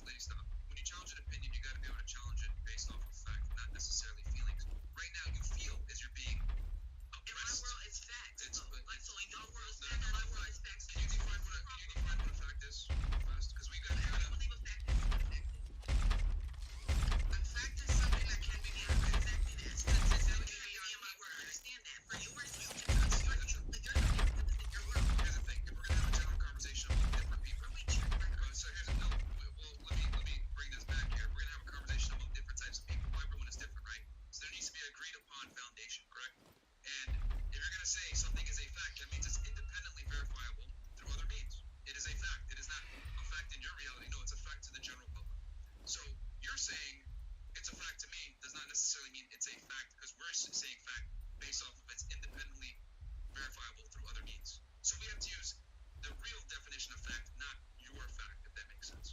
Right, but the same way Because it's general conversation. it's like your fact because majority, like you say, in my world, majority feels the same way I feel. So just because these people right here are not saying that or you're not saying that does not mean that in my perspective, in my world, which perception is reality at some point in time, in our own world like that, so I'm not saying nothing crazy. What's your point? You haven't no point. You haven't said any point. All I am saying is what I believe is what I believe, and don't make me feel I'm like not saying anything against them. I'm saying, what do you believe? based on the question we just said, right? I'm not saying I feel like people should be monogamous or whatever. Based on what I'm saying, like, I believe that how you are to somebody like should be the same way to me. All that shit there. Right, that's all I'm saying. Like, I just feel like y'all are coming in at me because I didn't say the same exact thing that y'all said, and y'all are coming at me a lot stronger than because the majority is on y'all side. Like, that's how I feel. The only reason I'm coming at you crazy is because you talk like this. But I'm not coming at you crazy because you started challenging mine, right? Like, we're both challenging. Of course, I'm going to challenge what you're saying because what I believe that I'm so sorry. That's what I didn't do this all day. I just did now. Okay, you had something? Go ahead, Yeah. please. I'm not going against what you're saying, but you're going off emotions. I'm not going off emotions. What we're saying is, what he's saying, what she's saying is what's really going on. Not what you think, not your opinion. Like, you're entitled to your own opinion. Nobody knows anything. You can feel like in your room, but really got to take a real world. You know something. Like, this is what's going on. You're 22. You're 28. Okay. Exactly. You just said people had to experience something to know something. I've experienced a lot more too. I'm 22, but experienced a lot, baby. Niggas are all faithful. I'm not. Who said that? Nobody said that. I didn't know. How are we gonna say all niggas are faithful? They're not faithful. Nobody said. I don't think that is. She was trying to say. Nobody was trying to say. Guys, let her finish her point, and then you can go ahead and say what you're All I'm saying is, everyone's entitled to their own opinion, but the way niggas act, you live in this world, you date, you fucking niggas, so you know how these niggas are. Right. We're saying that, and you just can't accept that that's how they all think. I'm not saying that. There are different perspectives, so we can't say that, oh man, Jay, why are you looking like that? Because you're really trying to tell me that I'm like really going crazy. I'm saying something out of the norm. Like, y'all are really understand that I'm saying something out of the norm. I'm speaking against you. We're no one's against you. This is not a battle. I'm not saying that. This is how I talk. I'm from here, Miami. West Palm Beach. I don't talk calm. Sorry. So this is the way I talk. That's not cute. You're on the live podcast. I don't care, you guys. Like, I've been calm this whole time, and me literally having a debate too. Me debating out of nowhere finally is like thinking that it's what they're trying to get like. She gets shiesty. She's very petty. What they're trying to say is like, I'm so serious. What they're trying to say, they're not trying to bash you for your opinion. They're just saying factually that men are gonna cheat. Wait, their status. You're so. But hold on. Okay, I agree with her because she's trying to say even though you guys are saying this, I still feel like it's not like not everybody's a cheater, not everybody says, not everybody's a dog, not everybody says. We never said not everybody. We said majority. It's just that you're going like this, like majority, like just saying. All right, it's fine. It's I mean, we know that, but every person in this room is still one of those that want a nigga to their self or Here's the they thing. to Here's the themselves. thing. We're just gonna have to be objective about this. The reason why I get it. is Am I right? Every nigga in here, every bitch wants their own bitch or their own nigga. And that's the truth. Whether y'all want to say the majority of the niggas are cheating, you still want your own nigga. Hold on. Do you even know what you're arguing against right now? I'm agreeing with her. Okay. I'm not And arguing. what is she arguing? She's saying that. Don't agree with me, bro. No. What is she arguing? She's saying that she feels like not every nigga on the fucking planet is a cheater. That's what she's saying. We said majority. Good luck finding We one. said they're going to be as faithful as their options. And we said if given the ability to cheat, they probably will exercise that option, especially if they have the status to do so. That's what we're saying. But if they can, So, they will. here's the thing. You're saying you feel like your opinions are being, I guess, not you. I'm just saying you can feel however you want to be 100%, objective about this. You were just incorrect about a lot of your observations about how the world really operates. And you can say, hey, this is my experience, and we got to go off with the exceptions and everything. I'm not saying that the exceptions don't exist. I'm saying that they're statistically insignificant, which means they don't matter. If we're talking about 100% of the population,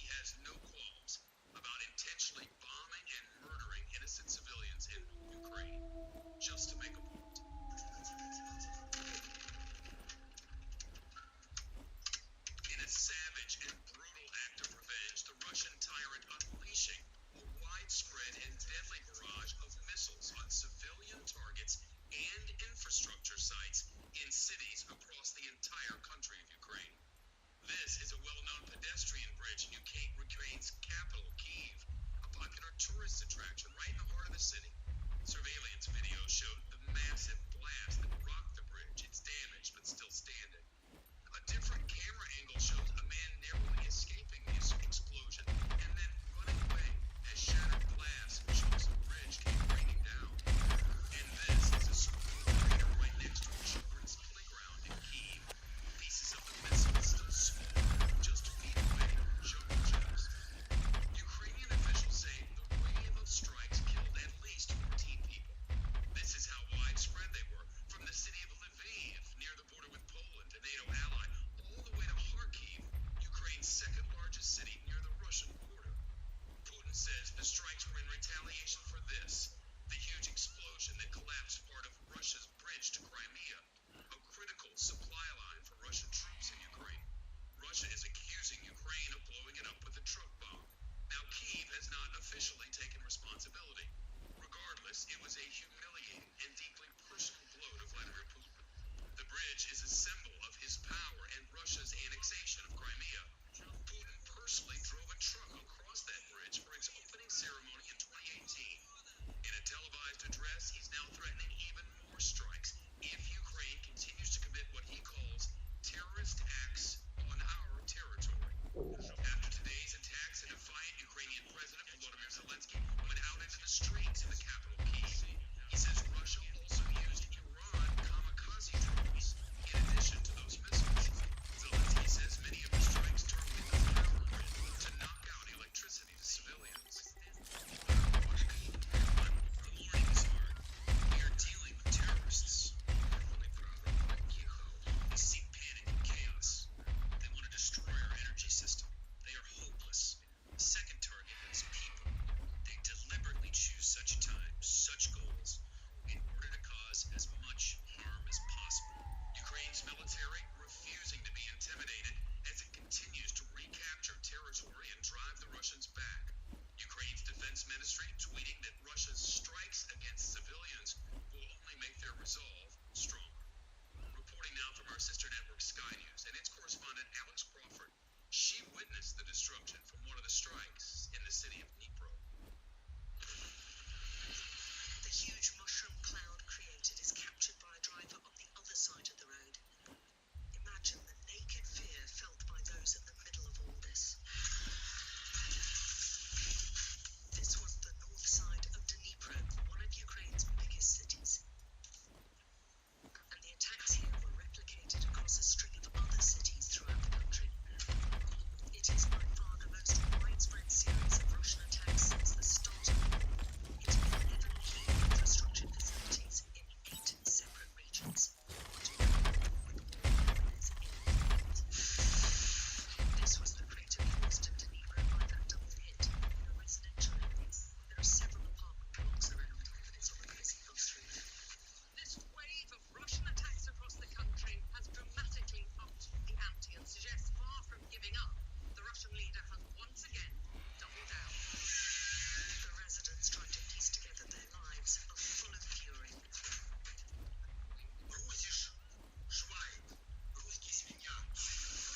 And millions saw a young student narrowly escape death on her way to university.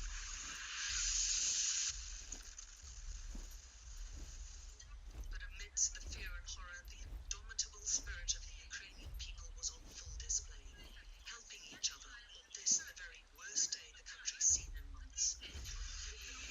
The capital's residents took to underground shelters again, but their response was this.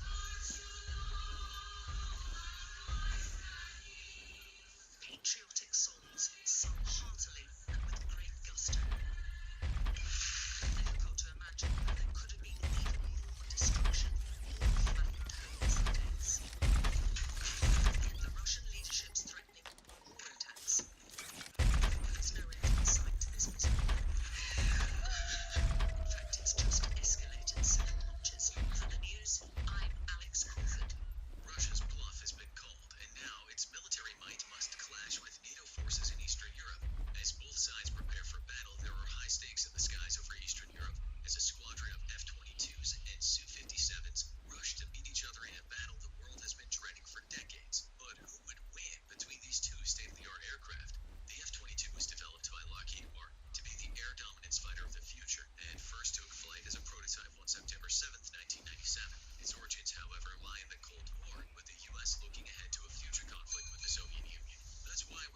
was officially procured in 1999, it faced a very uncertain future. It was the world's most cutting-edge fighter, and an extremely expensive one at that. The age of great power conflict was thought to be over with the collapse of the Soviet Union, and the F-22 was a plane without a mission.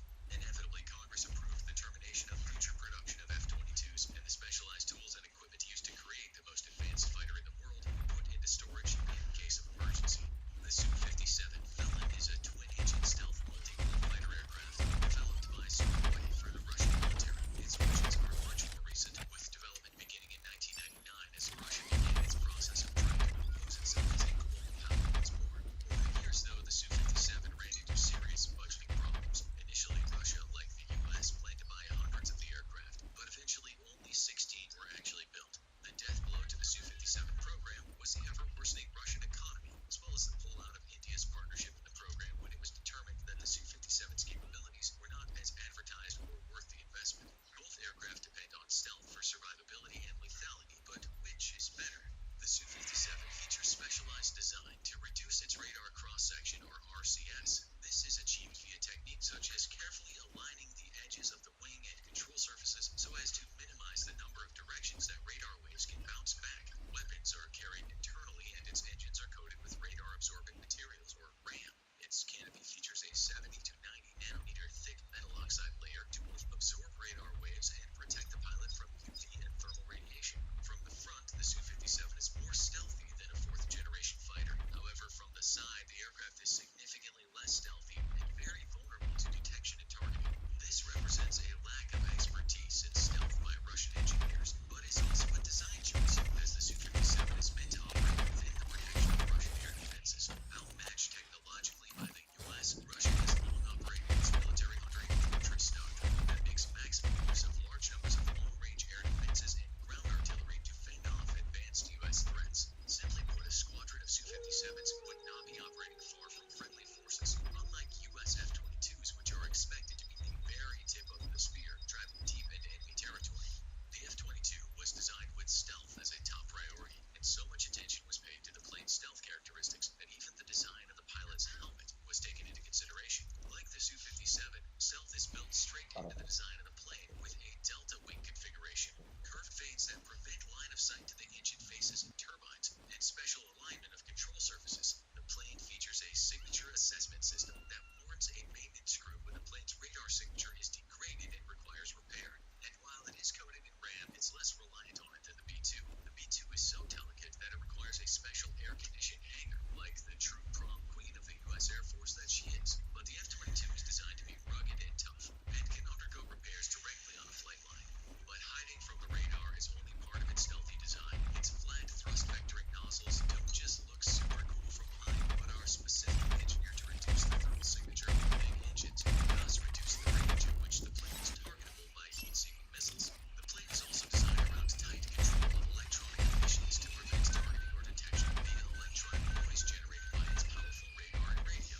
It's also specially designed to be quieter than other aircraft and to be difficult to detect with the naked eye at a distance. The result is an aircraft with an RCS which is classified, but Lockheed Martin has confirmed that from some angles the aircraft has an RCS of a steel marble, 0.0001 squared meters. The Su-57, on the other hand, is believed to have an RCS of 0.121 square meter.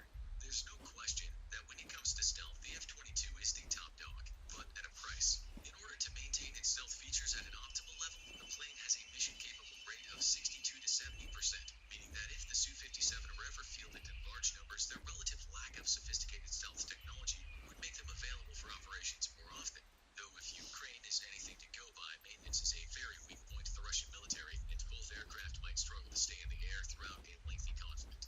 In a dogfight, power and maneuverability are what matters, and here the two aircraft show some striking differences. The F-22 features thrust-vectoring engines that can pivot up and down, giving it the most maneuverability of any U.S. aircraft. However, the F-22 falls very short of the Su-57, which is one of the most maneuverable planes ever made. Its twin engines feature independent thrust-vectoring in all directions, meaning each engine nozzle can point in any direction independent of the other nozzle. That's why the Su-57 impressed spectators at air shows all over the world. And in a dogfight scenario, the F-22 pilot would be reaching for the ejection handle far more frequently than the Russian counterpart. When it comes to power, both planes are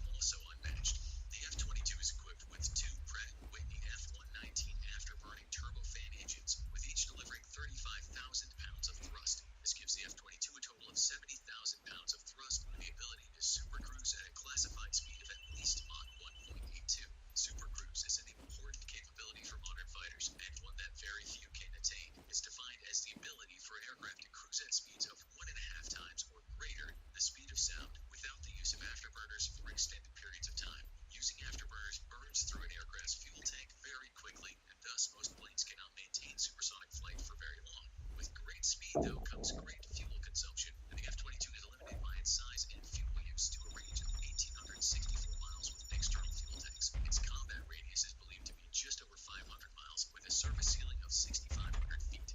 The Su-57 is equipped with two NPO Saturn SLI 117 turbofan engines, a significant technological step forward for the Russians. Each engine can produce just shy of 20,000 pounds of dry thrust, giving the aircraft the ability to supercruise at just over Mach 1.6. However, the Su-57's larger body allows it to store more fuel, increasing its range to 2,200 miles with a combat radius of 930 miles and a ceiling of 66,000 feet.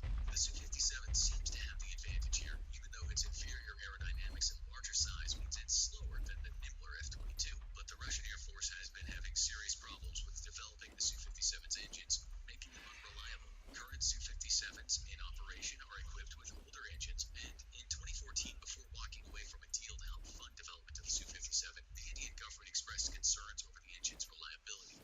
Russia hopes to sweep away these issues with a new engine designated SLI 30 and projected to be equipped on the Su-57 in the mid-2020s. However, this was before Russia was sanctioned by the world and cut off from critical technology supplies. The current fate of the planned engine upgrade is unknown.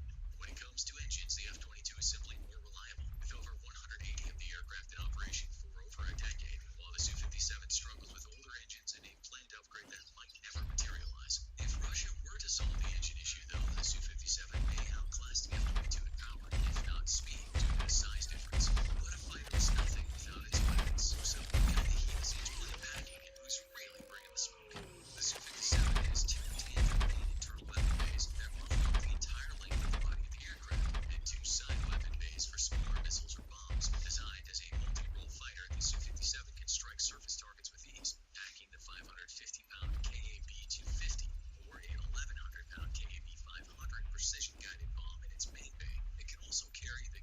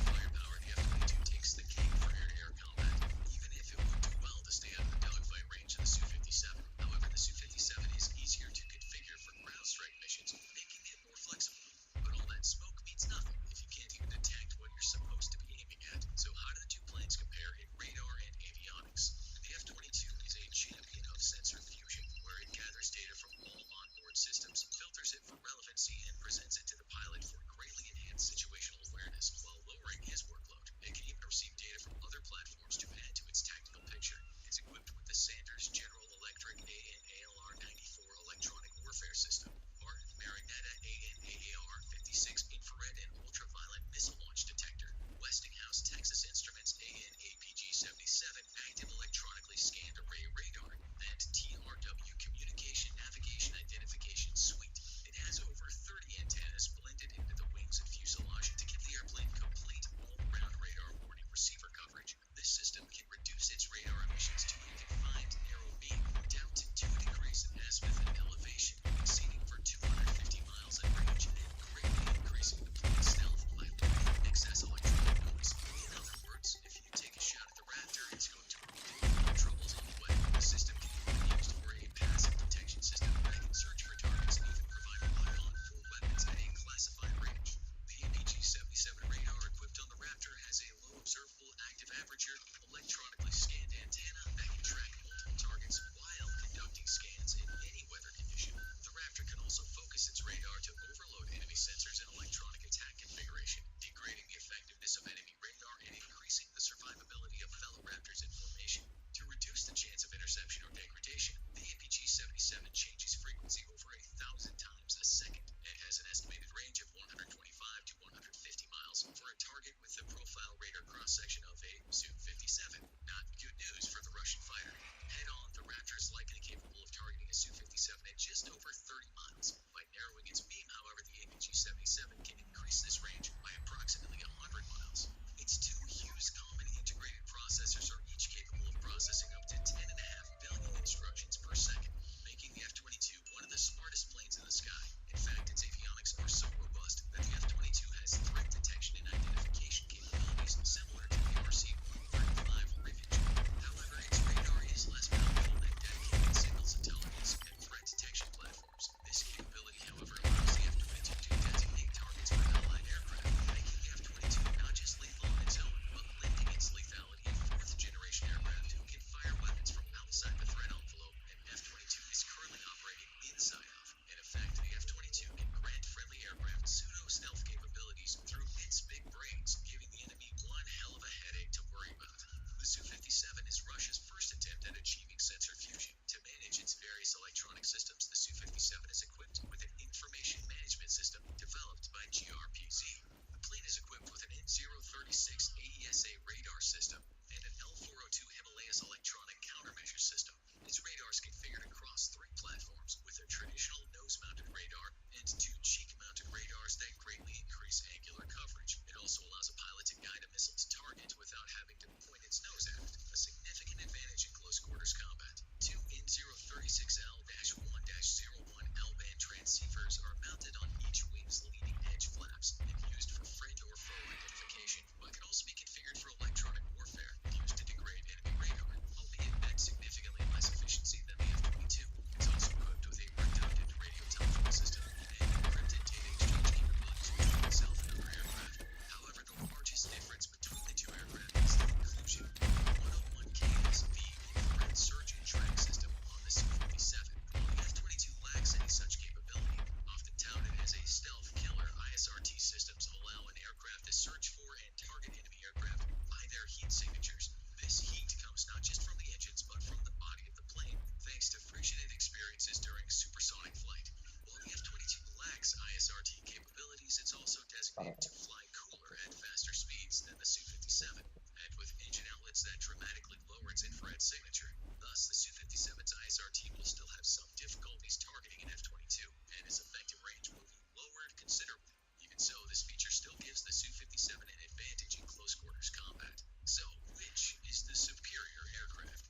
The F-22 takes the cake by a long shot. It's without question the world's premier fighter aircraft, with the most advanced avionics of any non-classified fighter in operation today.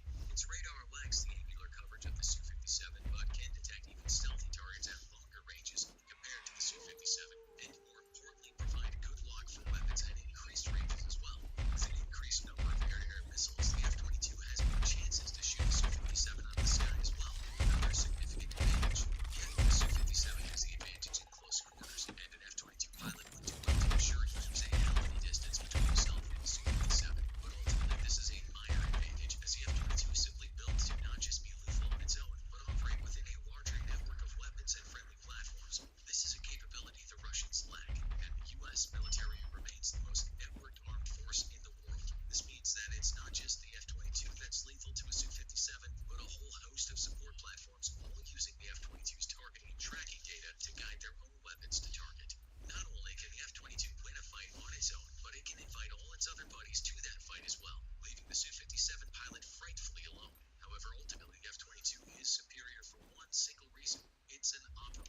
aircraft, and the Su-57 is not. If war were to break out between the two nations, it's highly unlikely an F-22 would ever meet a Su-57 in battle, given that there are only 6 non-test models in operation, while the Russian Air Force would have to contend with over 180 Raptors. That's a good one. It's very unfamiliar to me. That handle, that grip. Is this a submachine gun? No. Okay, this is what happens when you think both. Should I go for it? This is a sniper rifle. Humbling moment. Yeah, you got a little curve at the end of the grip. It's really throwing me off. Thin grip. I need to see more. I need to see more.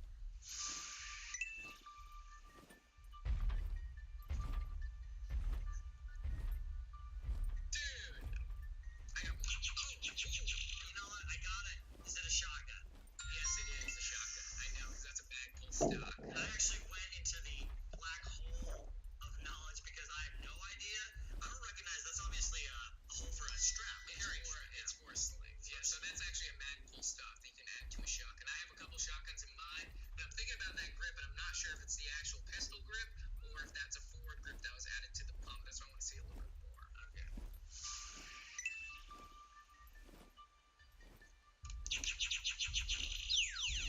Vanillium 4?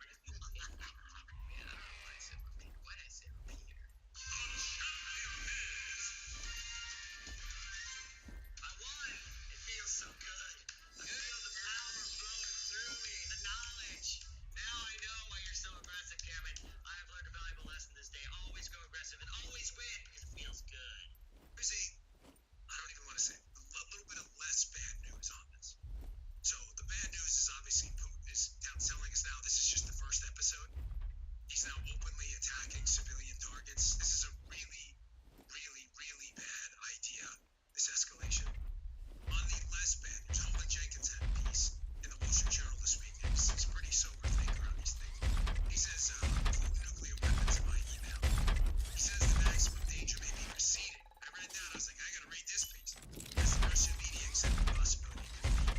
His logic is this about again, folks, I'm just giving you both sides. I'm not here to tell you what to think. I'm here to give you the information. You make your own decisions. I just gave you the bad news. Putin's threatening nukes, and I think he may use them.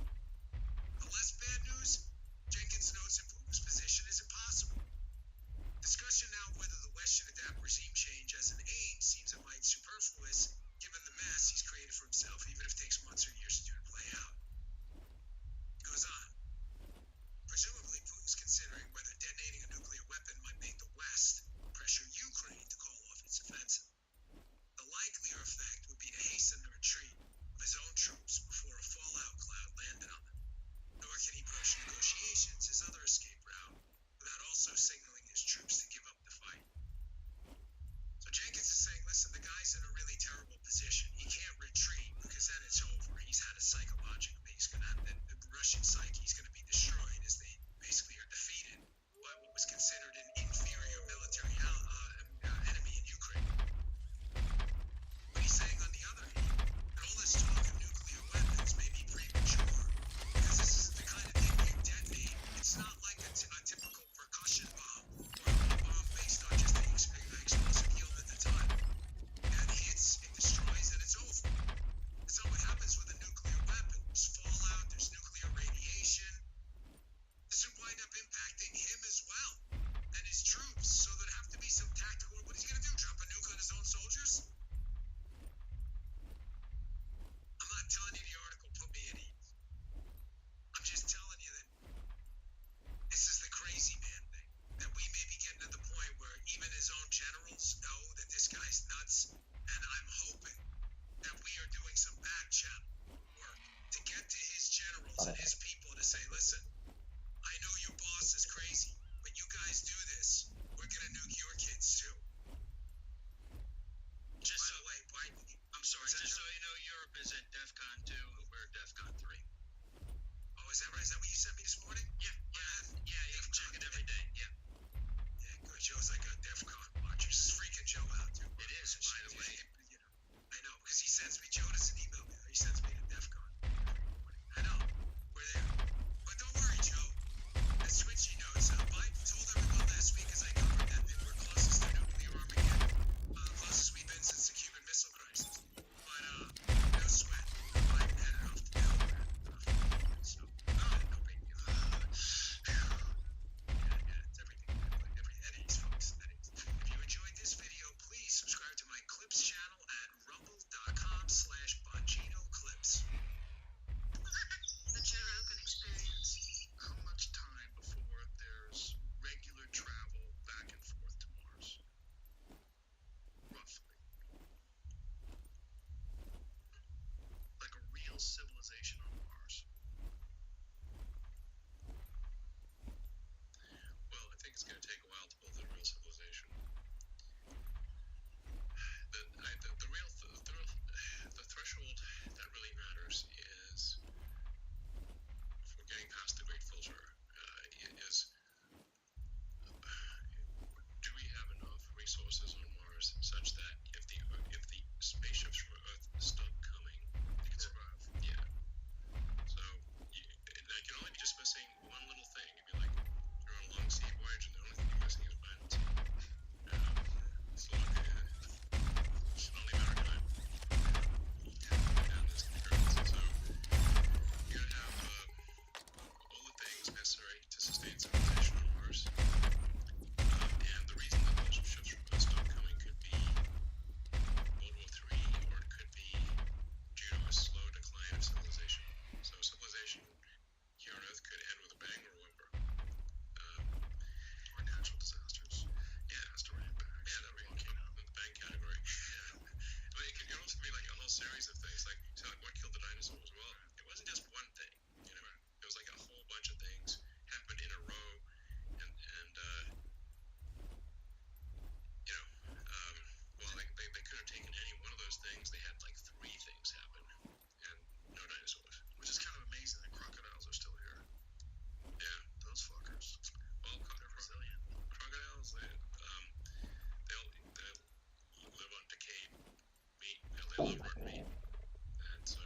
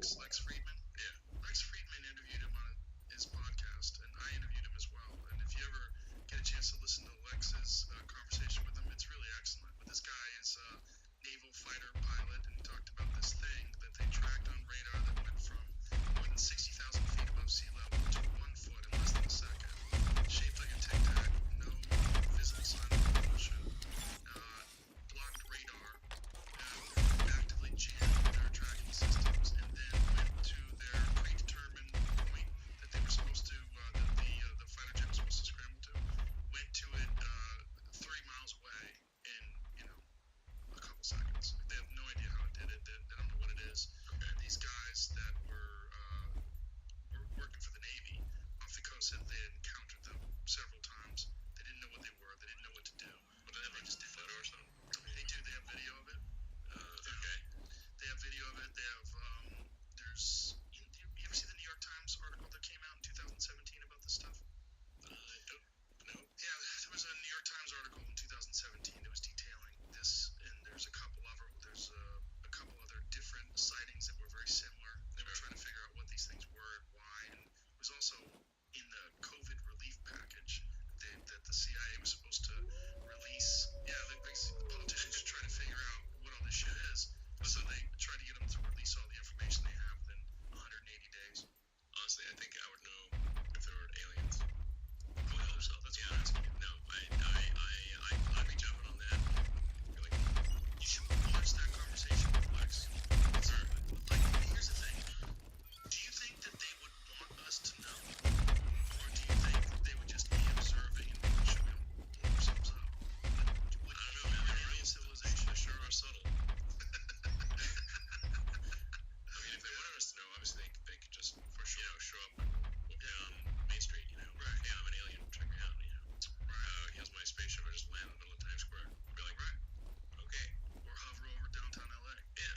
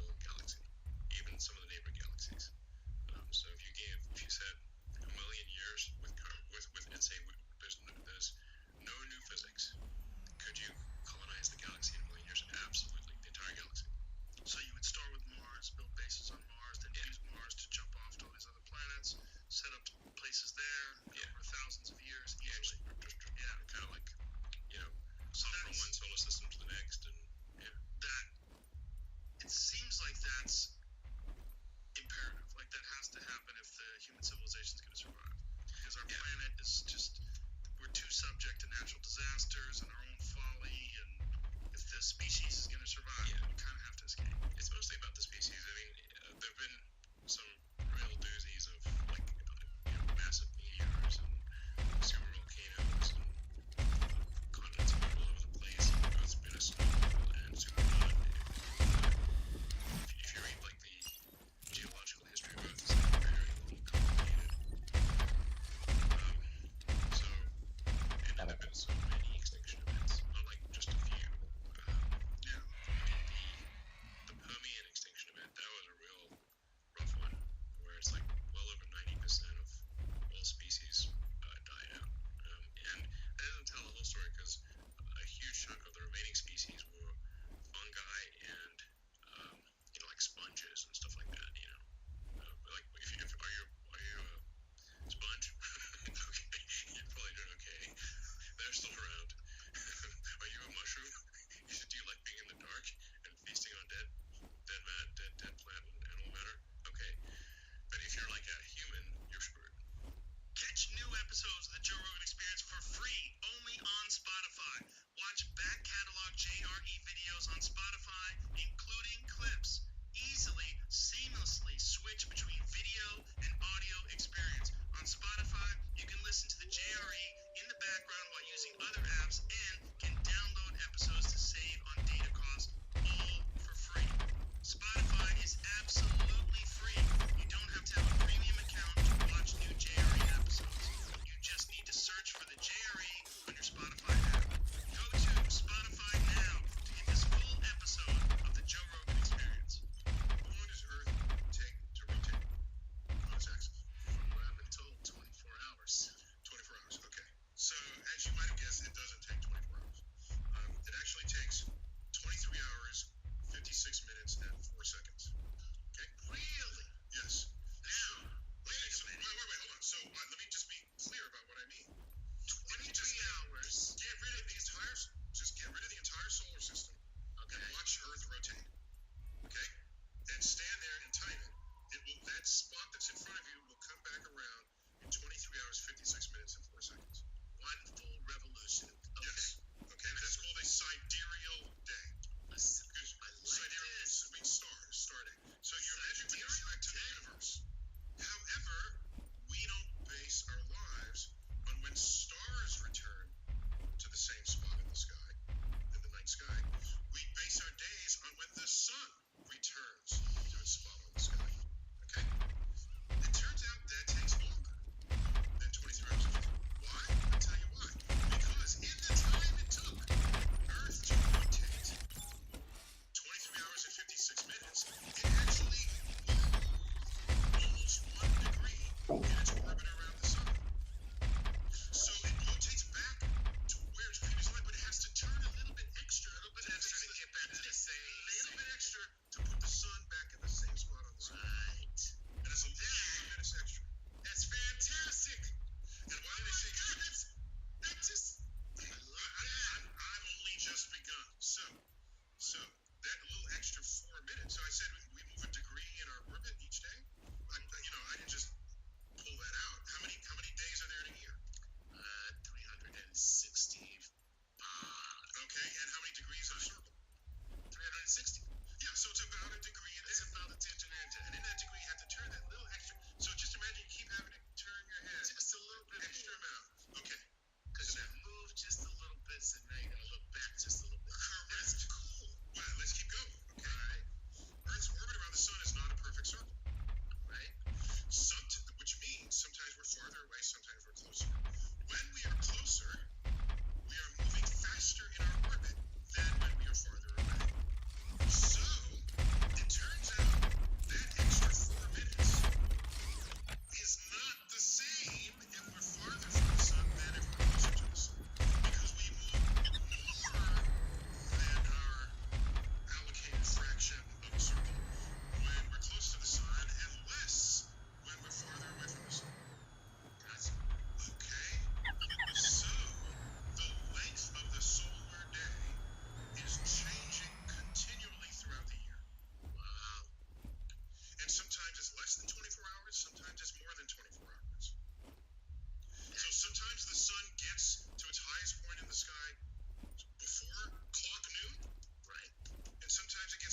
we do is we just average that over the whole year. Say, son, you are average 24 hours, and there you go. By the way, if you ever look at sundials, there's a map on the sundial that corrects for the sun being early and the sun being late. You either add or subtract up to 14 minutes of the day from what the sun time reads in order to get your clock time. Wow. All right? Every sundial has it, so it's a figure 8. It's called an analemma. It's got a name, an analemma. I don't want to talk about analemmas right now. So what you have on your clock is the average length of the day over the 365 days of the year. So we define that as 24 hours, each hour 60 minutes, each minute 60 seconds. Got it. Well, what is defining this? Well, it's the rotation of the Earth. Right. Okay? Makes sense. Well, all right. Well, how stable is that? Even in the perfect average that we're taking. You'll never know, will you? Because you're using Earth to define the time frame. Right, exactly. If Earth is your measure and you are slowing down, you will never know this. So now, you pose the question, maybe Earth is not the best timekeeping device.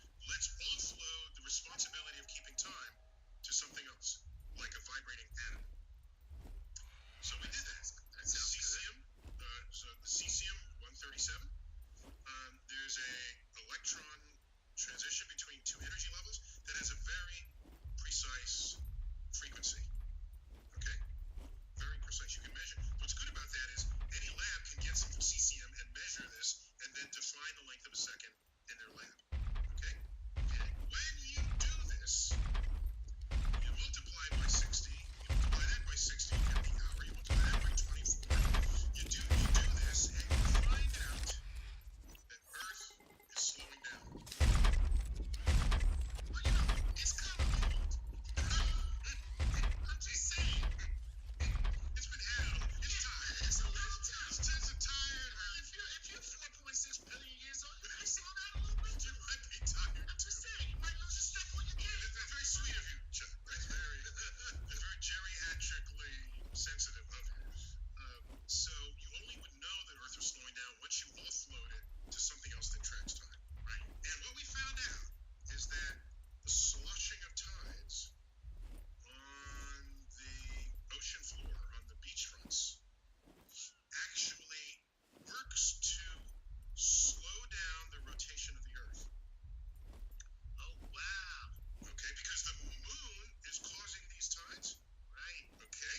And we're rotating faster than the moon is orbiting us, so the moon is tugging on tides backwards on our attempt to rotate. Right. Okay?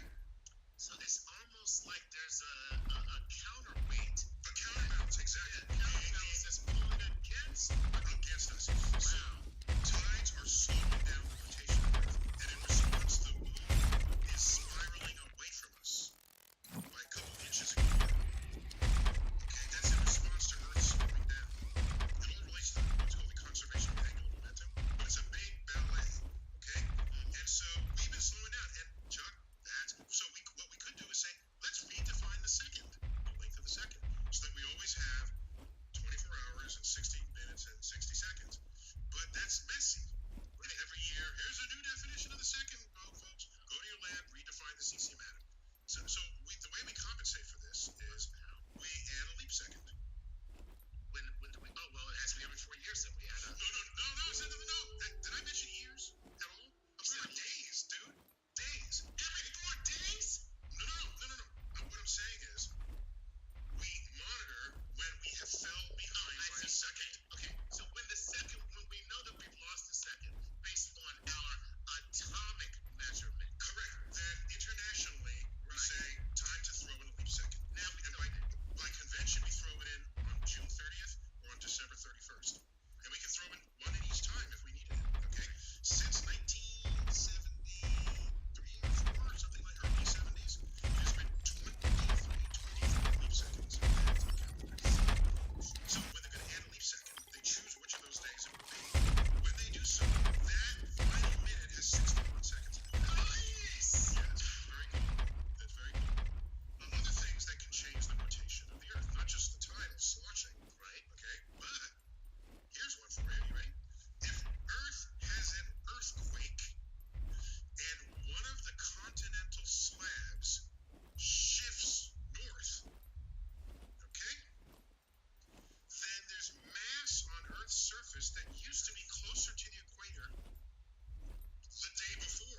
now move closer to the pole, that will have the effect of speeding up the rotation of the Earth. Right.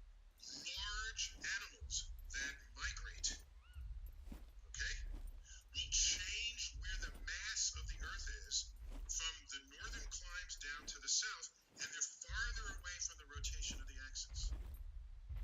So not only do tides affect the rotation of the Earth, seasonal migration of animals affects the rotation of the Earth, and so does earthquakes, so do volcanoes, and anything else that's remapping the surface of the Earth. You know what else will change it? The melting of land glaciers. Okay, you got Antarctica has land glaciers as it melts. What used to be right there near the pole now melts and goes closer to the equator. That will slow down the rotation of the Earth. So all of these factors combined, basically, Earth's day has been increasing rather than in principle it could decrease depending on what's going on. Right. Then I had this diabolical idea. We go set up jet engines, anchor them to the Earth, face them either due east or due west, and ignite them.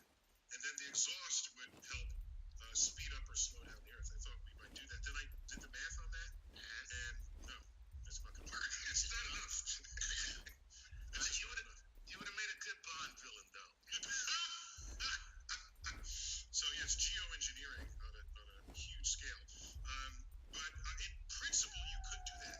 But if you take the greatest engines and fire them, the mass of the Earth is so huge, you just have essentially no effect. No effect at all. Yeah. So I'm just saying the rotation rate of the Earth is susceptible to all these small effects that can add up, and we deal with it. We throw in leap cycles. 23 hours, 56 minutes, and 4 seconds. That's our rotation rate to the star. A star is it's exactly 24 hours on average, and that average is changing. Right. Oh man, that's so cool, man. So that's all I gotta say. It's a fascinating thing. That is fascinating. And I love thinking about it just because of how many different branches of the science and technological world had to come together to figure this out.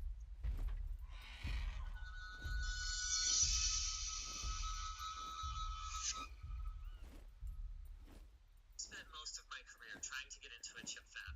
Samsung's a hard no. Global Foundries was open to it in person, then ghosted me when I followed up. And Intel has said no to me every single time I've asked, except one. Honestly, I'm pretty overwhelmed today because I'm going to be ticking 3 major items off my bucket list. I'm visiting Israel for the first time. I'm going to be going deep into the heart of Intel's state-of-the-art Fab 28. My tour guide today couldn't be more experienced. Danny is the co-general manager of worldwide semiconductor manufacturing and started at Intel working in Fab 8 in Jerusalem, back when their state-of-the-art was the Pentium 1. Microprocessor fabrication experts can safely skip ahead a couple of minutes, but for everyone else, let's run through the basics. Every CPU die, every one of these, starts with a sliced-up silicon ingot like the one right here. These are astonishingly pure and are exactly 300 millimeters in diameter. They might be smaller, they increase waste around the edges. I mean, look at this. Obviously, this is not going to be a working chip that's cut off by the edge of the circle. Fun fact, by the way, the reason that they run the non-working edge dies through all of the same fabrication processes is that it actually improves the uniformity of the full chips next to them. Consistency is key in CPU manufacturing because even though we talk about these chips in terms like 14 or 10 nanometer, the components that make up these transistors are much smaller, like on the order of less than a nanometer. And a tiny error or contaminant in any of the hundreds of manufacturing steps means that die working. I mean, it's a modern miracle that any of this is possible and is basically unheard of to get an entire 300 millimeter wafer through the fab without a single defective die on it. Before it can be sold, however, it needs to be transformed from melted sand like this into the brains of your PC. Silicon, you see, is neither an insulator nor is it a true conductor. So to create all the little transistors or switches that control current flow through the logic gates and other microstructures on the chip, the wafer needs to undergo many processes. Implantation wires dope the diodes into the surface of the silicon to alter its electrical characteristics. So depending on what kinds of ions are implanted, say phosphorus or boron,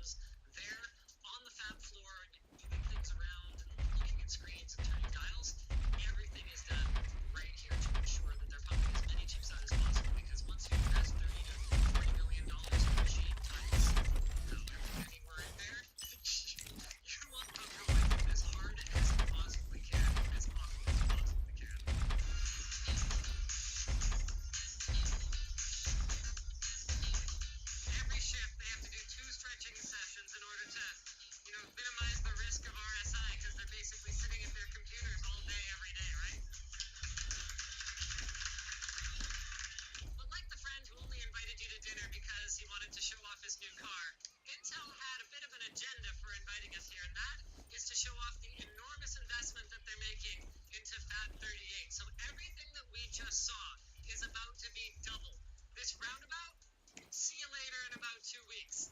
That entire construction site out there is going to be state-of-the-art, new generation fabrication technology that will actually be integrated so tightly with the existing fab that you could actually take a wafer from one, utilize equipment in the other, and then send it back if you really needed to, although that's going to be quite a distance for the foods to travel. To give you some idea of how enormous this construction project is, Intel actually built their own concrete production in the corner of the lot over there, which you can see at the very back. One of the big reasons Intel is rolling out fab capacity so aggressively right now is a new concept called IDM 2.0, where basically, instead of only building their own products, they're going to be fabbing products for third-party companies, which I personally, given that we're sitting in the middle of the largest ever global silicon shortage, am pretty excited about. Now, unfortunately, there are a couple of steps in the die creation process that we weren't able to see today. The addition of the bumps that connect the die to the package through electroplating, that doesn't happen here, and quality control.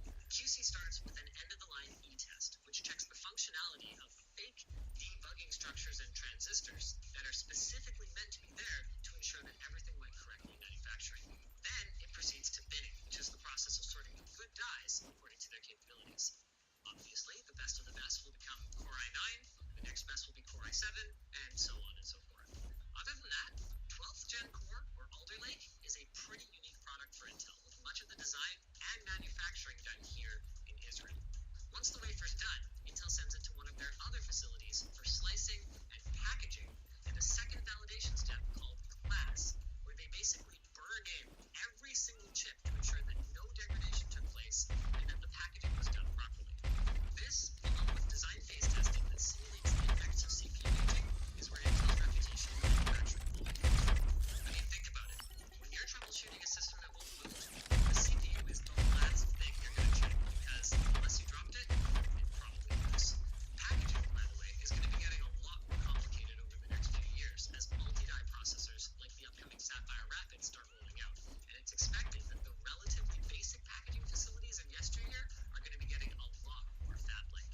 I mean, a packaging error on a $10,000 server CPU is a pretty expensive mistake, given that the whole thing needs to be thrown away at that stage if something goes wrong. Maybe that should be the next tour I request. Am I right?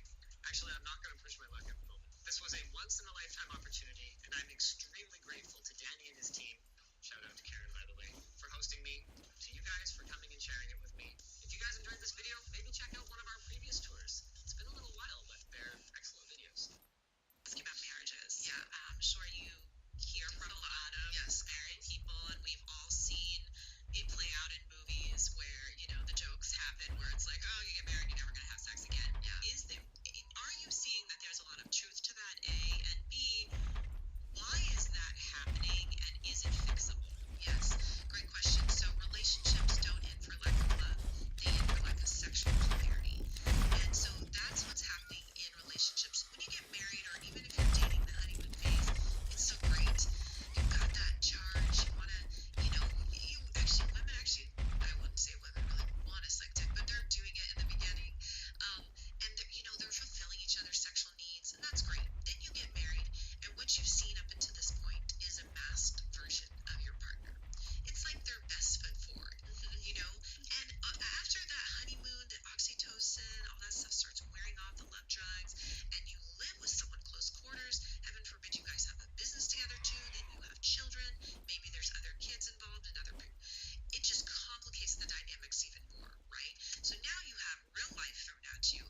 That sexual polarity is starting to wear off because a lot of couples spend too much idle time together, not doing anything, just sort of like on the computer, on the phone, and they call that spending time together. So what happens is that sexual polarity just starts weakening. You start to, again, remember I said it's a contract, it's a job marriage. So it's almost like your employee or your roommate sitting across from you. And you're high-fiving in the halls. Yeah, I got lunch, all right, great. And then it's just like a college roommate, right? Or it's just like a coworker, you're living with them, and you have common interests and goals to get the kids to school or whatever. And then in the end, it's just like that sexual polarity dies.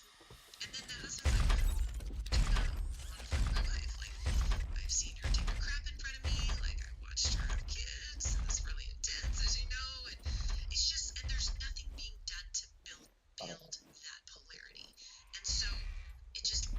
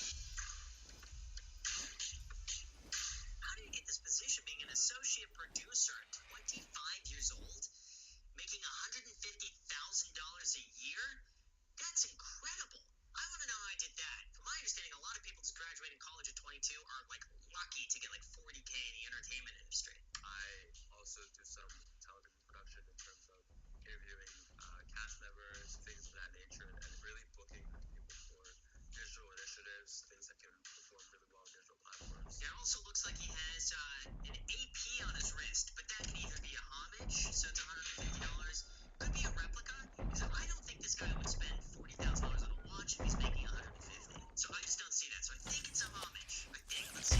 So I do work every single day, and I have been working every single day for probably 5 years now. I love it. I love having a strong work ethic. I feel like it's always taking steps towards what I want to be doing in the future, which is hosting production. Oh yeah, he'll be able to do that, especially if he's working every single day. That's why he's so far ahead. It's like, people want to say, oh, but I want the vacation. I want to be able to relax. I want to be able to take the weekends off. And then they're like, but I also want to make $500,000 a year. I'm like, it doesn't work that way. If you want to make $500,000 a year, you got to put in the work up front. You got to be able to sacrifice everything else if you want that goal to look forward to. And you know what? He's doing it. He gets it. So my girlfriend and I have been together for 4 years. Outside of myself, she is the biggest hustler I know. She has her own fashion brand. I love how they just cut him off there. He starts talking about her and like, all right, we're going to end this.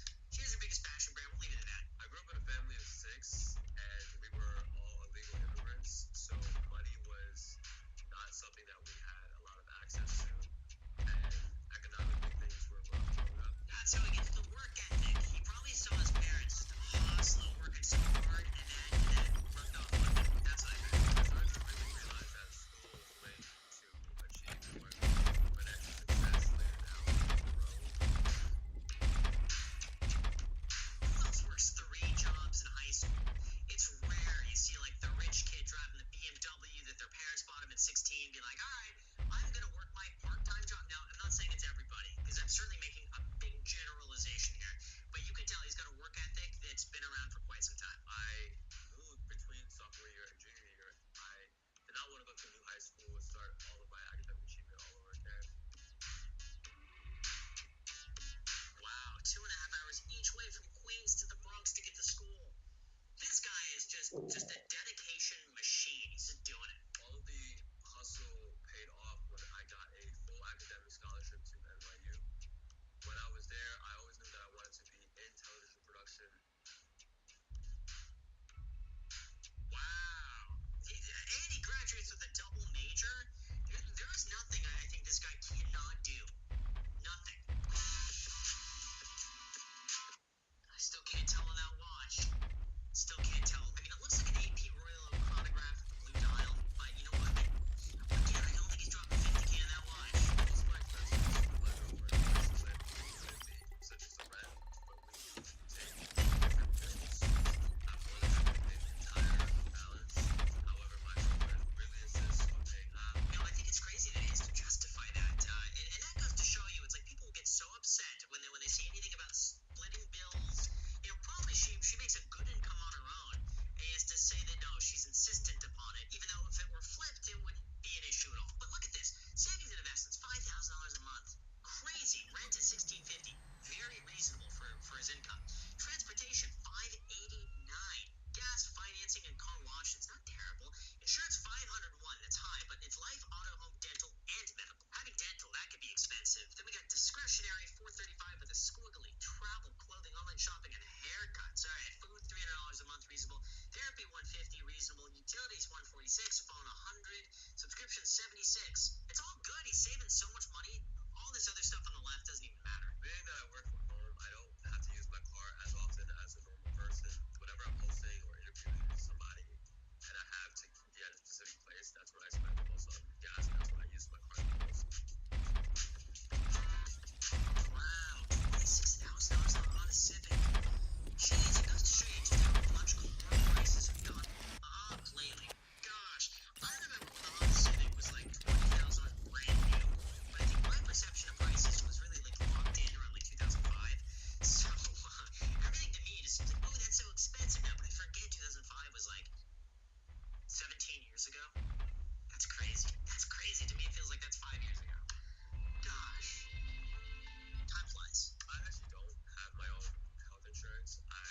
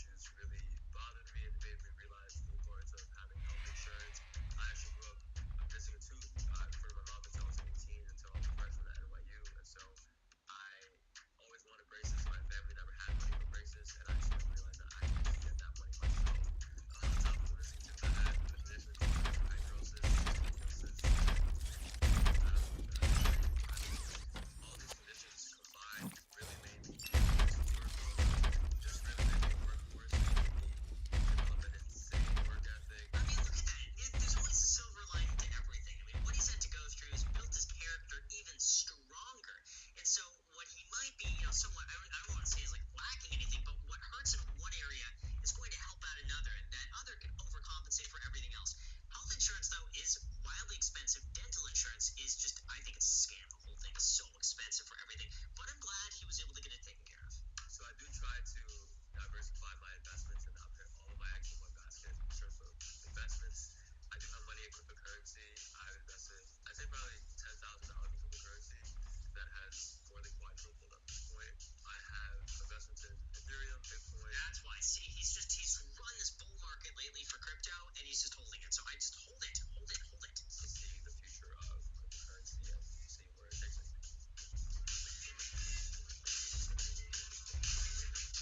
What's this? Disclaimer: financial experts recommend diversifying your investing portfolio and only allocating a small percentage to crypto, if any. Why do they need that disclaimer there? This guy's talking about his own experience. But you know what? CNBC is such a big company, they probably have to put that in there because one person sues, all it takes is one. I million percent would not be anything that I am without my parents. My parents have been together for 40 years and they've instilled in me the importance of working hard. And so for next year, I really have learned to focus on real estate. And I feel like it's very important for me to own property. I don't know what if he's buying property in Los Angeles, unless he's able to get a house and kind of like house hack it, or rent out a room or rent out a guest house. I don't know if I would. If he's buying a condo in Los Angeles, those prices are so absurd. You're not getting a lot of appreciation with condos, the HOA fees. There's a whole bunch of messes with condos. That limits him to a house. He's got the money for a house, maybe. But honestly, at this point, I find a great place. Just rent there. Make sure it's rent controlled. Your rent's going to go up like 3 to 4% a year. You'll lock yourself in like that. Invest the rest in the market and save up for a down payment eventually. That's what I would do. That's just me. But again, I'm not a financial advisor, and financial advisors might recommend different than this. So don't be too that. I'm not surprised that I am where I am today because when I was 16, going through 2.5 hours to get to school and eating once a day, and even at that point, at 16, I wrote down by 25, I was making almost 6 figures.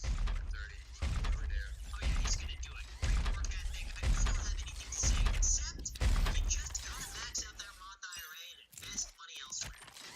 Literally like every house in the world offers free energy.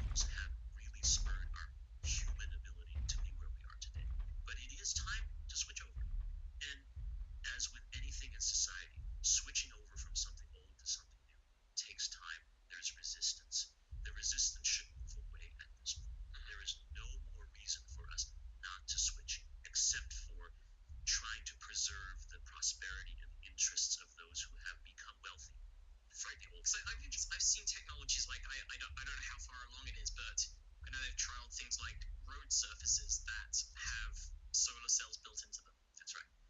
You could put solar cells on buildings. Right, not just on the roofs, but there are windows now where people can put a film on them. And if you want shade in your room, you just turn the film over, and then all that sunlight, instead of going into your room, gets absorbed by this film, which can then be converted into electricity. As long as we are willing to take a short-term hit on profits, have a long-term benefit by using more solar. It won't happen until you figure out how to make it instantly profitable.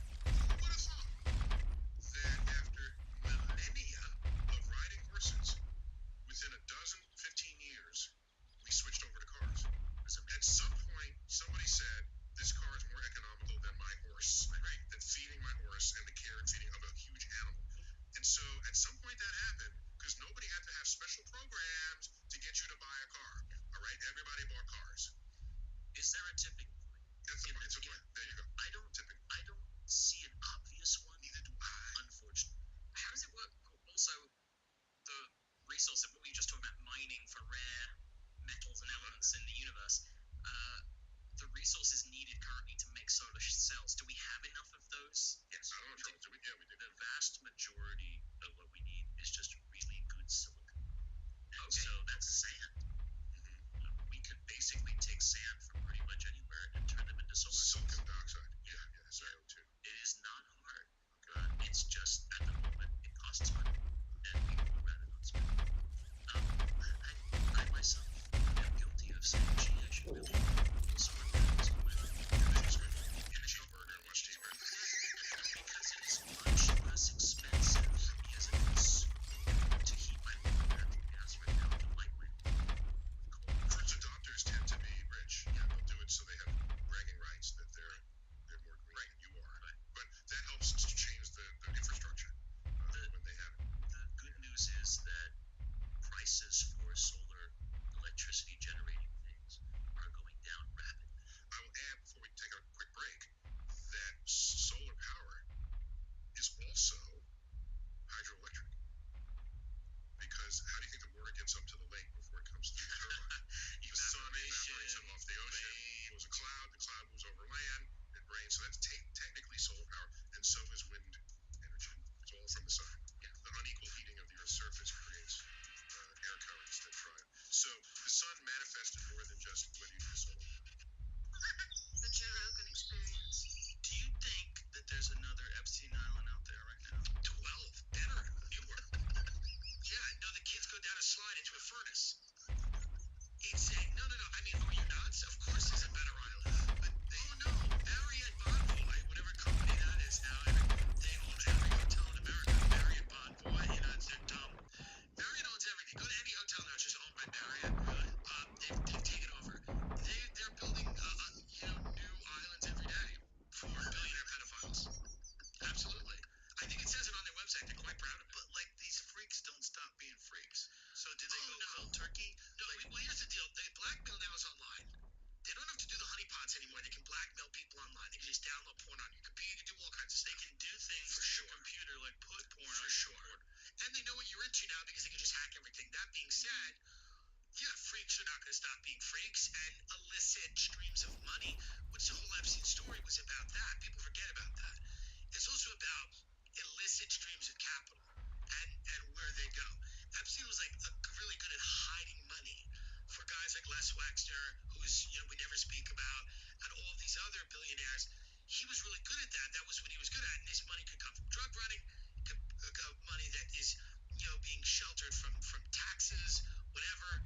And was he good at that? Oh yeah, he was pretty good at it. Because Weinstein says that he doesn't know what the fuck he's doing. And when it comes to capital and when it comes to finances, Weinstein said he was a fraud. He said when he met him, it was very clear right away this guy didn't know anything. I will hold comment because I don't want anyone to have a breakdown.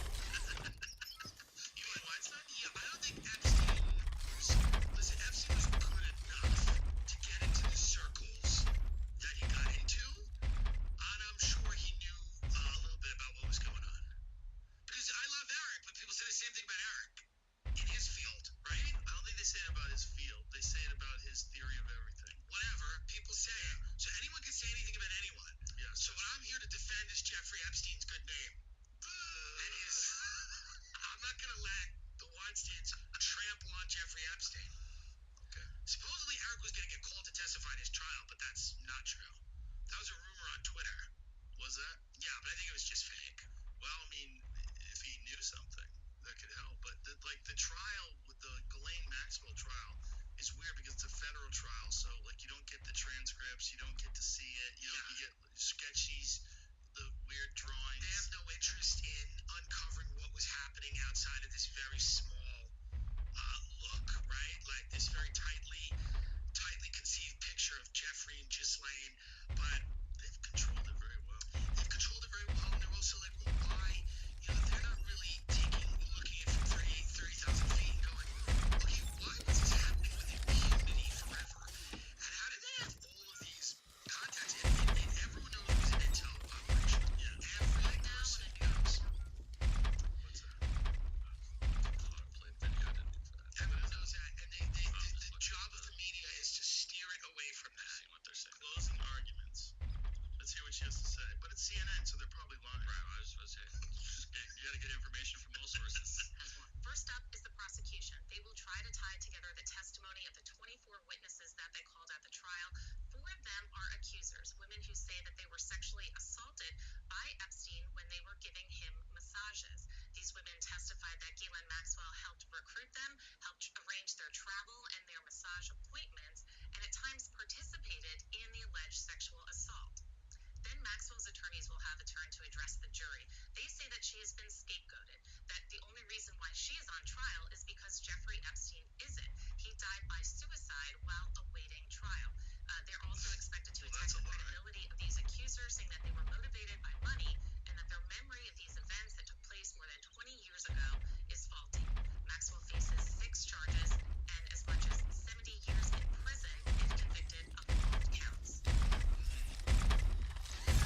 Yeah, I mean, she's gonna be sacrificed or she's gonna get out, but there's evidence that they'll never going to talk about the role that this played in how the world is run, which people don't want to talk about, right? The idea that you have all of these powerful people in all of these different arenas, tech, government, finance, all of these people are quite guilty or seemingly very guilty of these nefarious activities. They were being blackmailed, they were being filmed, and well, does that have an impact on how the world is run? And nobody wants to have that conversation, but it very clearly does, right? Who are the people that hold those videotapes, and what do they want out of the people that were videotaped? Right, and that's a real question. Are there really videotapes? Is that there have to be? You think so? Well, there's video equipment. What the hell's the point? You think he was just want to make a movie? Yeah, he's a collecting.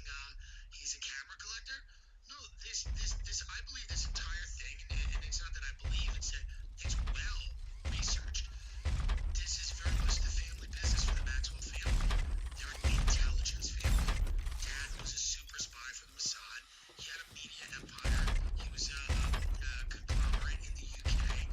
Her sisters are very deep in tech. And, you know, she ran the pedo ring. This was an intel family. That was a family business. Entrench, get into governments, get in with powerful people. They call them access agents. You're an access. You provide me access to Bill Clinton. Well, Clinton likes women. And on the younger side, okay, we can get access to him. So by doing what they're doing and getting all this information, the problem is it destroys the idea that we're living in this society where people have a debate. I'm like, the reason they can't they can't get the Build Back Better Act passed. The reason they can't get that act passed is because Jeffrey is dead. Like, if he could have blackmailed Joe Manchin, the act is passed. So truly, you know, this is the type of governing that that's how it was used. Absolutely. So I think it was used by people to get whatever they were trying to get passed through. Absolutely. And whatever regulations dropped. I think if you're a billionaire and you have a corporation and you have interests, do you want some, you know,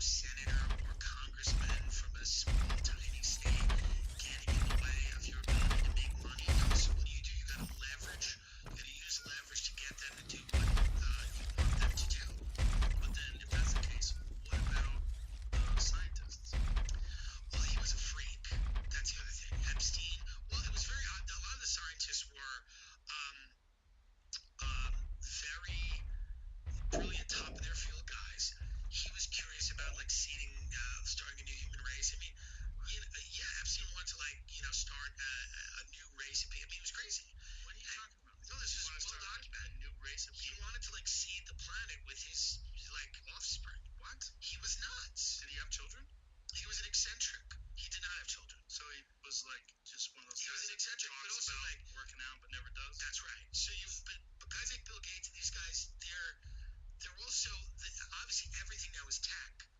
Everything is tech. Every company to some degree is a tech company. So Epstein cozying up with tech people, you see when the blackmail operation goes from nuts and bolts, honeypot to, oh, the future of this will very much be tech. And that's why you see him cozying up with all of those tech people. It's not an accident. Look at this. Yeah. Jeffrey Epstein deceived human race with his DNA. But how do you know this isn't just one of those stories that they write about him after he's dead or while he's arrested because they want to smear him because he's still alive at the time? Yeah, or while he's arrested, like I said. I think it's a conceivable thing that he'd want to do. Yeah. He's an eccentric guy around very interesting, intelligent people, and I'm sure this comes up. I just think the scientist aspect is very strange because there was a lot of them. There was a lot of like top flight scientists, and I'm wondering if he tried to compromise them so that he could get them to distort data. Yeah. You know what I'm saying? Or get them to like if you had a government agency that was an intelligence agency and they wanted to get something passed and you had access to all these scientists, you could compromise the scientists and then say, look, you don't have to include that part. How about you stand up for this and come up with a reason why this is a good idea? 100%. I think it always worked like that. I think by getting, and by the way, after his conviction for whatever he got convicted for, and he served time, like Club Fed down there. Even a dinner with somebody was compromising them because you're now with this guy. Right. You didn't want that to be out in the open. So I think his job was to basically get as much information as he could and get as much leverage as he could. Now, for whom? That's the question. Yeah, that's the question. That's the question. How many people hung out with him after he had got arrested and then prosecuted and then convicted of being a pedophile? Well, you made that good point about Roman Polanski. A lot of people went out and defended Roman Polanski and said, hey, he's a great director. And I'm sure they were like, Jeffrey got a massage. Well, because you can hear it secondhand. Rich people, like secondhand, will be like, yeah, he got a massage from some girl. Turns out she was underage. That's probably what was said, right? I mean, and also they know, but nobody in that world wants to get too down the rabbit hole because they all know that people die. That's the other thing. People disappear. And so when you're around these weird people that have all these intelligence connections that are all over the world and their friends are presidents and kings and queens and prime minister, if you get an invitation, a lot of times you take it.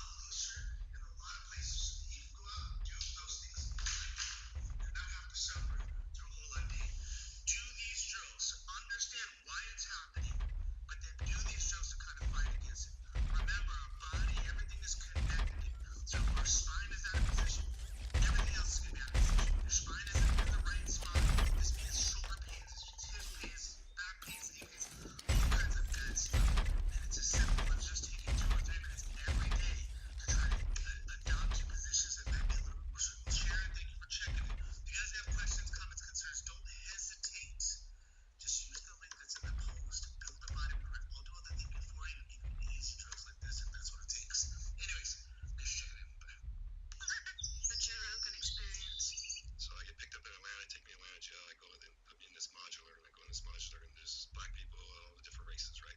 Well, over there they don't politic like we do in California, right? So this is my first understanding of how this system works, right? So I go in there, and the only thing that you can't do in that system is you can't eat at the same table with a different race. Besides that, once you're up from the dinner table, I can trade with any race. I could do whatever, talk to them, chop it up. Like, but you have to eat with people of your own race only. Yeah. Wow. So then, and they tell you this, so somebody informs you. Oh yeah. Oh yeah. I got informed when I went. So when I moved from Atlanta to California, California politics much different. You can't trade. You can't trade with blacks. You can't trade with others. You can't trade with. So you can only do trade with your race and then white skin. The essay. So what ended up happening is like, so you have others, which are any other race besides Mexican or black. And this is a car. It's called a car, right? So everybody has a car, their own race. So you have woods, you have skinheads, you have paisas, you got Mexicans, you got Crips, Bloods, and others. And the paisas roll with the Mexicans, the skinheads roll with the woods. Yeah. And if something really pops off, some race shit, then Mexicans and the whites will click up against the blacks, and blacks. It's always all them against us. It always sucked to be. It sucked to be black in them times. I'm telling you. But we get with, hey, but we dumb though. We dumb.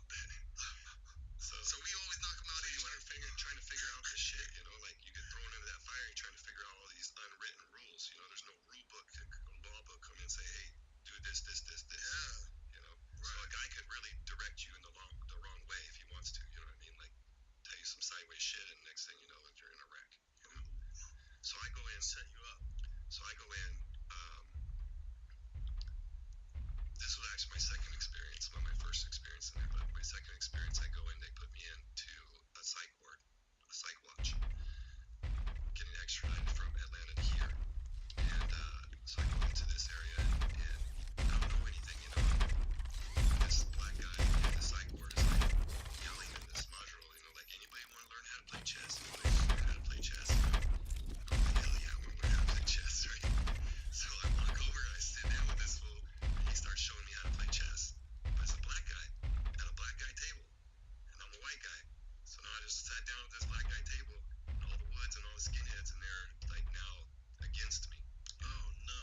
But I didn't know. Like, oh no, you had no idea. I had no idea. Oh no. Right? So now. No.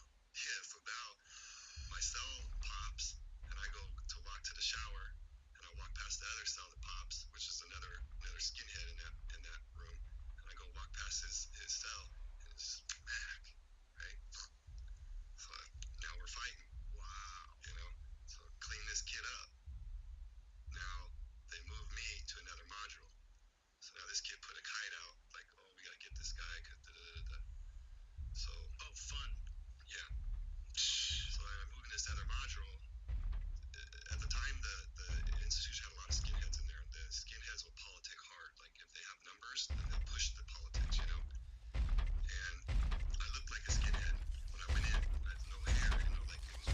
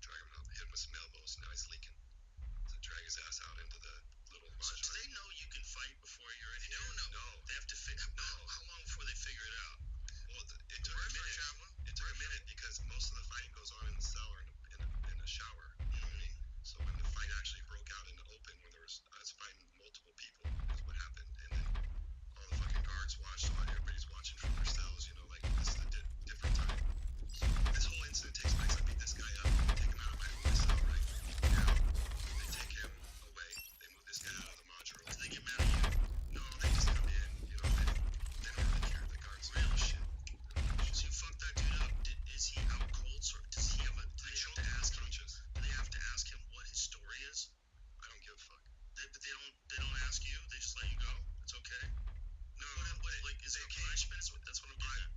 They locked me in my cell. I couldn't get out of my cell for like 2 weeks. Oh, for 2 weeks? Yeah.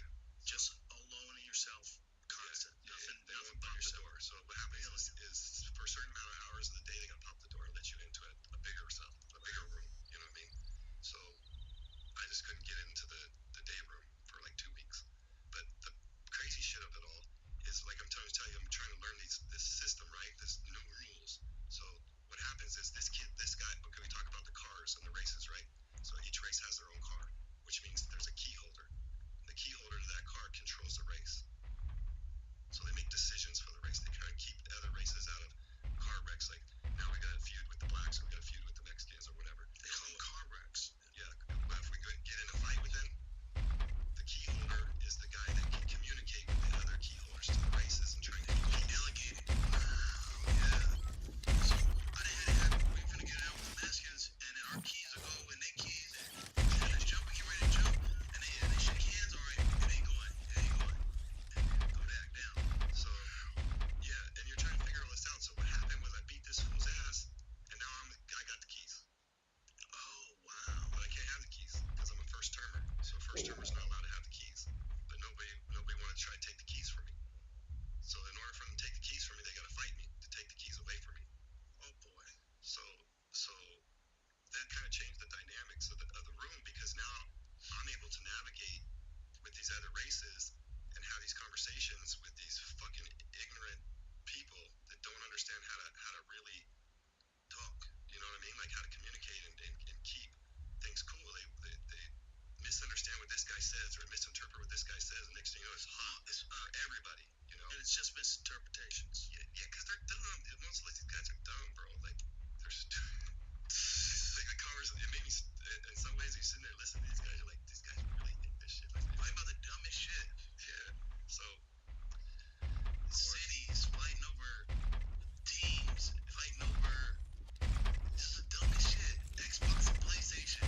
Somebody says something wrong, and then that escalated into something that was personal. Yeah. That's quick. So now they take me from there. That incident takes place, right? We resolve some of that stuff, but now these guys are in different modulars. So now they're putting these kites out to try and get me as I'm going to court. So what happens? They catch a chain with some guys, and then we go into these holding tanks, all these different holding tanks, and you get put in that holding tank with that guy that got a kite that's looking for you, and now it's on, it's cracking. You know what I mean? Whoa.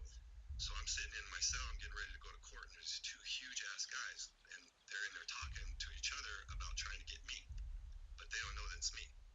So I'm sitting in there, I'm listening to everything that they're trying to do and how they're going to try and set this shit up, and I'm sitting right in front of them, and they don't even realize it's me. Wow. And I'm thinking, honestly, I'm like, these big motherfuckers, I'm thinking, they can take me out. Like, there's only so much you can do. You know what I mean? Numbers. So I make it through that whole process, and I catch the chain. And when I catch the chain, they take you from county to state. And I catch the chain with this same asshole that I got into it with, that I took the keys from. Oh my goodness.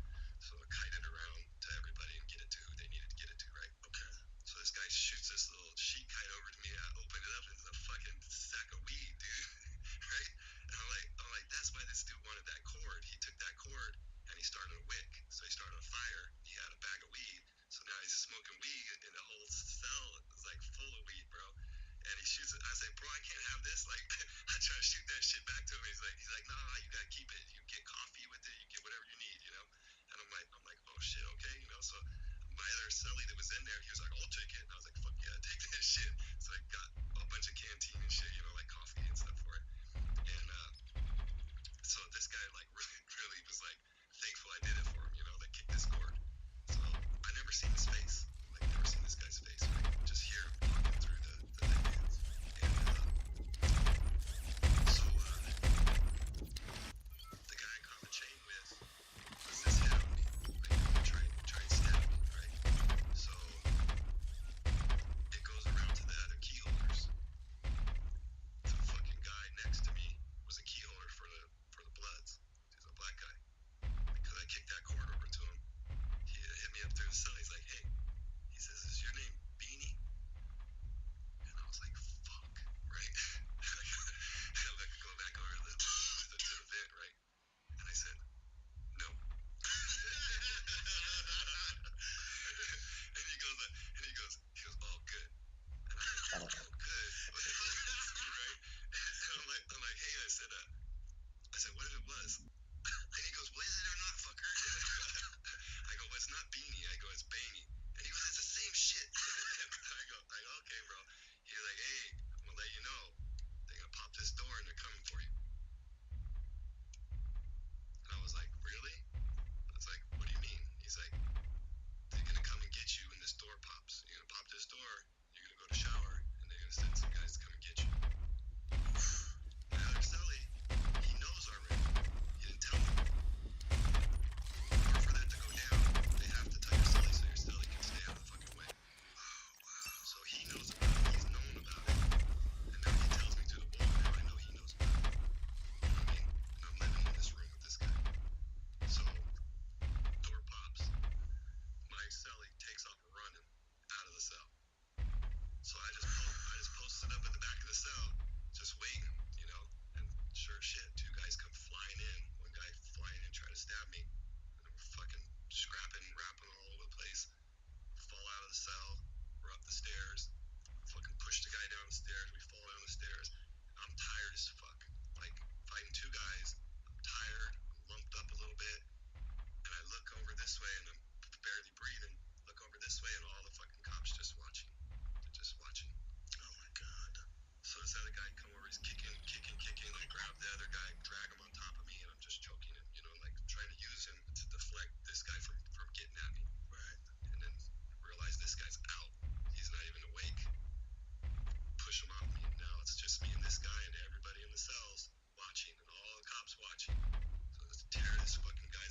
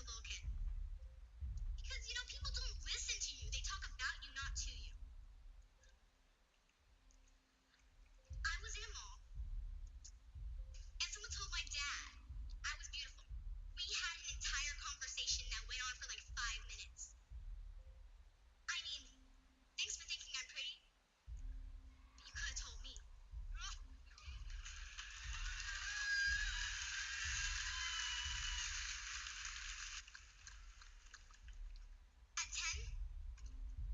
You're stuck.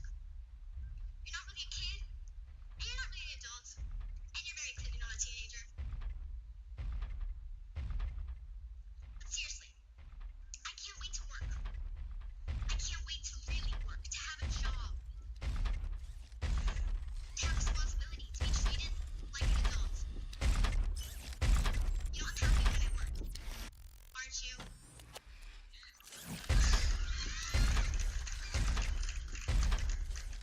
I'm happiest when I'm busy. And I'm most fulfilled when I'm contributing. Yeah. I love grooving up.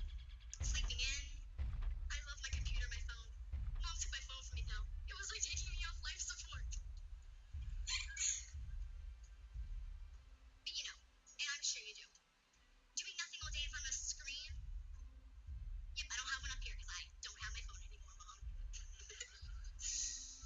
It doesn't make you feel good just looking at it all day. Like, I mean, unless you're doing something on it. But if you're just looking at it, you know, it's useless.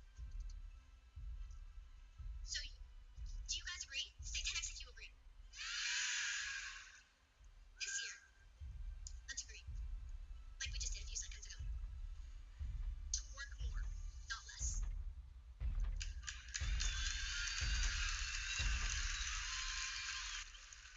To learn more, not less. To experience more, not less. That's what 10x is about. Okay, on your feet, guys. Come on.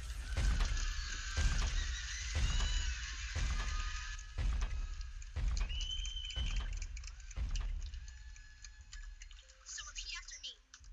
I am gonna work more. I'm gonna do more. I am gonna learn more.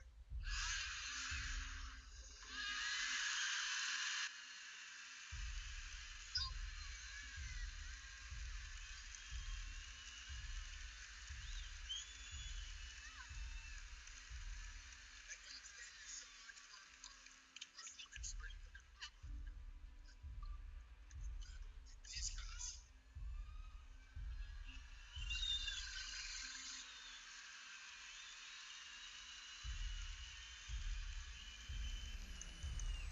I was 45 years old, and I was by myself in my life. I hadn't made money, had businesses that were working. I didn't have her. Couldn't find the right woman. And I didn't have these. And this little girl right here, Sabrina, was born 3 days, 5 days, 5 days before my best friend passed, which was my mother. This was my mom's. This was my mom's. Sabrina was born 5 days before my mom passed, and my mom was my best friend. I spent thousands of hours playing blackjack with her here in Vegas. And my mom taught me so much about life, so much she taught me about life, about hard work, do what you say you're going to do, work hard, show up, keep showing up. She never, ever, not one woman that I brought home, and I brought a lot of them home, 10x. Not one of them did she approve of until Elena, okay? So these guys, both of them, thank you for letting us, give them the stage and using your time. This experience they have with you, they will never forget in their life. It will catapult their start. They both, just so you know, they both wrote their own scripts, both of them, all their jokes. Okay? All right, get off the stage because I got somebody to bring up.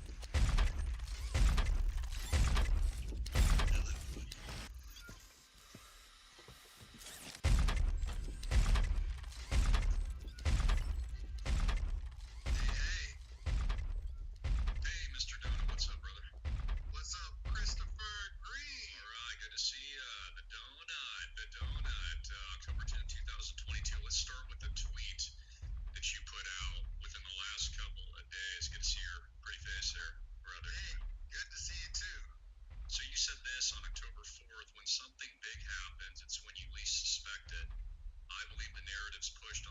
stage are similar to a movie script. When everything looks like it's going okay and the audience, quote, the masses relax, that's when SHTF.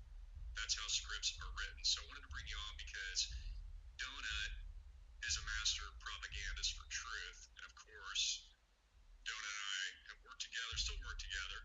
And I wanted to get your perspective on this because the more Joe Biden keeps saying things like, we're on the verge of Armageddon, and the more the media says, we're about to enter nuclear war, and they keep throwing these fears around in terms like World War III, the more I look at it and go, nah, something else is going to happen. So what are your thoughts? Well, I've been working, for you for a decade, you know what I mean, helping with AMTV, doing the video production. So we see the events that come before they come.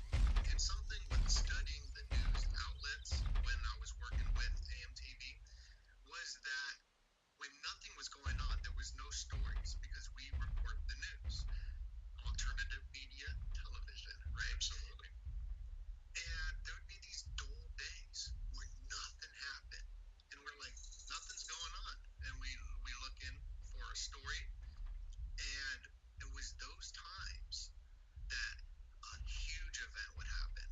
I remember last year around this time, that's when the Las Vegas stuff happened. And it just came out of nowhere. I remember that. And you even came up to me. I remember we were in studio, and we both looked at each other because Alex and I can basically stare at each other and know what we're thinking at the same time. It's like telekinesis or something. And I think you said this. You're like, yeah, something big is going to go down. I'm like, yeah, you're right. And then that story erupted. Right. So what I look at now is that it's sort of a simulation that's being projected for the consciousness of mankind, where they put things on such a high level. People call it the simulacrum. If you watch the movie They Live, there's all the billboards that have hidden messages in it, and people just follow along. This is why the whole thing with Twitter, they had the bird Twitter, and then they had the bird flu going around, and then Joe Biden, there were stories by the mainstream media that he was pooped on by a bird. So I believe that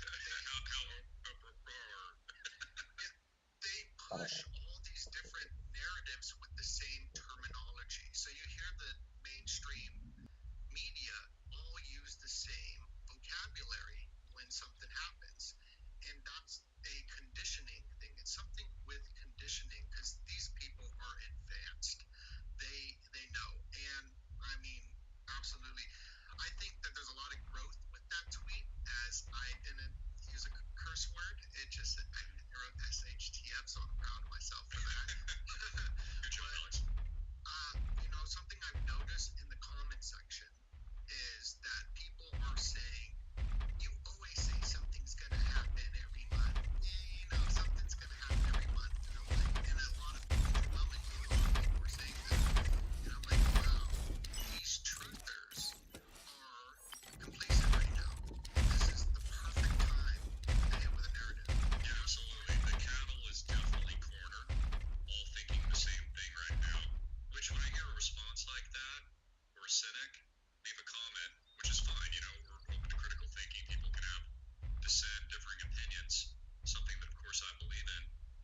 But it's like, have you been around the last couple of years? Because the whole world has changed. Like, did you not just see what happened? And now they're saying we're going to a world war.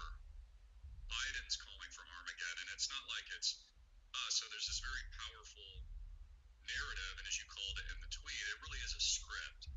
So to me, this is like so convenient. Like, I'm not saying that we don't get a nuke. I think that we do, but only to push the narrative. Like, I don't see all out 100 intercontinental ballistic missiles firing from both sides and wiping out the entire planet, because that's not the agenda. Like, the controllers don't want to wipe themselves out. We just had Mr. Shatner of Star Trek admit today that when he went up on Jeff Bezos' space yacht, it was the saddest day of his life. And it was like attending a funeral. And he realized that the hope wasn't in space, it was actually here on Earth, and he was saddened by how we just treated with such a lack of respect. And quite frankly, these are my own words, just how dumb human population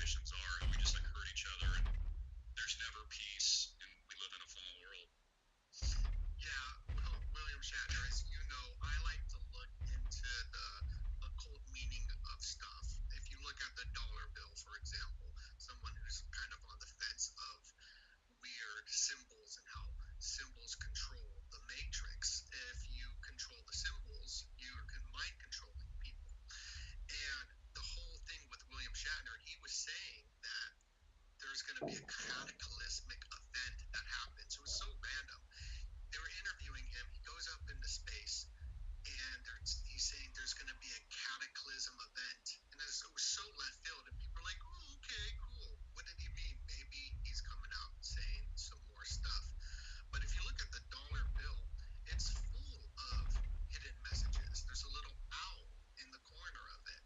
And when they launch these people up into space, they are coming straight out of Jack Parsons, who is connected with Aleister Crowley, Doug Magic, and that's who built rocketry, modern day rocketry with Elon Musk, Jeff Bezos, and that new space race.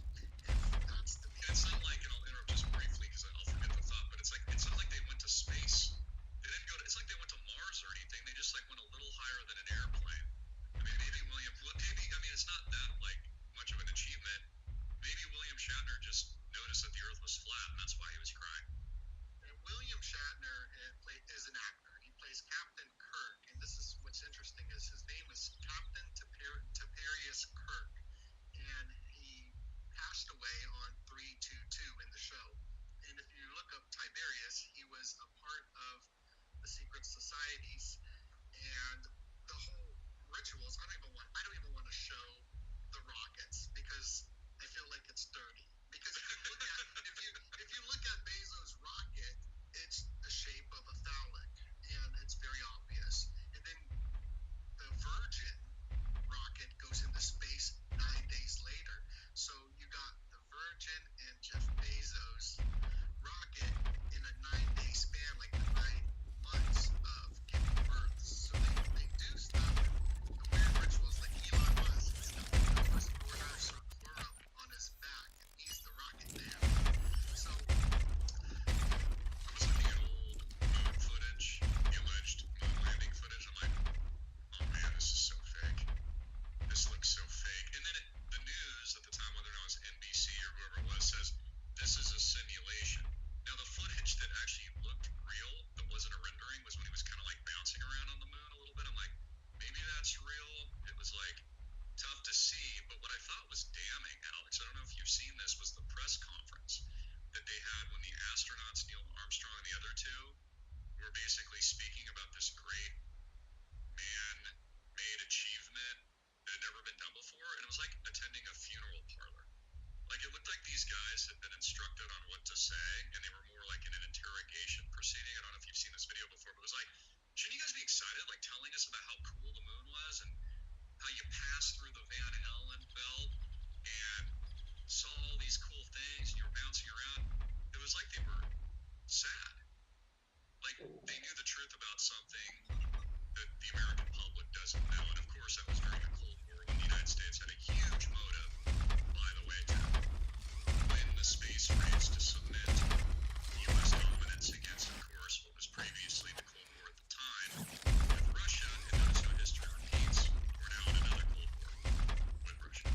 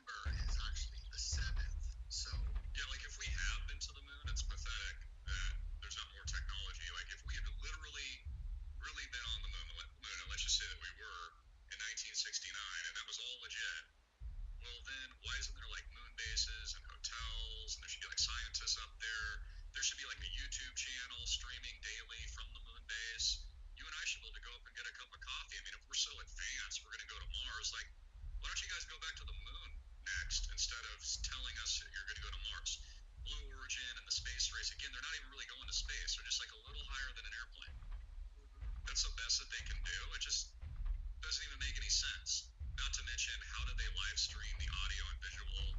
It would have had to been pre-recorded. It would have had to been edited at the very least. We can barely keep our cell phones connected with all the technology now. If I call out to Texas or something, the phone call drops. If I call my buddy up here up country in Haiku, I can barely hear him sometimes. Yeah, it's very strange. All the events being lined up, going up to that tweet and what's going on now. William Shatner, the war stuff that you've been predicting for a long time has all come to pass already, you know. And the last prediction of all the predictions was World War III. Which one? Yeah, right? big time. And I've received so much, I'm sure you as well, criticism over that prediction. That's what's crazy about it too. And then it like years later, sometimes it takes a while, but then it actually transpires. Right, and it's been cooking for a while. And it's interesting about the ending of the Shemitah, and are we in a Jubilee? Nobody knows if we're actually in the Jubilee, which is every 49 to 50 years we enter a Jubilee where there's a lot of debt forgiveness. Nobody knows when that exact date is, but the things that are happening, how the Queen, who is the Commonwealth, who owns the Commonwealth, which is propaganda, as we're propagandists for the truth. The Commonwealth is propaganda for the British Empire because they changed that term, British Empire, which was coined by the cultist John Dee to the Commonwealth.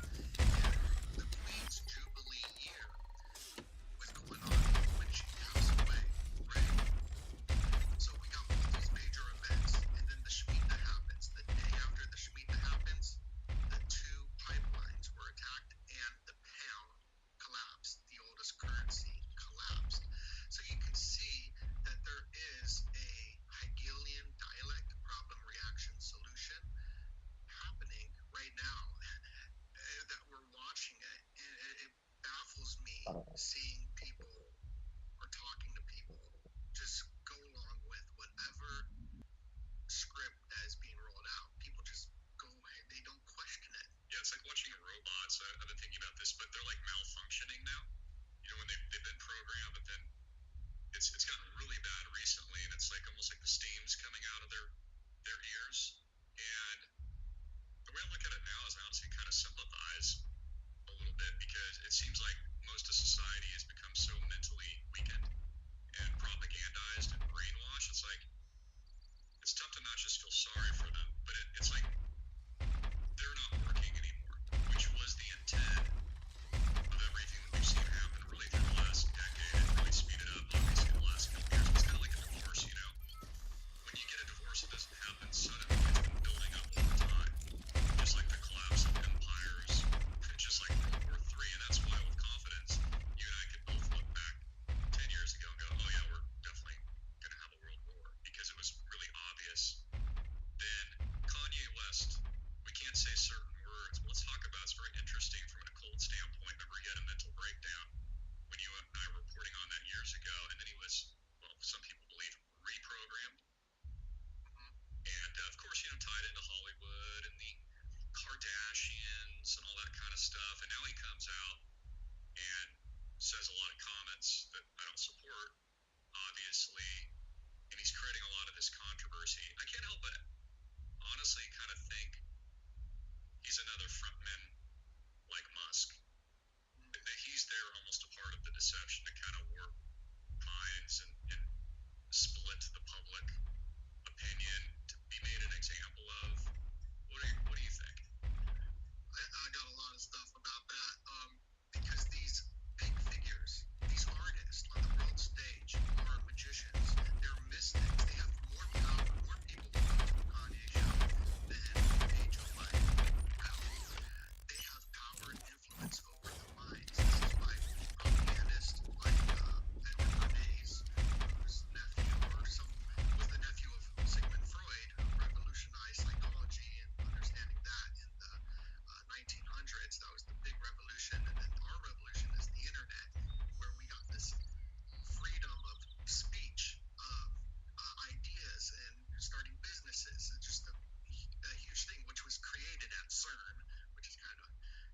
sketchy there.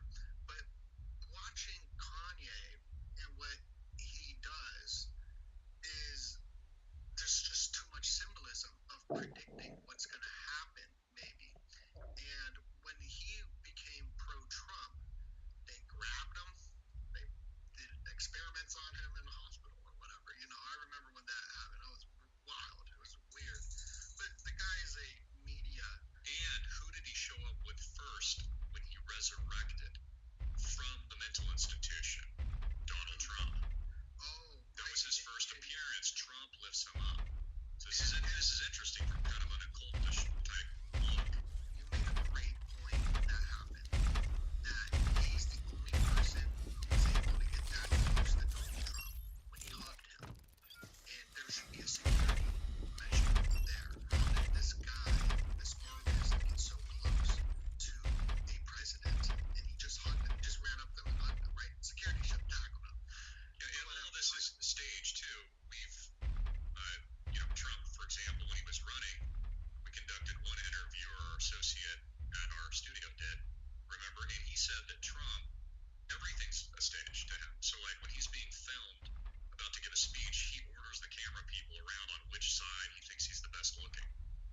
And nothing wrong with that. Obviously, he wants to get the best shot. But the point is, he's very specific on the shot, how he looks, how he's dressed, the presentation, all the world's a stage, so to speak. So, I mean, he's the reality TV guy. So, like, to think he knows what he knew what he was doing when he brings on Kanye for that meeting that took place at the White House, I believe it was. The point is that was intentional. It's not random. Right, he was a big friend. He was a huge friend of Michael Jackson. And this whole idea of these artists are mystics comes straight from Donald Trump. He used Michael Jackson to wiggle his way in with leverage with the big painters and stuff like that. Because these big, powerful women come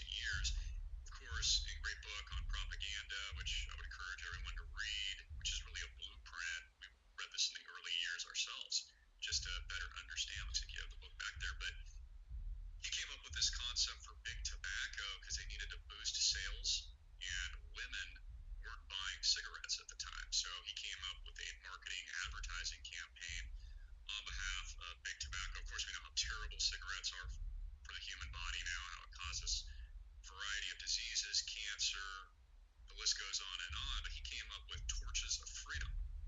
And so he actually paraded really good looking women smoking cigarettes in a parade and said it was a freedom stick. So all you had to do, if you really wanted to be free and look good, have a torch of freedom in your freedom stick.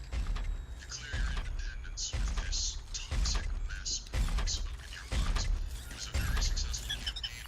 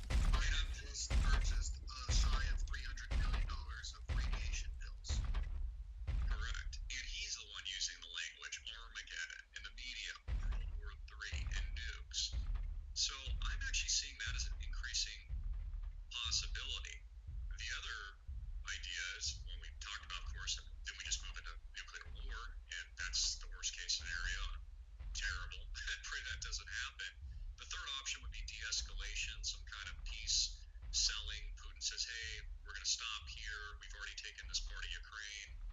We've got Crimea and all these other regions in the east and south. We've won, and we're not going to escalate any further. He sells that as a win to the Russian people, but I don't see that likely. All we're getting right now is escalation after escalation. We're seeing civilian, can't say the word, but like you see what's happening today. I've tweeted some of this stuff. So it's really one of the two options. And the fact that those in power, the controllers, so to speak, they want to preserve this island called Earth. Even William Shatner is probably even putting out propaganda on behalf of them right now. Like, I'm so saddened that we're not taking better care of the Earth. And so I don't know. We'll see. I think there could be a leadership change. There could be a Red October.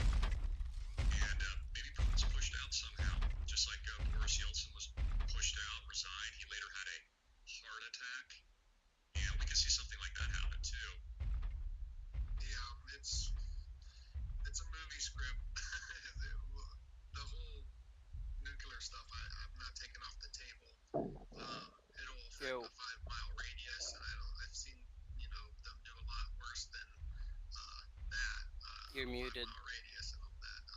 But next year is I like to look at the Chinese zodiac because next year will be the rabbit, which is about peace and stuff like that, And I wonder if they'll escalate this month, election month, November, to something crazy, but it might not lead into a major escalation. It was just a big event, and then they call it off. Yeah, something's got to happen though. So everyone's saying we're tipping into a recession. We're in a recession. We're in a depression. So they need something. And something's got to give because the central banks got to sell it. Politicians do. They got to sell why America's broke and people are destitute, have lost their job, and there's a wealth transfer, and we're moving to all these new systems of government and policies. So something's got to give. Like, they can't collapse the economy and not have a scapegoat, is what I'm saying. So, I mean, I'm expecting something big to happen before the end of the year, and I think any day now people need to understand this, like with the escalation in Ukraine, like, everything's on the table. Yeah, I think it's all leading to a collapse of cash, bringing in blockchain technologies. Very important to understand all this stuff, Did you see that India has come out with the e-rupee now? No, I did not. Yeah, so they just came out with the e-rupee.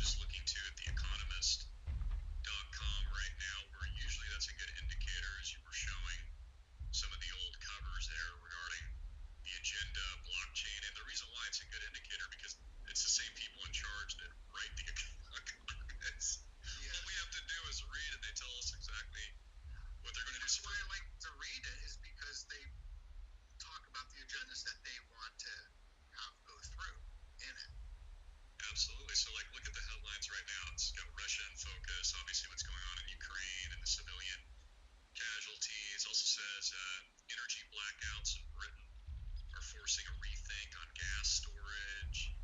The list goes on and on. Special report, the world that China wants. And notice that China, Alex, has been like eerily quiet. Eerily quiet. So they must be planning something. You got Kim Jong-un wearing his funny hats. He's launched like more missiles this year than he ever has. I guess his silos are now underwater. And so I had a family member, my dad's wife in Japan. She's Japanese. She was actually there right before they launched that missile that went over Tokyo, and all the sirens were going off. People were told to shelter, seek shelter, get into a bunker. Similarly to what happened here in Hawaii years ago. I remember talking to my dad. I'm like, hey, Dad, what's up, man? You see any missiles? He's like, I don't know, man. I've got my Mai Tai ready. My dad's a cool cat. We could be in the eye of a storm, and my dad would be like, yeah, we're good. I love your dad. He's awesome. He's definitely awesome. You know, I think it's very important.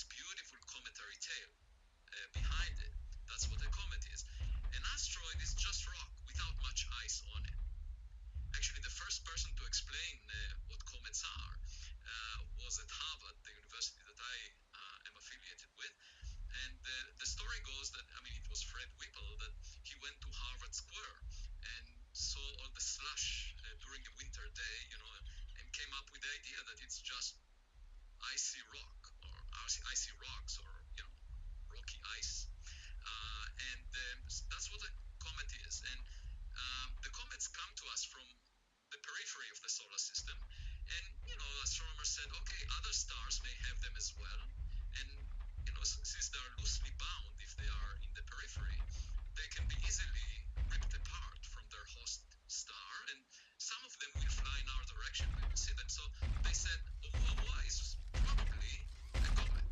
The only problem is there wasn't any cometary tail. So look for a duck, but it doesn't look like a duck. So then the question is, what is it? And so people said, okay, it's just a rock without any ice on it. Then the problem was that it exhibited an extra push away from the sun. And usually you get it from the rocket effect. That when you make the cometary tail, it pushes the object in the opposite direction, just like a jet plane. A jet plane works by throwing gas out, and that's pushing you forward. So a comet has an extra push when it evaporates, but there was no cometary tail. So why did it show an extra push? That was the key question in my mind, at which point I started thinking maybe it's not a comet and not an asteroid, something else, And the other strange thing about it, it changes its brightness by a factor of 10 or more, and the brightness of the object, the light that we see, is simply reflected sunlight. So just think about it. Think about a piece of paper, razor-thin piece of paper, tumbling in the wind, and changing the area that we can see, the projected area of that piece of paper, by a factor of 10 as we look at it. That's exactly what we inferred from this object spinning around every 8 hours, but changing its brightness by a factor of 10, meaning that the area projected on the sky that we see, that reflects sunlight, changed by a factor of 10. So that means it has an extreme geometry, most likely flat, if you try to interpret the light that it reflected over as it was tumbling around. And so a flat object, about the size of a football field, that has an extra push, if it were a comet, it needed to lose about a tenth of its weight. So a lot of evaporation. You can't just say, oh, it's a little bit of evaporation, and therefore that's why we don't see it. It should have lost a tenth of its weight. If we go on a diet and lose a tenth of our weight, that's a big chunk of mass, right? So this object didn't lose that because we didn't see it, and the Spitzer Space Telescope looked very deeply behind it to see if there are any traces of dust or gas. Didn't see anything. So then, just like Sherlock Holmes, I was trying to think together with a postdoc of mine, Shmuel Bialik, what could explain it, and the only thing that came to mind is reflecting sunlight. So the object itself is being pushed by the sunlight reflecting off its surface. And that would agree with everything we know about the object, but in order for it to work, the object needs to be very thin, like a sail, the sail on a boat. So a sail is pushed by a wind, but you can also push an object, a thin object, by light, and that is called the light sail. And we're actually using this technology now, developing it for space exploration. The big advantage is you don't need to carry the fuel with the spacecraft. You just reflect light off it, and it's being pushed. Now, a science fiction movie that did something like that. I think it was called Sunlight. Quite possibly. I should mention an anecdote. In September, just a few months ago, in September 2020, there was another object that showed an extra push, no cometary tail, and then astronomers gave it a name 2020 SO. Okay, September 2020, and then they extrapolated back in time and found that it came from Earth actually, and then they looked at the history books and saw that indeed there was a rocket booster from a lunar lander that was kicked into space, and this is the object. Now, why did it show this push? Because it's a hollow, it's a very thin structure. So here is an example where we can tell it's artificial.